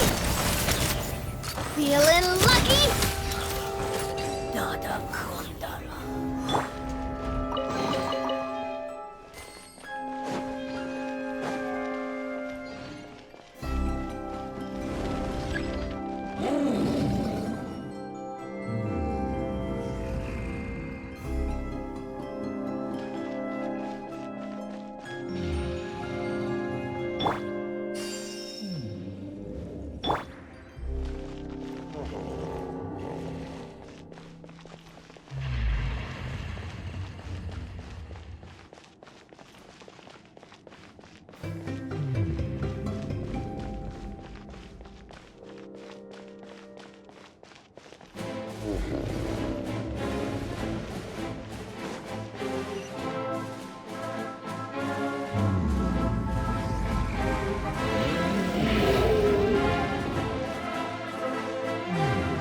He seems angry.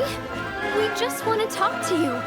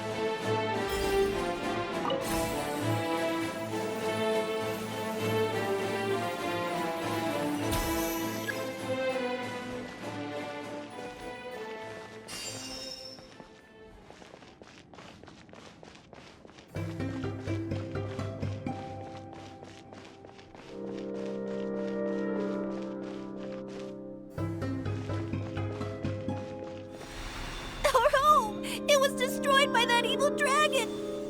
The stars! It flew away with the Metropole stars! Oh no!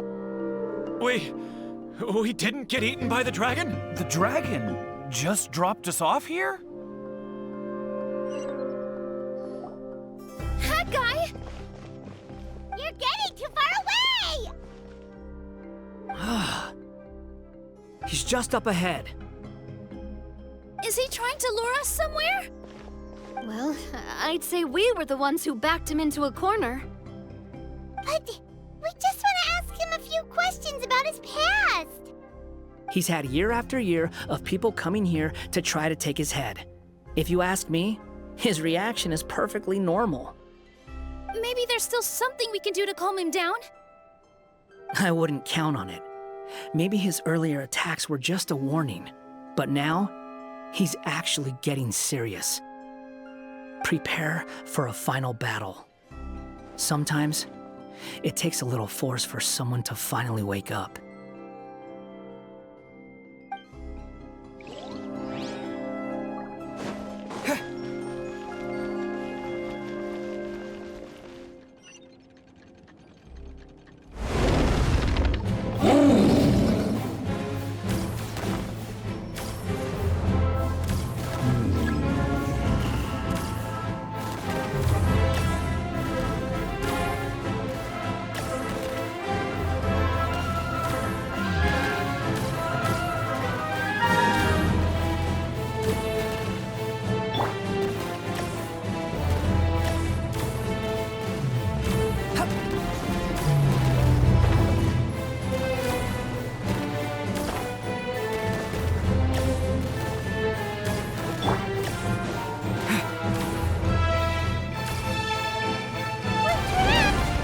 stubborn beast. You really want to get beat up that bad?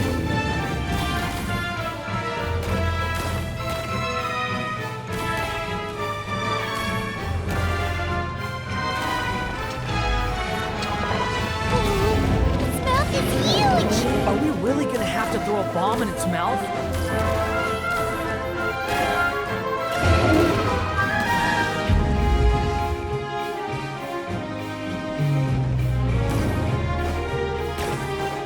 Watch out! If you fall, you're on your own this time.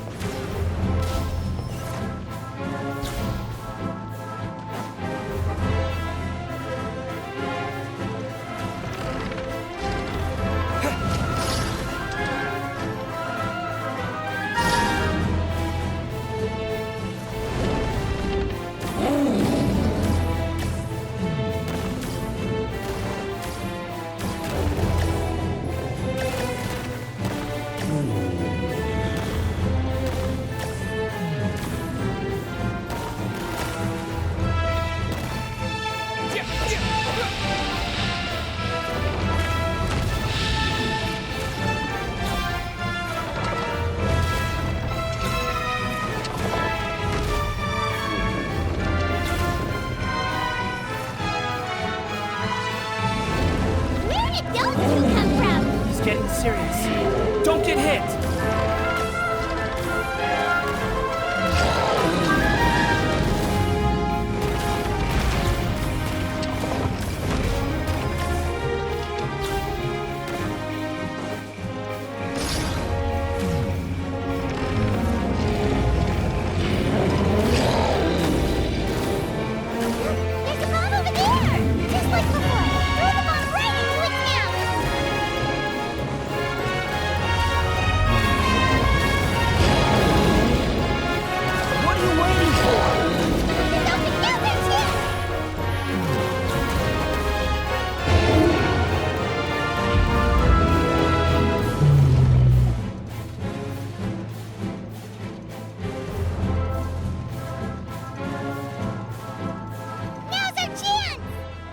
Wait!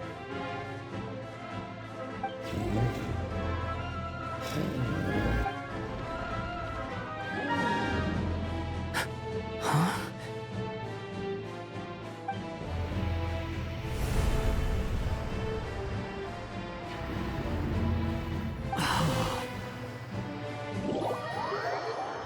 we? Inside the black mist? Are you sure you want to create this child, Em? Even after what I told you about his fate?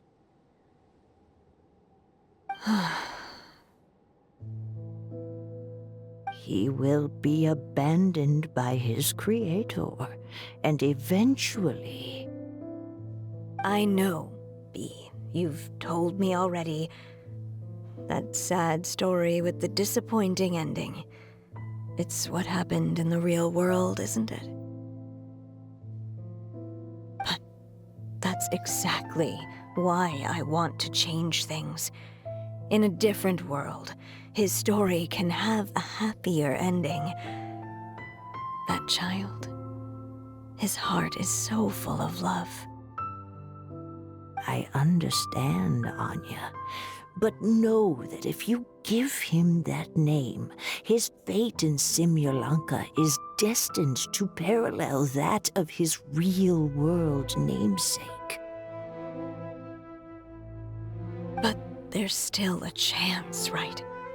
Maybe it's a shot in the dark, but I have to try. He deserves a better life. Although, he might need the help of others when the time comes. All right, my dear. The choice is yours. Since you're so persistent, let me tell you a secret. More boring fate talk.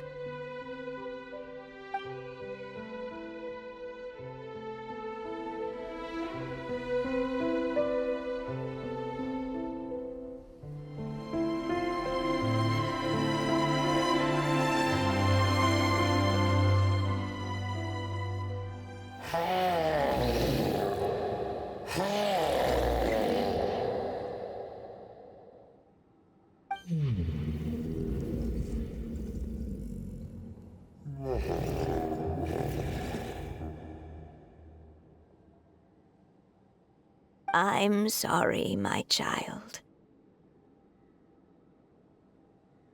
Unlike my friends, I don't have a long time to live. All said and done, the story of my life will be shorter than the fairy tales in this book. So I will have to leave your side, I'm afraid.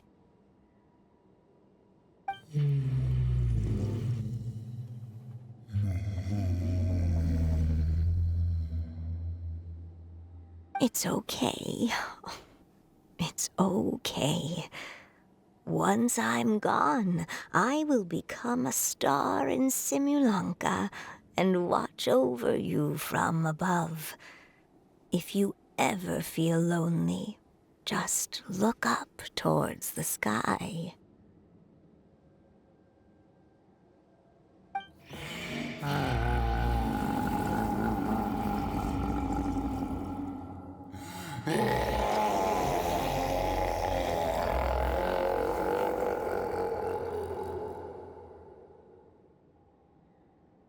Go forth and witness this world, my child. Make sure to be nice to everyone. You'll meet good friends one day. I'm sure of it. That is my wish for your future. As for this world, I leave it to you.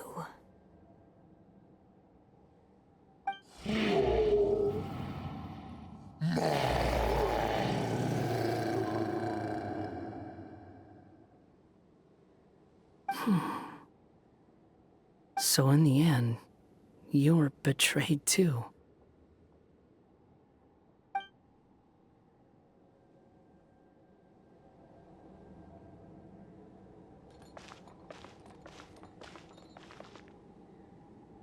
Hey, Mr. Dragon! He brought you some food. You must be hungry.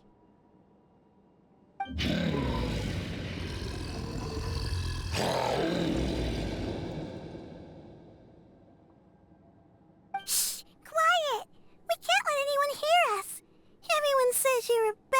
dragon, but you're always nice to me when we play together. You always help me pick flowers way up high that I can't reach.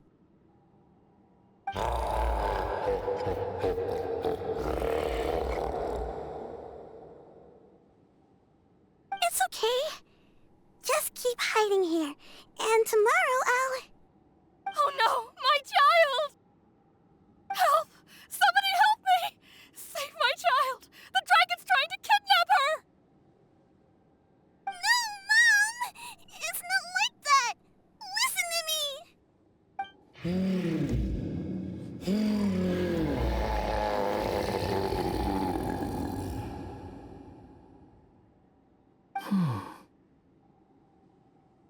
So you're hated by people too.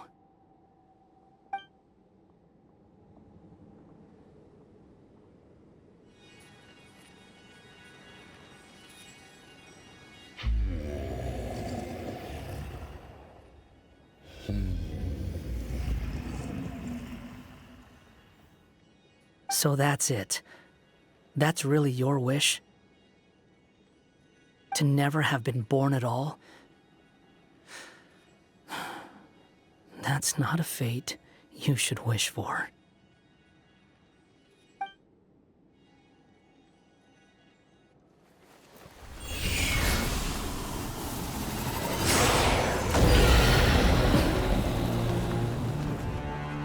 Nobody can define who you are,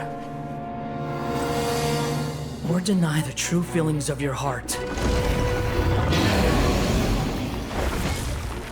Now remember your name.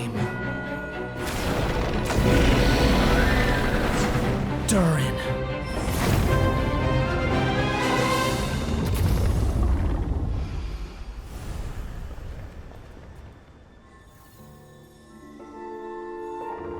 It's all right now.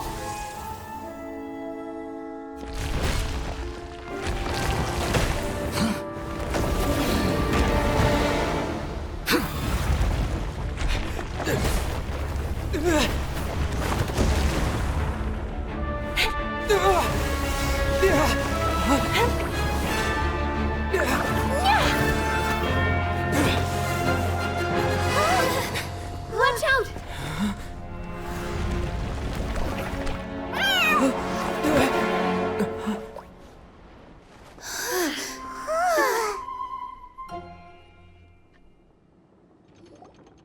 That was a close call. Are you guys all right? Back in Constellation Metropole, I heard people saying you'd gone to fight the dragon, so I followed you here. Right when I managed to catch up, I saw you fall through that hole. Wait, didn't someone else fall through just now? Shouldn't we do something? Oh yeah, Hat Guy. Well, he can fly, so he'll probably be fine. He called the dragon something earlier. It sounded like he said... Durin. That's his name. Oh, Hat Guy, you're okay. Wait, what about the dragon... Durin? He's fine. Durin. Oh, wait, that's the name of the dragon from Dragonspine, right? The one that became a part of the mountain after being slain by Dvalin? If Paimon remembers correctly, it was created by... Right! It was created by Rhine Daughter! Created, you say? Huh. So, what exactly happened down there? You've been acting weird ever since the end of the fight.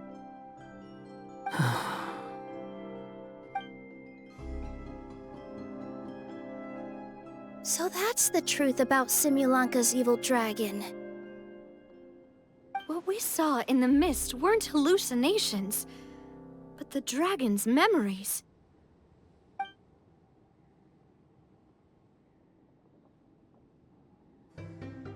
Huh. I thought it was strange. The people around the Broken Sea are clearly stranded, but I never heard any stories about the dragon attacking the village. The people we met along the way are probably workers from the Titanium mines, or guards who came here to claim the dragon's head. Durin probably allowed them to live here because there was nowhere else for them to go. When I first came to this world, a voice spoke to me and said, "You are the hero of this world. Now go forth and save the dragon." Who is the person behind this voice anyway? And why did they bring us all here? Come with me. The answer to all this can be found below.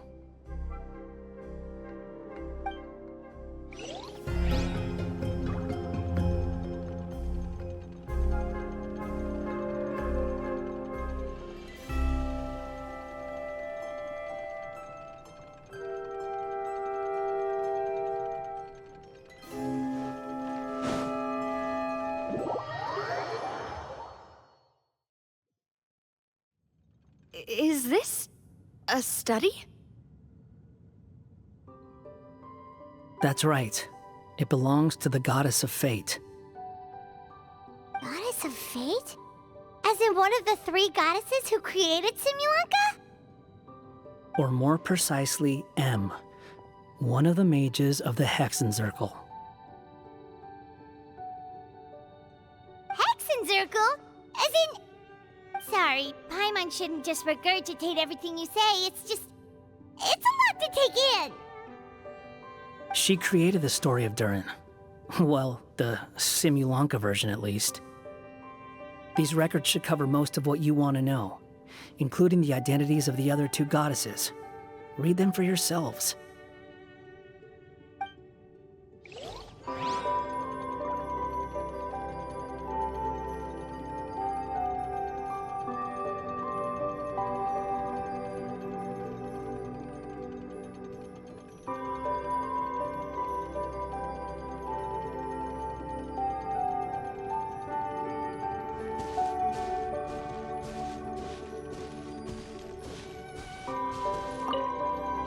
By all rights, I should have been A, since A is the first and last letter of my name.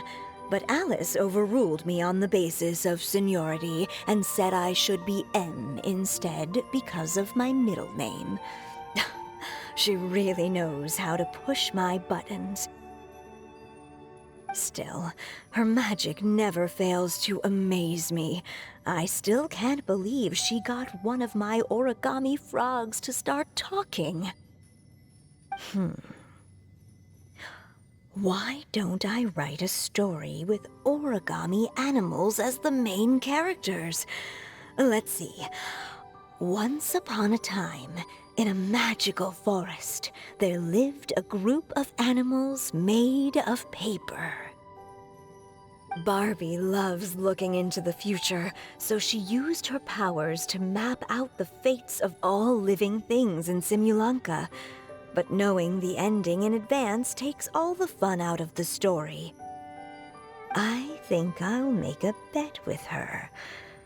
I believe that one day, the people of Simulanka will decide to carve their own destiny. Apparently, she wants to build a statue of herself in the capital city. Always looking to add some pizzazz.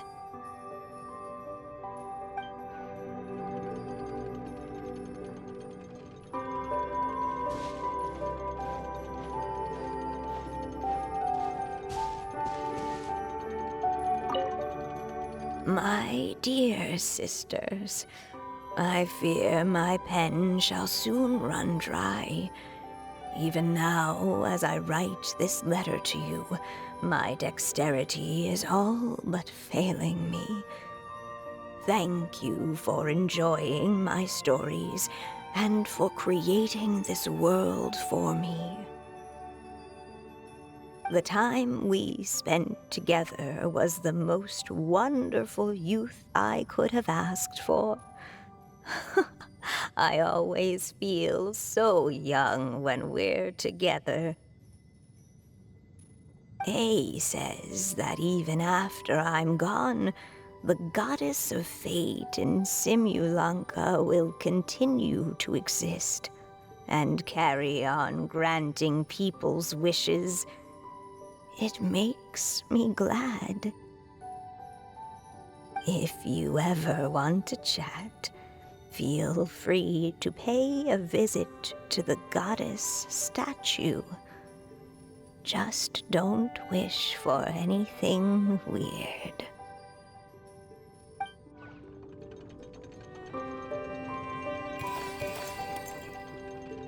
It's Simulanka Durin. And he's looking up at something. A star.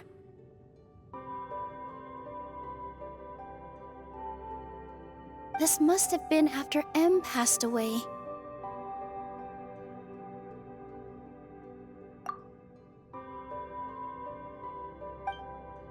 This looks like a mine.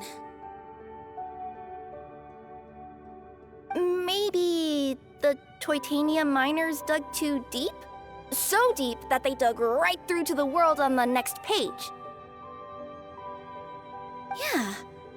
Now that you mention it, this miner's lamp looks really similar to the star on the previous page. The Forest of Blessings. This book has been recording Simulanka's history all along. Look at the size of those footprints. If that's every time he lands, then no wonder people are so terrified of him. So that's why you took the stars. Because you missed your mom.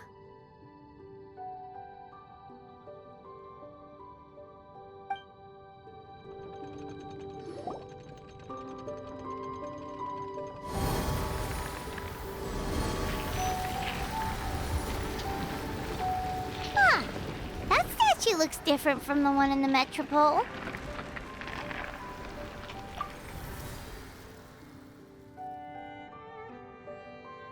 It's a different goddess.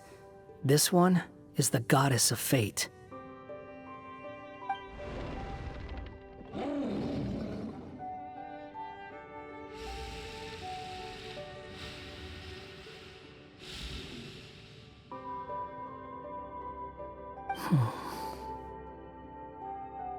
It's all right now, Durin. Nobody here wants to hurt you. Don't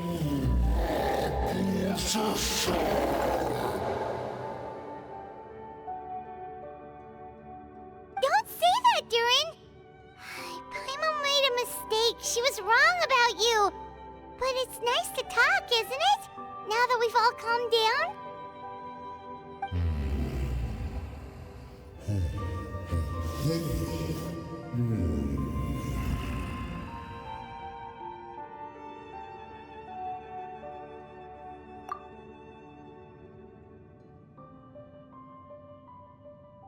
So that's why you made that wish? So stupid.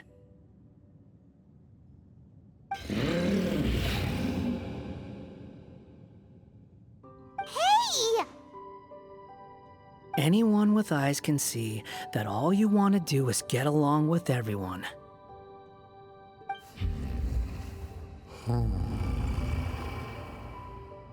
You just want to make friends, people to play with, to talk to, people who accept you, or at least accept your apology.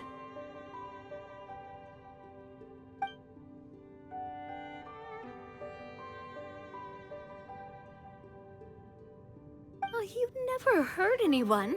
Heck, the idea never even crossed your mind. Sure, you scared a bunch of people half to death, but that's only because they had no idea what kind of dragon you really are. Yeah. If you had a heart-to-heart with them, I'm sure they'd come to understand you and see your point of view.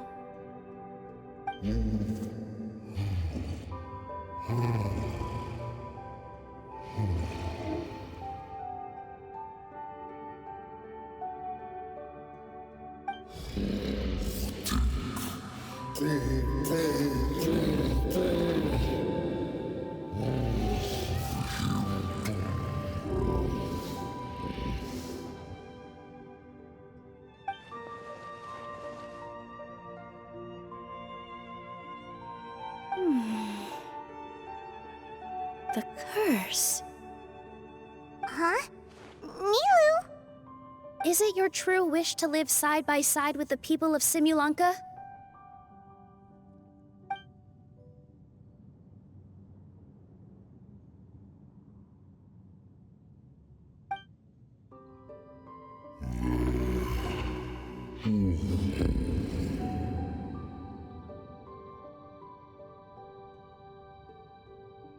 Then close your eyes and make a wish to the goddess of fate. We will help make your wish come true.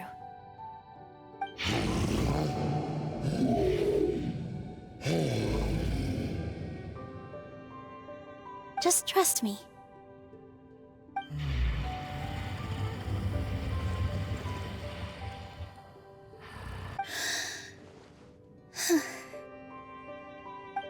I, Nilu, the forest fairy, give to you my blessing and welcome you as a dweller of the forest.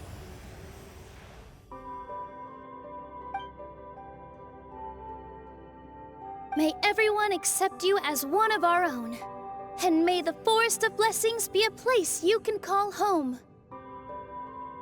I, Navia, King of Constellation Metropole, give you my blessing. I grant you citizenship to my kingdom.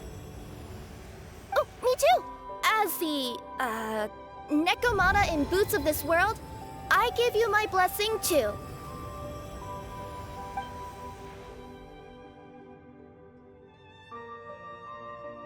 Wait, what's going on?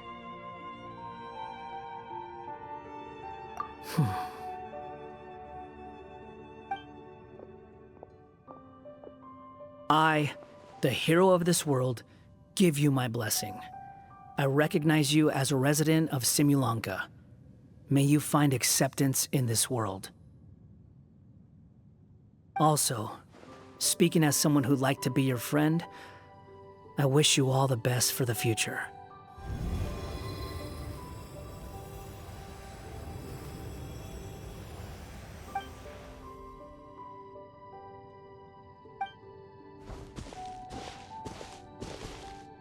I, a traveler who has traversed many worlds, give to you my blessing.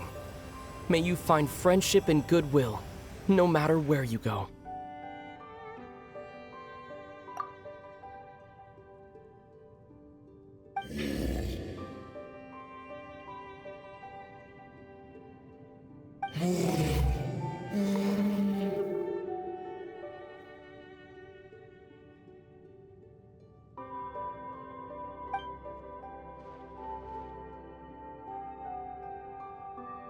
As for this world, I leave it to you. Huh? What?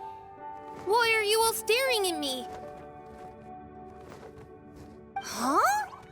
My claws? Are these my claws? And my wings? My tail? Does this mean... Wow, you look so cute. Quite a radical transformation. Not that there was anything wrong with the way you looked before, of course. It's just, you get what I mean. How do you feel? Are you happy with your new appearance? Does anyone have a flower with them? Or even just some water or paper from this world? Oh, I do actually. Here you go.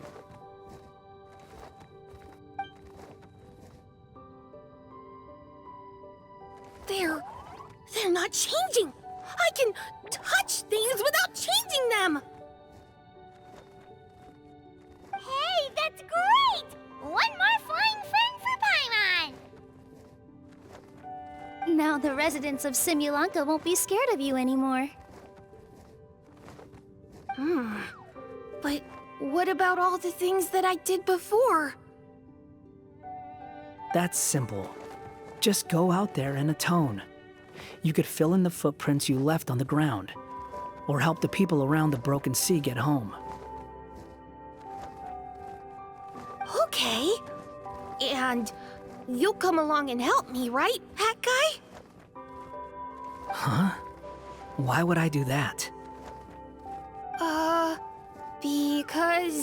You said you wanted to be my friend. You little... Gah. Well, maybe I spoke too soon. Huh? But I thought...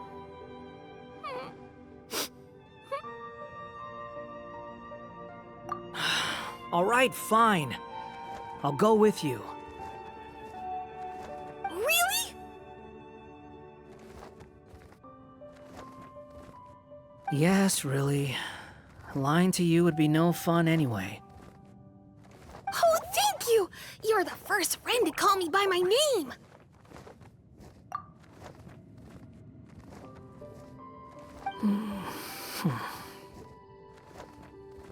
Let's go back up. I'm about to suffocate down here. Oh, it feels so good to finally see Hat Guy meet his match.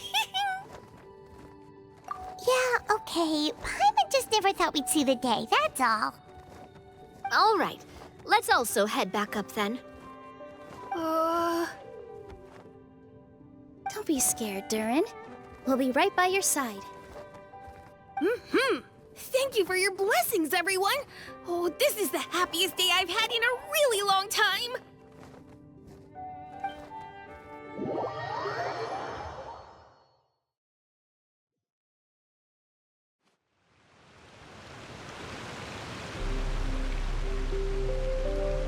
Ta-da! Surprise, everyone! Ah! A talking street lamp! Street lamp? Oh my! You mean you still don't remember me after all the times we've spoken? I know that voice! It's Mom's friend!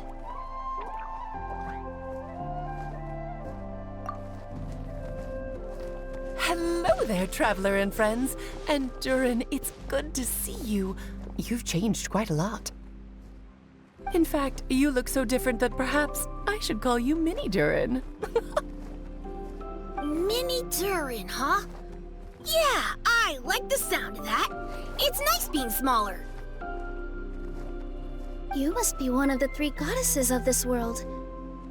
Are you the goddess of creation? Yep, that's right. But although it's the most impressive sounding of the 3, to be honest, we all made an equal contribution toward the founding of this world. If you've ever read any of M's stories, you'll know just how enchanting the worlds are that she writes about. So enchanting that I just had to step inside and explore it for real. So I got B involved, and with M's consent, created the world of Simulanka. Whoa! You're getting a little ahead of yourself. First things first, would you mind explaining what you're doing here? In fact, no! What are we even doing here? Don't worry, all will be revealed. After everything you accomplished on your journey, you're free to ask me anything you want. Let's start with your first question then. I'm here because I sensed a great magic power emanating from the book just now, and I couldn't resist the urge to peek inside and check it out. That must have been when we all gave Mini Durin our blessings, right? Yes, exactly. In the world of fairy tales, words and emotions often carry far more power than any spell. It's all thanks to your magic that Mini Durin was able to take this form. Come say hi to me, little one. Oh, look at you. You're as cute as a button. So, what about us? Was it always part of the plan that we'd come here? Plan isn't the word I'd use. If you ask me, I'd say fate works in mysterious ways. When Durin of Simulanka made his wish to the goddess of fate, it just so happened that in a world far away, all of you wonderful people were holding a copy of M's fairy tale at that exact moment. And because of your noble and kind souls, you were selected by the goddess of fate to come and save this world.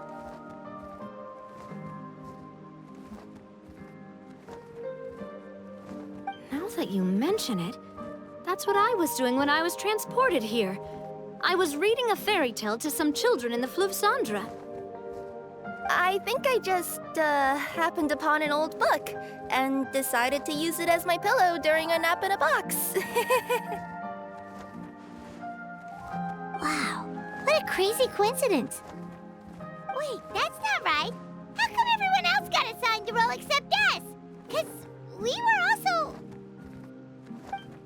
Yeah, that was it. We just received a strange book and we had no idea who sent it. Then, the moment we opened it up to start reading it, we found ourselves here. You're the one who sent it to us, aren't you? Oh, is that what happened? Yes, that does sound like me, doesn't it? Good question. Why indeed? Maybe I thought this was such a good story it simply had to be read by someone. As the traveler and witness of many worlds, how could I let such a beautiful place pass you by? I can sense that your blessing for Mini Durin was a very special one. With this blessing from beyond the story, he might even be able to explore worlds outside of this one. Teyvat, you mean? That's right. In fact, back when we were first creating Simulanka, Em told us that she hoped the people of this world would one day be able to explore the wider world beyond. Every story has an ending, but if the story becomes reality, it should have the right to choose its own path. So, in other words, the predestined lives these people lead were always going to disappear one way or another. Wait, so even if the people here get to go to other worlds, surely there's gotta be a way we can leave too, right?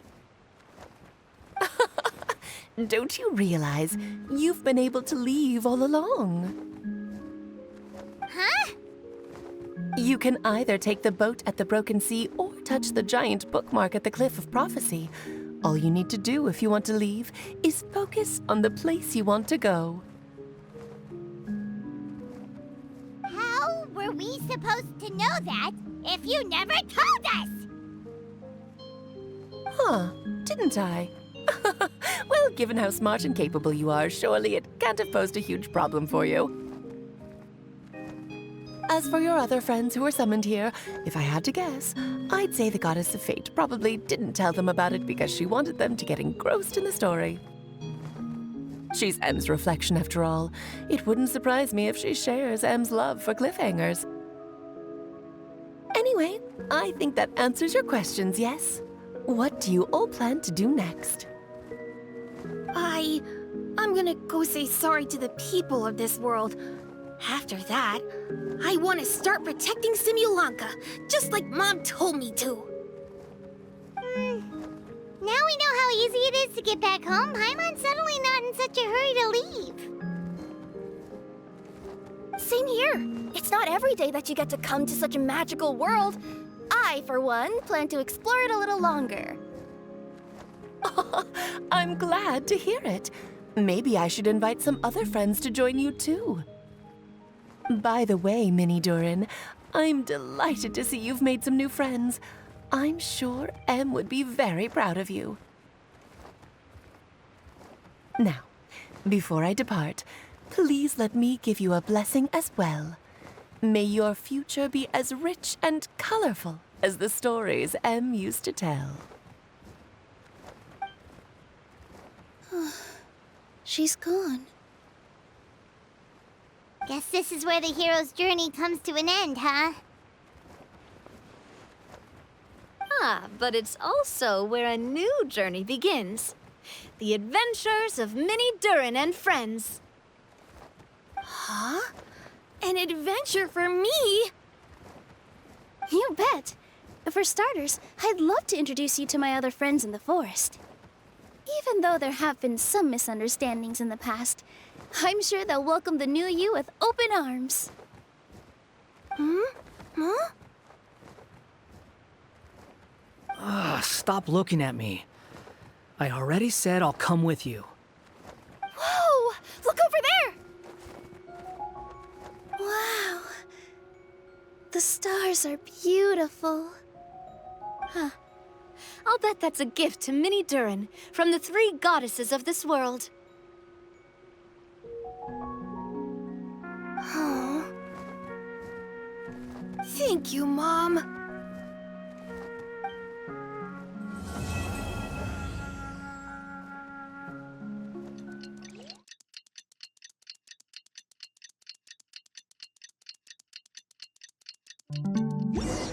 It's been a while since our last adventure. Oh, Paimon wonders how Minnie Durin is getting along in Simulanka. Let's go to the Forest of Blessings and take a look.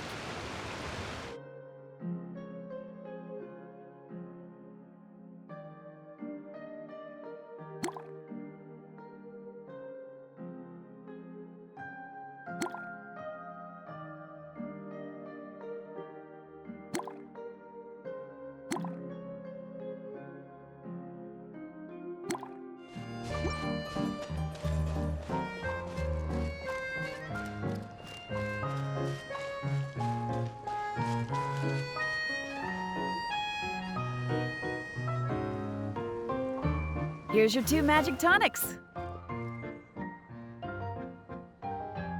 Why, thank you, young lady.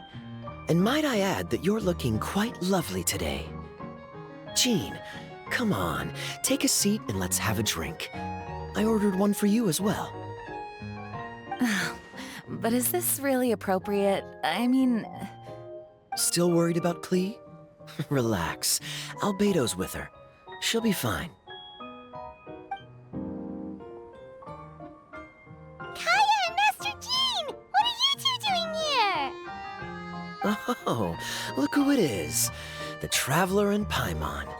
You must be the pleasant surprise that Miss Alice told us about. Greetings to you both. This is one place I didn't expect to run into you two. The locals here have been talking non-stop about some brave heroes who saved the world. Let me guess. You two have been up to your old tricks. Well, not just us. We only played a small part. You could say we were 2 members of the Heroes Adventure Team. Still sounds mighty impressive to me. As ever, our honorary knight is making us proud wherever they roam. That's right. We received a letter of invitation from Miss Alice, proposing that we take Klee for a vacation in Fairyland when work dies down. I wasn't sure what she meant by Fairyland at first, but if my eyes are not deceiving me, she was being quite literal. Klee ran off excitedly as soon as we arrived. I'm a little worried about her, but Albedo insisted he would look after her while we do our own thing. We could hardly say no to such a considerate offer, so I took it upon myself to bring Jean to the nearest tavern we could find. Any excuse for a drink, huh? Well, we are on vacation. It's only fair that we get to indulge ourselves a little. You're right. I should make an effort to relax and unwind. It's what Miss Alice would want, after all. Oh, wait, Kaya? What exactly did you order from the bar? The house special, of course. Best way to get a taste of the local culture.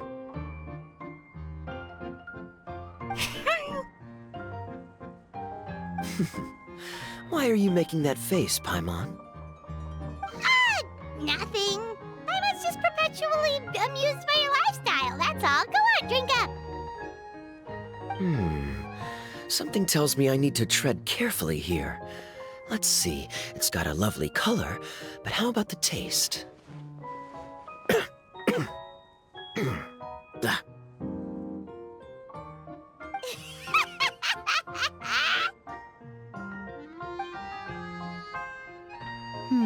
I think maybe I'll pass.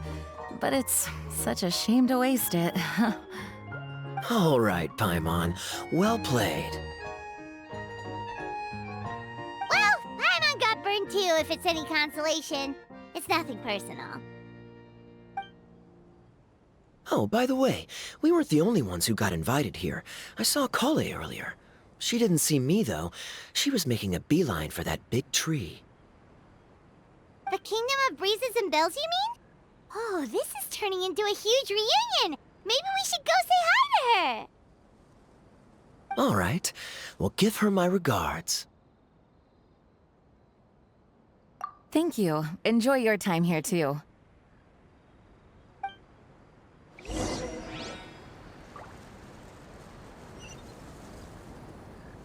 So the magic tonic here is just writing ink? What a weird and wonderful world. Ah, Miss Citrus, do you happen to serve any beverages here that don't contain magic tonic? Of course we do. What flavor would you like? Sunsettia. Jean, you want in? Sure, I'll have the same, please. Sounds good. 2 Sunsettia drinks coming right up.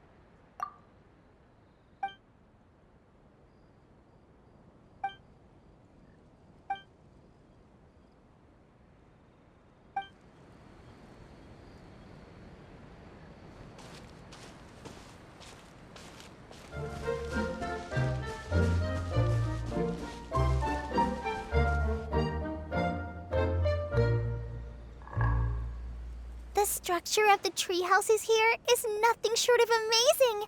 I have to write it down so I can tell Master Tighnari all about it later. Hey, Kale! You scared me. Traveler in Paimon? You got invited here too? Yep. Well, they sort of skipped the invitation part, but anyway, what you doing out here? Something caught your eye? Oh, yeah. I'm trying to observe and summarize the structures of the trees here, and also the animals that live here. Well, the residents, I guess? I still can't get over the fact that they're all someone's origami handiwork. Once a forest ranger, always a forest ranger, huh? Not sure you'll be able to apply much of what you learn here back home, though, with this being a magical world and everything. What? Over there, by the giant footprint, have those houses always been there? Oh, those? The local flying squirrels told me that they were built by a small dragon and some guy wearing a hat. Oh, that must have been Minnie Durin and Hat Guy. Any idea where they went? Supposedly, after building the houses, they went to somewhere called, Constellation Metropole? Did I say that right? Yep, you got it. Oh, also, when the locals mentioned the dragon, did they seem at all, did they say how they felt about him at all?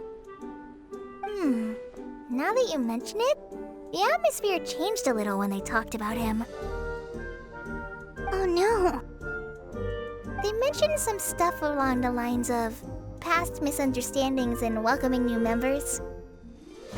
I only just got here, so I know very little about what has happened in the past.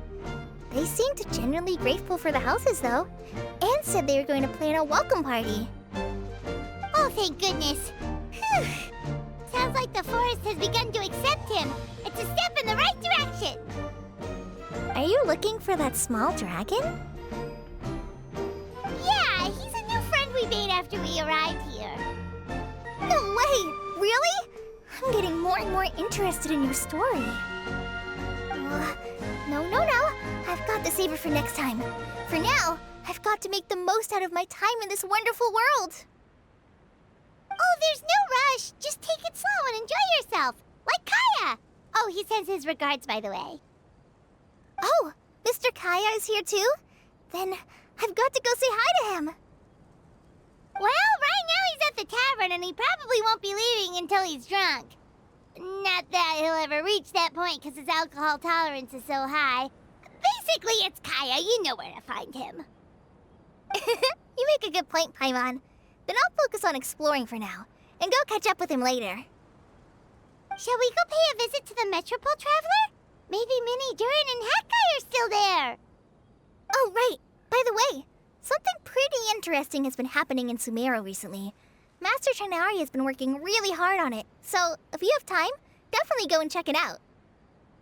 Sounds good. We'll find some time in our schedule. Of course. See you later.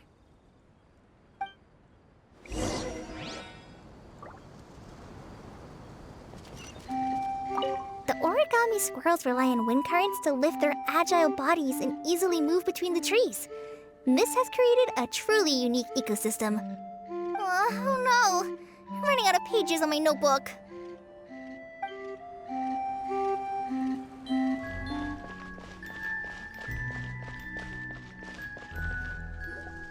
What?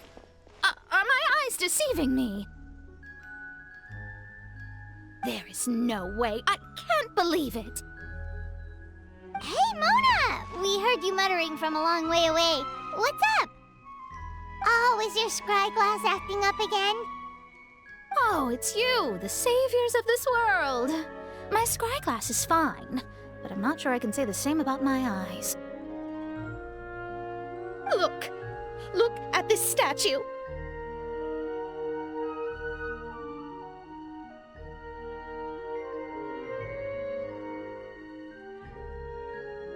What? Is it broken or something? Looks fine to Paimon. That's your master, right? AKA the goddess of prophecy? I refuse to believe it. There's no way that old hag looks anything like this. When she was younger. Oh, actually, now that you mention it, this does remind me of the fashionista phase she wrote about in her diary. She can't hear me, can she? I swear I just got chills down my spine.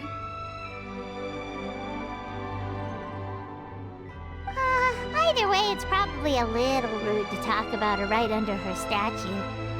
But how do you know it's a statue of her if you never saw her as a young woman? I did a quick scry when I came into this world, and when I saw the stars' reflections, I was at a loss for words. It looks like fate in Simulanka is based directly on Tevat. A projection of real-world fate to form an image of reality. Or in layman's terms, basically the creator made this world inside a mirror or a lake, and this world is the reflection. Still sounds pretty impressive. The more I scried, the more familiar everything looked. It's her work, there's no doubt about it. Even so, everything's far more complex than I'd imagined. Trying to decipher it all is giving me quite a headache. I also asked the locals about her. They call her she who has dominion over the stars and the course of fate itself. Not even a pretense of humility. Clearly, she let the role of creator goddess get to her head. Not that I'm surprised in the least, of course. It certainly matches the tone of her diary. Anyway, we should change the topic. Oh, so Mona, have you seen a small dragon around by any chance? He's about the same size as Paimon, but with tiny little wings.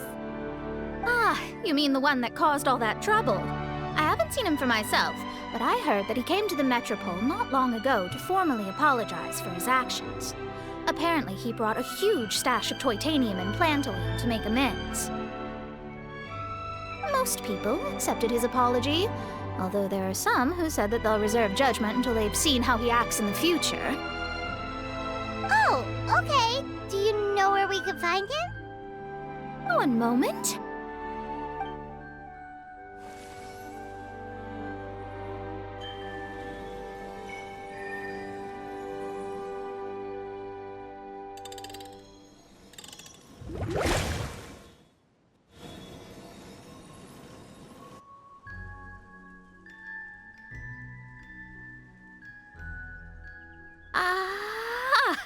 It looks like he's at the Broken Sea. There's a big group of people with him, too. Cool! Wanna come with us? We can introduce you? I think I'll sit this one out. This might be the closest I ever get to meeting the old hag in her youth, so I think I'll spend some time seeing what else I can glean from her grand design. You guys have fun. Anytime. We'll be off now. See you later, Mona!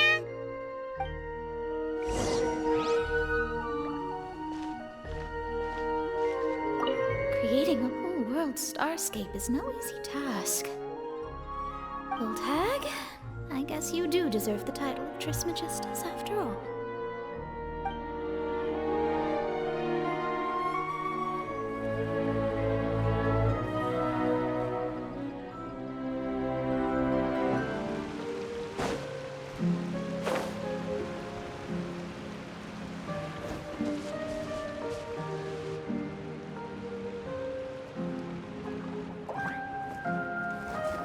Osvaldo Hafnavines! Dost thou see what I am seeing? Tell me that my all-perceiving Aug de Verurtelung deceiveth me not. Your eyes see true, mein Fräulein. Very well. Then, as sovereign ruler of the Immenachreich, I extend to you both my greetings, O Night Dragon from the land of the Thousand Stars and his hat-wearing servant.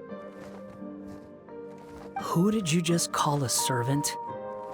What mein Fräulein means to say is, hello, it's a pleasure to meet you. Pleasure to meet you too. But Hat Guy's not my servant. He's my friend. Now you're over-explaining. Hat Guy, Minnie Durin! Found you at last! Whoa, and Fischl's with you too? Oh! Greetings, Outlander blessed by the Immenachreich. How honored you are to meet your prinzessin beneath the stars of another sky. Clearly a decision made by fate itself. Mr. Honorary Knight, Paimon!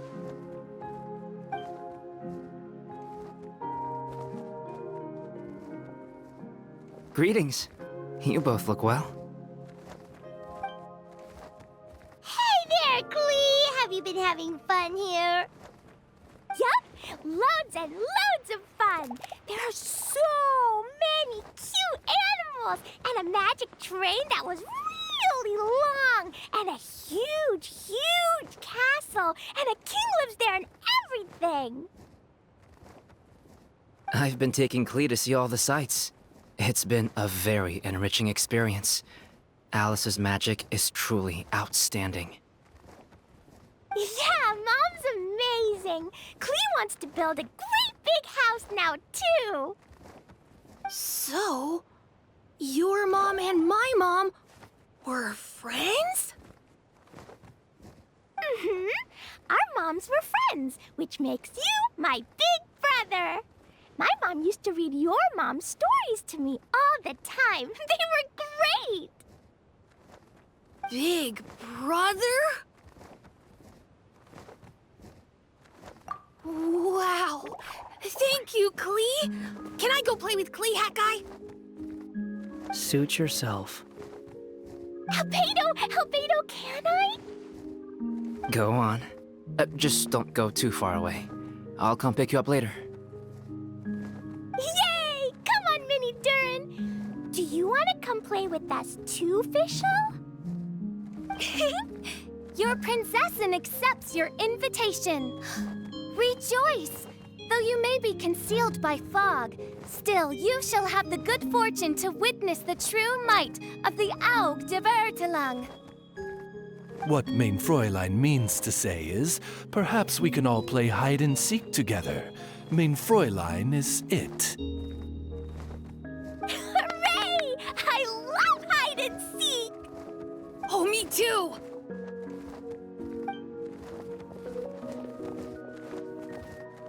To return to our previous discussion, Mr. Hat Guy, you were telling me about a prophecy? I heard B talking to M. What she said was... Since you're so persistent, let me tell you a secret. Our child will one day rise from the dead.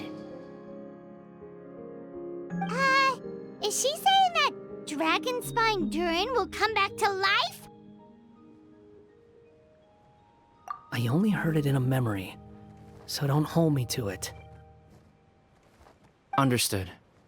My recent observations at Dragonspine lend credence to this prophecy as well. Durin's heart has slowly but surely been growing in vitality.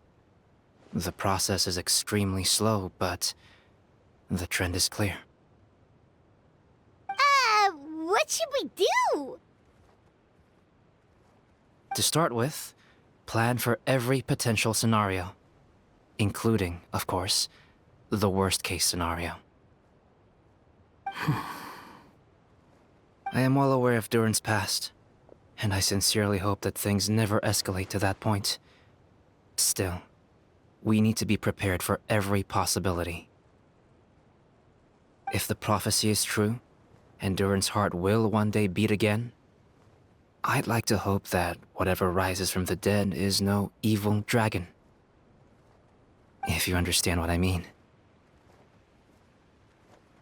Kind of? But not really. And so, when the time comes, Mr. Hat Guy, will you and Simulanka's Durin be willing to lend us a hand in our hour of need? Huh? What's this got to do with me? You saved the Durin of this world. I don't see that as a mere coincidence. If there is any meaning to be read into the actions of the three goddesses, beyond fairy tale whimsy alone, I can only boldly speculate that the fate of this reflected world may have a reciprocal effect upon our own world.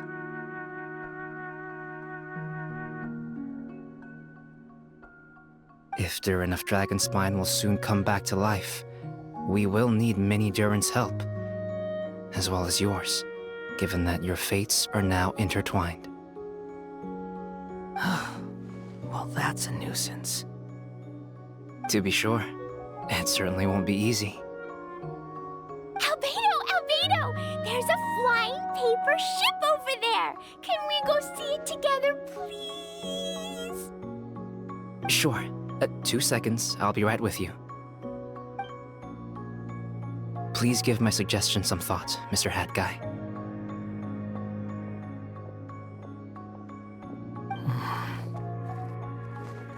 Hat Guy, I'm back! Huh? What were you guys talking about? Nothing. Huh. Okay then. Let's go join the others. Everyone's going to check out the new origami ship. All right, I'll be right there.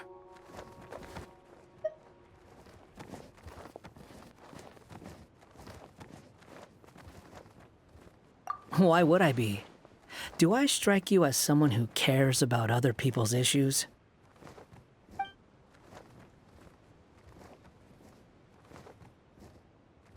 Quit trying to guess what I'm thinking. I'm leaving.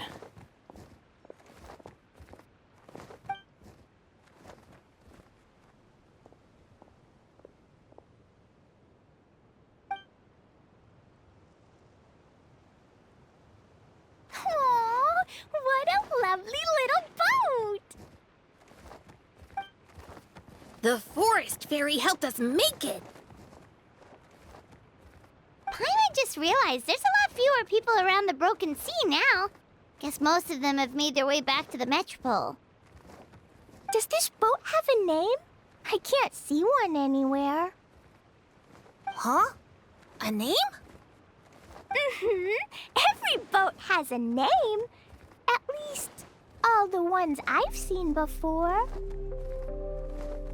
They're usually symbolic names that represent something aspirational.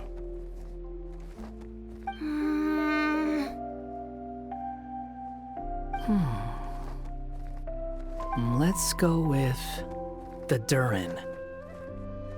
Huh? You want to name it after me? Oh, you mean to wish Mini Durin a safe voyage as he sails into a new chapter of his life beyond this world? Your princessin approves. Let this vessel bear the name of the most esteemed dragon of the night. The Durin. Let's call it that then. Thank you, Hat Guy. Also, can I ask you a favor? Go on. Remember how Mom's friend said I should be able to leave this world? Well, I want to pay a visit to your world. Just a quick trip, can we? Huh? Is that a no? Paimon thinks that's a great idea. If the people of Simulanka are allowed to go to Teyvat, then what's the problem with taking Mini Durin there for a visit? I'm assuming I'll have to be your bodyguard while we're there. I can protect myself.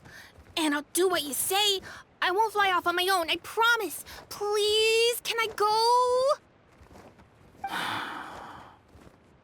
It'll be up to you to stick close. If you disappear on me, don't expect me to come looking.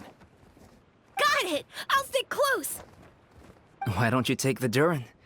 Now you've given it a name, it'll be a maiden voyage for the boat and a brand new journey for you. Are you leaving, Mini Durin? Okay. Well, make sure you come visit me in Mondstadt so we can play together again. Klee will draw you a map to show you the way. Though our time together has been as fleeting as a ray of light in the depths of the long night, the Immonokreich will welcome you with the grandest of music ceremonies on the occasion of our next reunion. As surely as the stars in the sky watch over us, we shall meet again. What Mein Fräulein means is that you're always welcome to visit her at home as well. Cool! Ah, I have so many new friends now. I'm so happy. Are you done yet? If you want to leave, then get over here.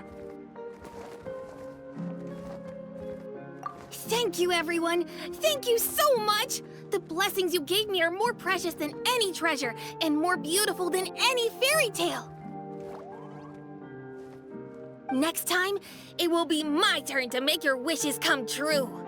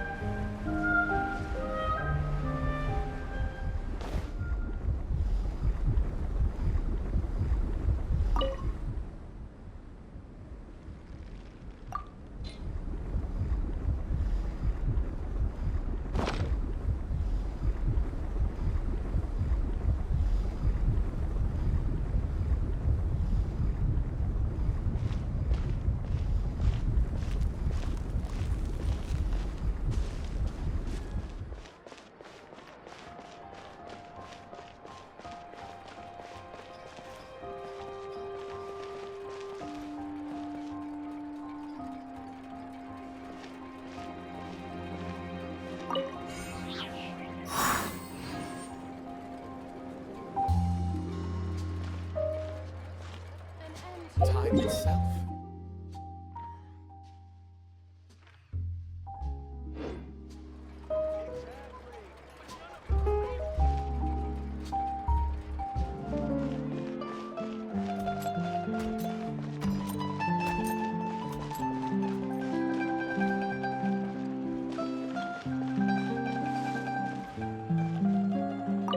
And that's the way the cookie crumbled. So what do you think? You two fancy taking a stroll around my kingdom? Sounds like someone's been playing a little too much tabletop troop. Not at all. I actually haven't seen her at all in a little while. I'm telling you, it's real! Just come with me and you'll see it for yourself. So, you were the king, huh? Somehow, that part doesn't sound so far-fetched. I actually think you'd fill those boots quite easily. Thanks for the vote of confidence. Well, if we're going to be traveling with a king, we'll need proper titles as well, right? I guess I can be the royal tailor. Okay. Then I'll be Her Majesty's personal bodyguard. I'm sure those would work, but we don't have rules like that in my kingdom. Oh yeah, and can we go buy a music box first? Why, exactly? Let's just say I've developed a new appreciation for them after my recent adventures. Just imagine it. One night, while I'm asleep, one of the small dancing figures in the music box suddenly steps off its track and starts moving on its own. Wouldn't that be amazing?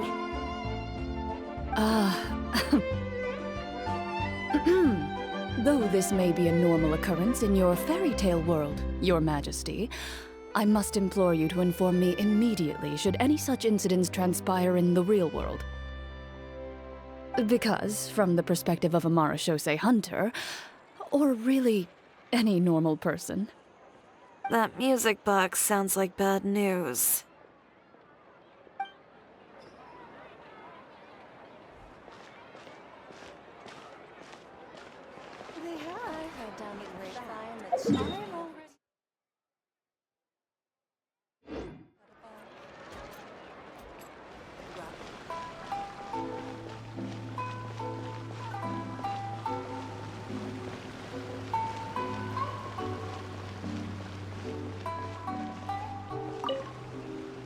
Hey there! It's good to see you again. Pretty amazing, right? I never thought I'd be able to keep this outfit in the real world. I really like the texture too. It feels so nice against my skin. Still, not the best thing to wear when I'm out on a delivery. Something about running around carrying a parcel when I'm dressed like this seems to make everyone suspicious. Especially the guards, the Millilith, and so on. They always stop me and interrogate me on the spot. Guess I'll just have to switch back to my old outfit when I'm on the job. Oh, it was fantastic! A magical world full of things I'd never seen before. Great scenery, really friendly people. Oh, and I also took a trip back to the Forest of Blessings after we parted ways. Grandpa Almond introduced me to everyone in the forest and reassured them that I wouldn't scratch anything. I made sure to fully retract my claws while I was there. I didn't want to find out how they'd react to seeing them. With this adventure under my belt, I can turn the tables on my grandma. It's my turn to tell her some stories. After peace returned to Simulanka, a lot of people started saying they wanted to pay a visit to the world beyond. But they're a little worried about whether it's safe or not. If any of them do visit to that, I'd love to be their guide. I could even use my delivery box to take them around. If anyone understands the joy of seeing new things, it's me. Sure thing. It's always a pleasure adventuring with you guys. I had so much fun.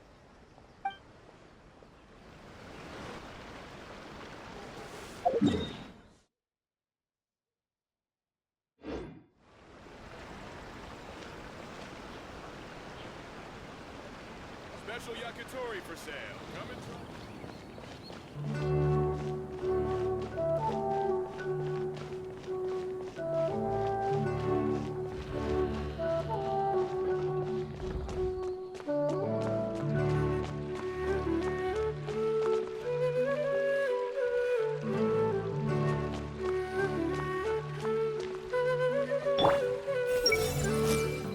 So annoying.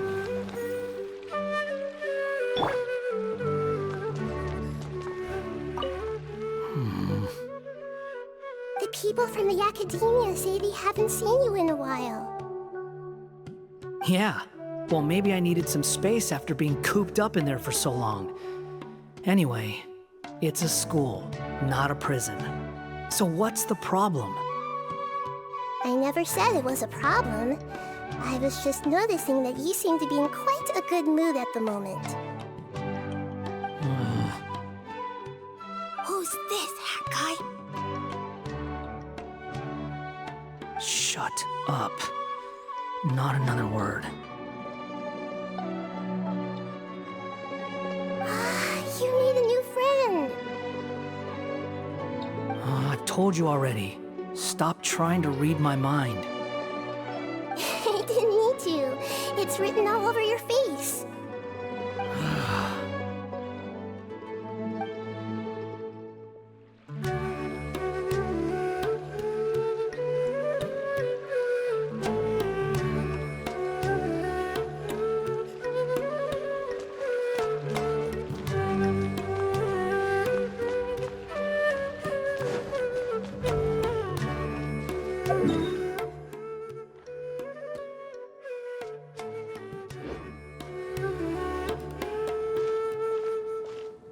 Welcome to the academia. The daylight hours really dry.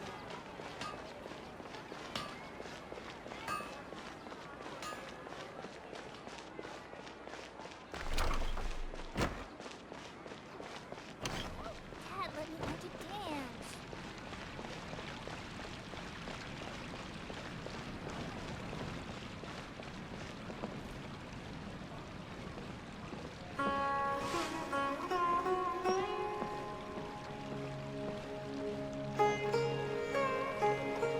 It worked as on the stage. One must act with gumption.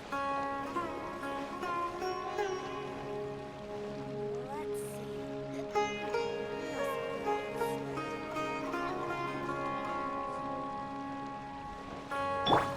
I see everything. I think I'll go perform a dance on stage later.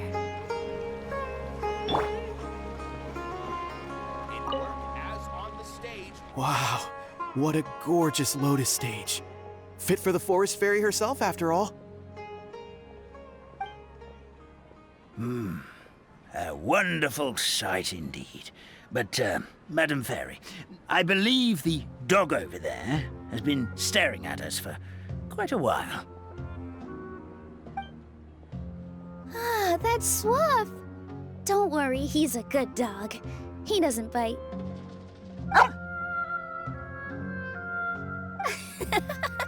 That's a good boy. I haven't seen you in ages, Swaff. No eating the frogs and hamsters here, okay? No eating!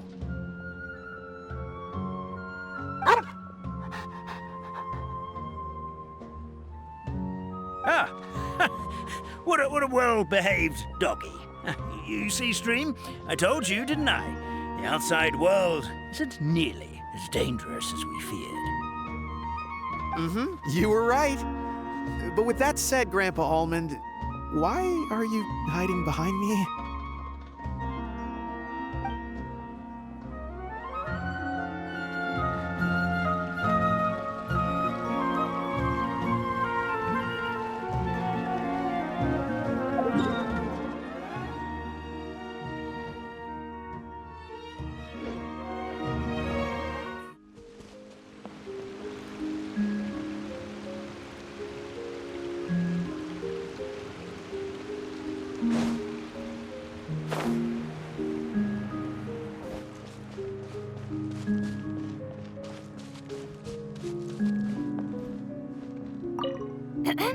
Oz! Though I customarily refer to you as my familiar, in truth, I've always seen you as... Say no more, mein Fräulein. I, Osvaldo Haraffnavines, hereby pledge to always stay by your side. Quite rightly so. The Prinzessin should expect no less from her most favored Nachtraben. I couldn't agree more, mein Fräulein.